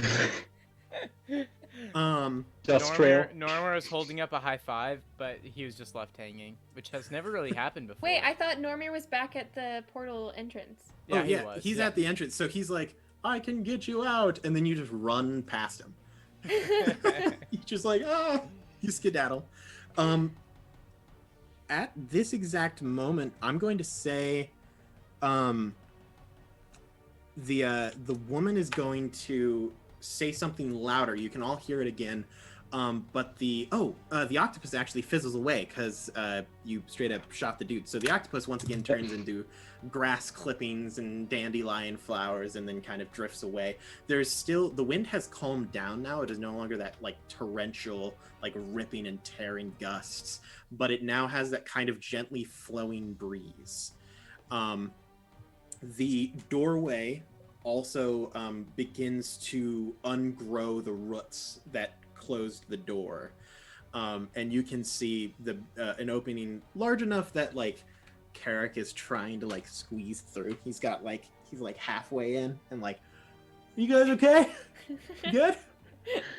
Doesn't look good. We have survived. He didn't. But other than that, I'm going to say that we are out of combat. Yes. Okay, I approach the portal. Mm-hmm. Yes, Sylvie? Sylvie is lying face down on the floor, her hood covering everything. Just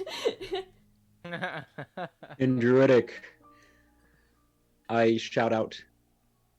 Well, actually, I'm going to cycle through a couple languages. So in Druidic, I shout out, we mean you no harm. We are peaceful fellows. We were attacked. I stare at you. I'm speaking in Druidic. You do not know the language that I speak, mortal. Silence. I know. You can't act all high and mighty, Mr. Merchant, with an assassin.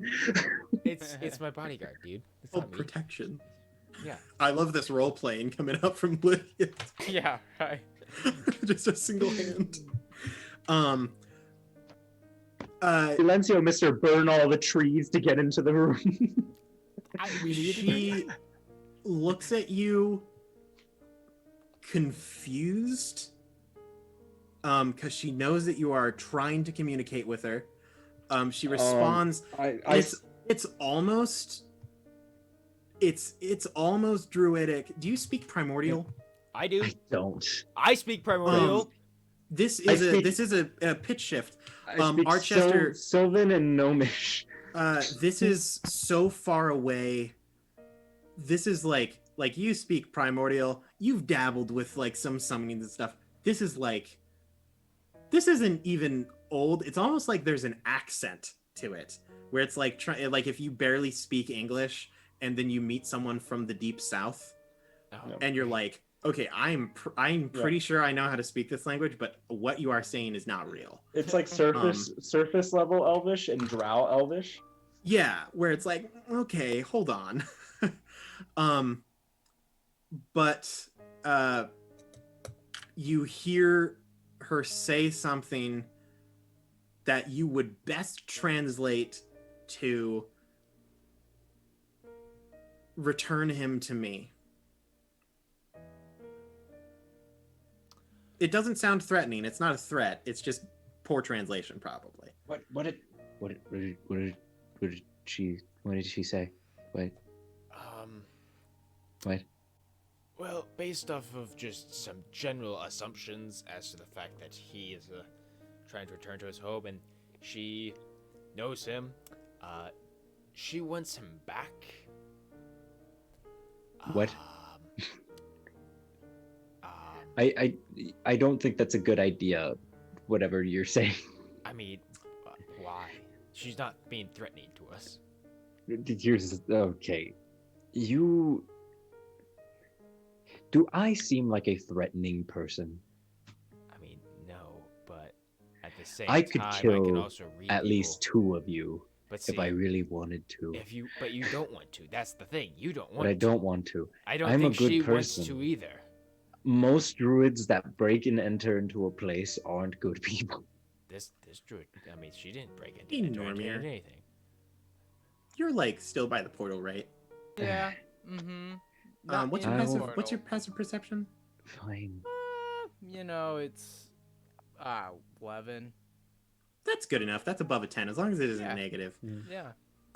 You're kind of standing there. just- You're looking around. You're looking at her. You're looking at them. She has I'm now looking moved, at the dead guy. like right to the edge of the portal, like right like to the very seam of it, and her hand is almost resting like on the edge. She is looking at you very pleadingly. You can see the body of the gnome is there. And when you look at it, you also notice that there are roots that have broken up through the stone Oh, and are like slowly growing like into him. Ask who he. If she's closer, so Well- so she's closer to us at this point. Yeah, you two are talking, and in Yeah. that time, she moved Yeah. right next. Moonbeam. I will in primordial ask her. Who are you two? She doesn't know how to answer that question.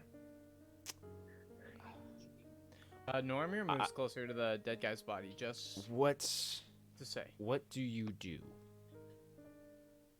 She doesn't know how to answer that question. She thinks you can tell that she's really trying. Like, it isn't that she doesn't know the words, it's that she legitimately doesn't understand what the question is. And she eventually responds not with an answer but with another question. Mhm. And she says, would you ask a tree the same? Okay, that tells me a lot.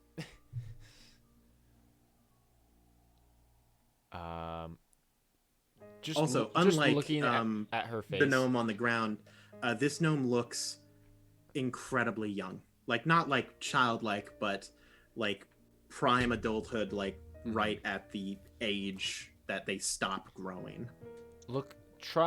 trying to read her expression and her body language. Can I make an a- insight check? Yeah, make an insight check. Okay. Yes, Sylvie. In the time that this is happening, like discreetly, can Sylvie get up and ready her short bow, just in case this lady does absolutely. anything? Cool. You can absolutely. You're like, I am ready to slay this woman at a moment's notice. Cygnus is going to, like, kind of bury himself in his scarf and just like, I guess you can do whatever you want.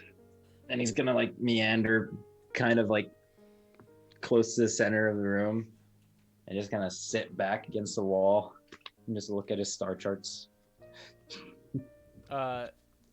Normir looks back towards Archester and Sylvia, yes, everyone, but especially Archester, and says, I don't know what she's saying, but as far as I can tell, this gnome seems rather young, and she looks sad.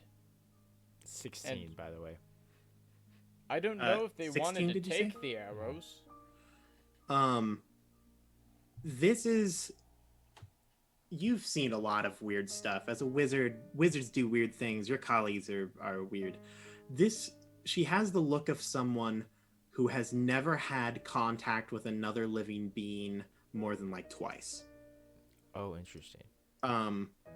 Like another like person that can talk. And if she has, it has been a very, very long time. There's a strange sense of age. Like, she doesn't look old, but like the way that she walks, the way that she moves, the emotional intelligence seems incredibly high for someone that would be her age.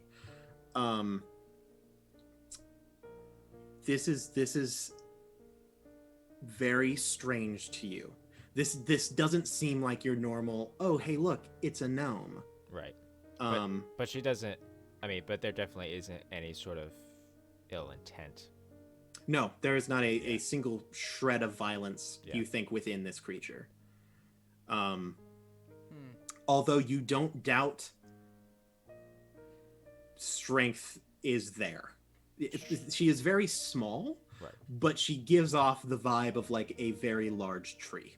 I will look back at the center of the sphere of the Mhm. ritual. Yep. And I will ask her, do you know how to stop that? The spell, the ritual. No. It's a shame. Normir, the gnome on the ground breathes. He's alive. And Normir kind of, not in a Guiding bolt. violent way, but Normir Axe. just kind of, Just start kicking it while it's going. Normir just kind of grabs hold of him to make sure that he's not like taken away, but he's not doing it violently. And he says to the man, "Can you hear me?"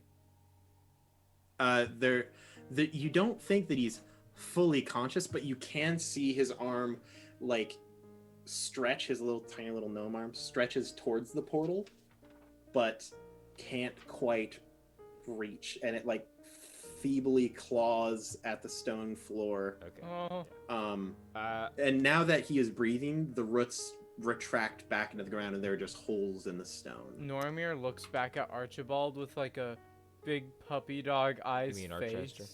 Yeah, that guy. Like the big Archibald. like puppy dog face of like this poor dwarf is just trying to go No. home. It's a gnome. No. Dang it.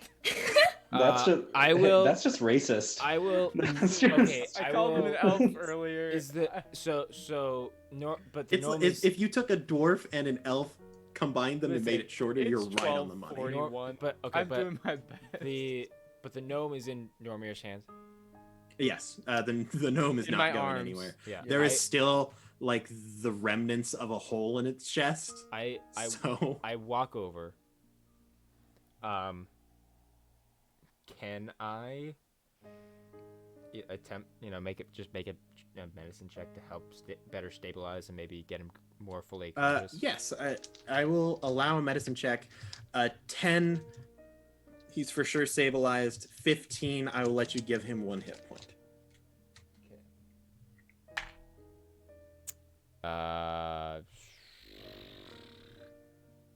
No, actually, because I can't roll anything decent ever. Normir, are you helping? Sure. Yeah, You I'd can say have so advantage on because it. I'm kind of Okay, You're rooting that's for the little guy? better. yeah, definitely rooting That's for him. that's a 14. Yeah, I'll fudge it. Give it to you. There's magic in play here. You do see some life return to his face. His breathing steadies again. You can actually see in the hole that the beam of light kind of carved through him. There is like you can see bone where the arrow penetrated, and it actually like roots grow and bring the bone together, and actually create kind of a thin shell. And there's a brief cough, and his eyes flicker open. Okay, that's good. He's Uh, awake. I ask him in Primordial, because that's the language we're speaking right now. Yep. Who are you? He's going to roll a check here. That's at least a 15. What's his thing again? Yeah, okay, yeah, that's pretty good. You see him kind of eye you as like the person who just like dragged him from his homeland. Sure. Like, sure. what kind of vibe is this guy giving off? But he sees that at the moment you aren't currently threatening, and this is more of a like, should I be threatening kind of question.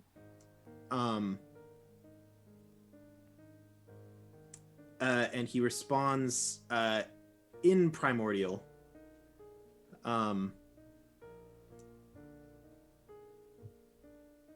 Your people called me Torrand.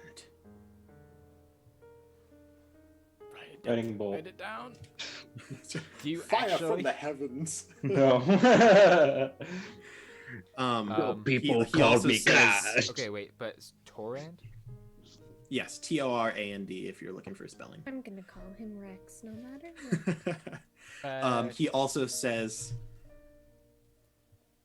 your accent brings shame on my mother tongue. Get wrecked. Wow. Normir, you're like eyeing this. You do see that the woman on the other side of the portal has like excitedly like stood up and is like semi pacing. Normir just Um, notices and then just kind of smiles at her and holds up a thumbs up. I And then I quickly drops it and turns to Archester and says, "I don't know what you're saying. Is it good?" after he says that, I say, you better watch your tongue, otherwise I'll sick my dogs on you. Now give me a good reason. What do you want? Why are you here? Do you have any ill intent towards the people who live here? If I had my way, I would be specifically one place that is not here. And your spell won't have any harmful lasting effects on them and their way? On the people, how should I know? I just want to go home to die. And how about those arrows? The arrows are just a guide. Guiding bolt. Just And slice it. Normir says, I- "Ask him about the arrows." I tap Normir on the arm. And I say in common, let him down. Bite marks. But yeah, I tell Normir, let him down. Oh, okay. Normir lets go and kind of stands up. And then Normir says to Archester, "The arrows are staying with us, right?" Yes. Then If I let you go, will you end the spell? I am home. I will never return. Where is Um, home? he's gonna- Oh, dang it. Normir can't understand this. DM, do I believe him? Insight check. Okay, cool. 12. The prophecy must be fulfilled. As far as you can tell, he does not seem to lie here. You don't think that he likes it here, or he likes the people here, Fair. or anything like that. Yeah. But he kind of eyes you up and down once again.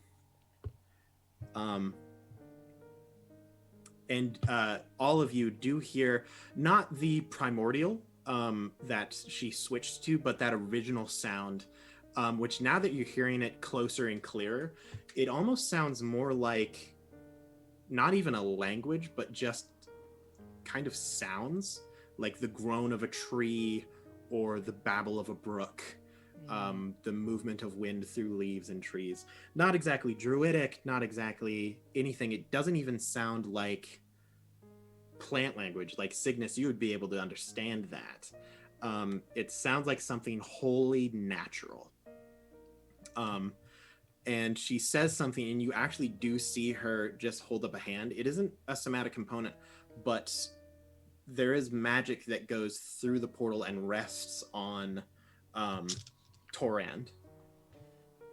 And you actually see kind of this like cloud of dust emerge off of him, and he sneezes as he inhales it. And he looks up, and this time, instead of that like mottled grayish brown green of his eyes that were the only thing that you could see the first time that you met him when you killed the druids back at Jormungandr. They are now kind of a bright spring green, like a brilliant cutting blade of grass. And he says, I am sorry for the trouble I have caused you. It appears as though my time here had clouded my judgment.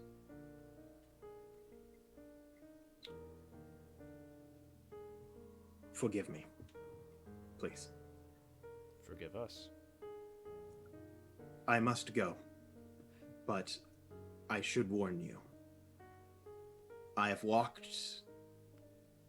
and this is in common now, so it is understandable to you. It does still have that accent. I have walked the material since before the rules were put in place. I have been a fool for most of my life. But a great upheaval is coming. Old magics are dying or waking. And the world is bound to change, perhaps in ways that it may never recover from. You are strong, all four of you. And it seems as though, for the most part, your intentions are not against of the world. So be ready for it, because it will meet you. Now I must rejoin my sister. It has been more years than are countable. Normir says, the upheaval. What must we do to prepare? I know not what you can do in terms of physical actions or preparation. All I can do is warn you. Change is coming, and there's nothing you can do to prevent it. All you can do is try to ride the flow. Now, I'm going to get going. As your feeble mortal people say. And he walks into the portal.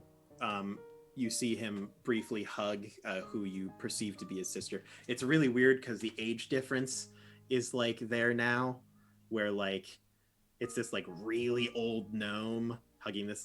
It almost looks like a grandfather and granddaughter, where you're like, I don't think that they're brother and sister. I don't believe it. But then they both turn, and he says something to the girl just in a whisper.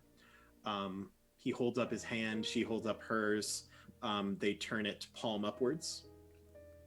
And then leaves from the trees behind them blow on a much stronger wind and pass through the portal surrounding the pedestal in the middle. And they slowly carve and slice at the roots and vines that surround it, those druidic magic, and they fall away, dissipating into kind of a green glitter. As it does, the portal begins to close, the fog wall begins to shift and shut, until eventually the portal itself is gone, the fog is there, and then it too begins to dissipate. Until you are left with a, once again, rather barren room filled with arrows sitting in the pedestal, and then after a couple of seconds, one of them like lifts its head, like the head of the arrow up, like hums a bit and moves up, kind of like slowly moves out. You see it move back. Another one pops its head up, and then eventually they all just start like humming and whirring around once again, just acting as they did maybe an hour and a half ago. They're so cute. We must tell the king. Finally, the door, you see Cassius actually got re-stuck in the door for a little bit, and he realized that there was like a moment going on, so he didn't want to interrupt it. So he's finally like pried the door open. Can I like walk up and like nudge the plants and just be like, hey, you can, I'm pretty sure you can just kind of, you know. It gives him just enough wriggle room to like weave his body back, and then they just fold over and the door is once again normal, and he just turns the knob and it opens. He's like, wow, seemed crazy. You guys did great. Good job. A change is coming. Cool. We must tell the king. Great. I mean, okay. You sound like an NPC. The bandits are coming. That's the whole goal. You don't have a way for us to quickly get back to Jormungandr, do you? I mean, yeah. It's called Brunaya. But like, that's not available right now. Why wouldn't it be? What'd you say? What was the point of that? What are you, Move who on. are you asking? We came in here to stop that, and then we didn't stop it. It happened anyway.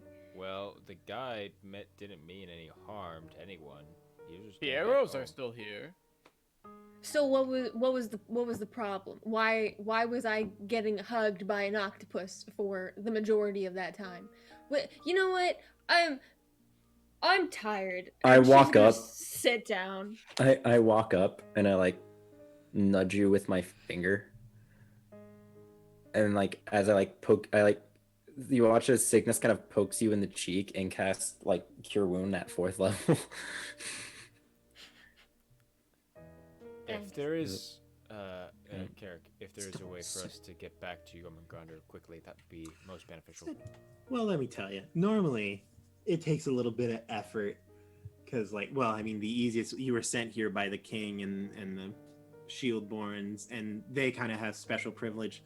But you know, hey, I may or may not be Brinaya's chosen Aasimar, so yeah, I That's a might be good able to. point.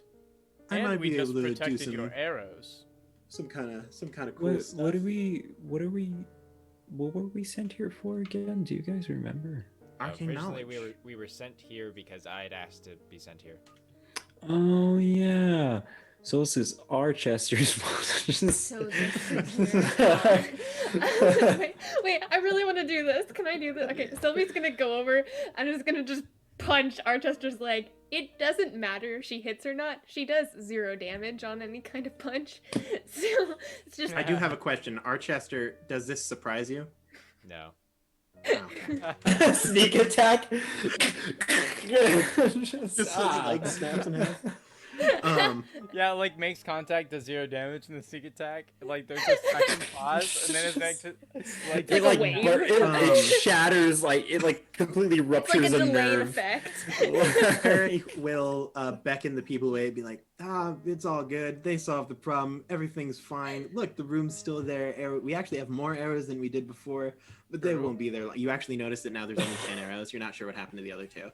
I love They the went arrow. into the Feywild. I love They the could have, who arrows. knows?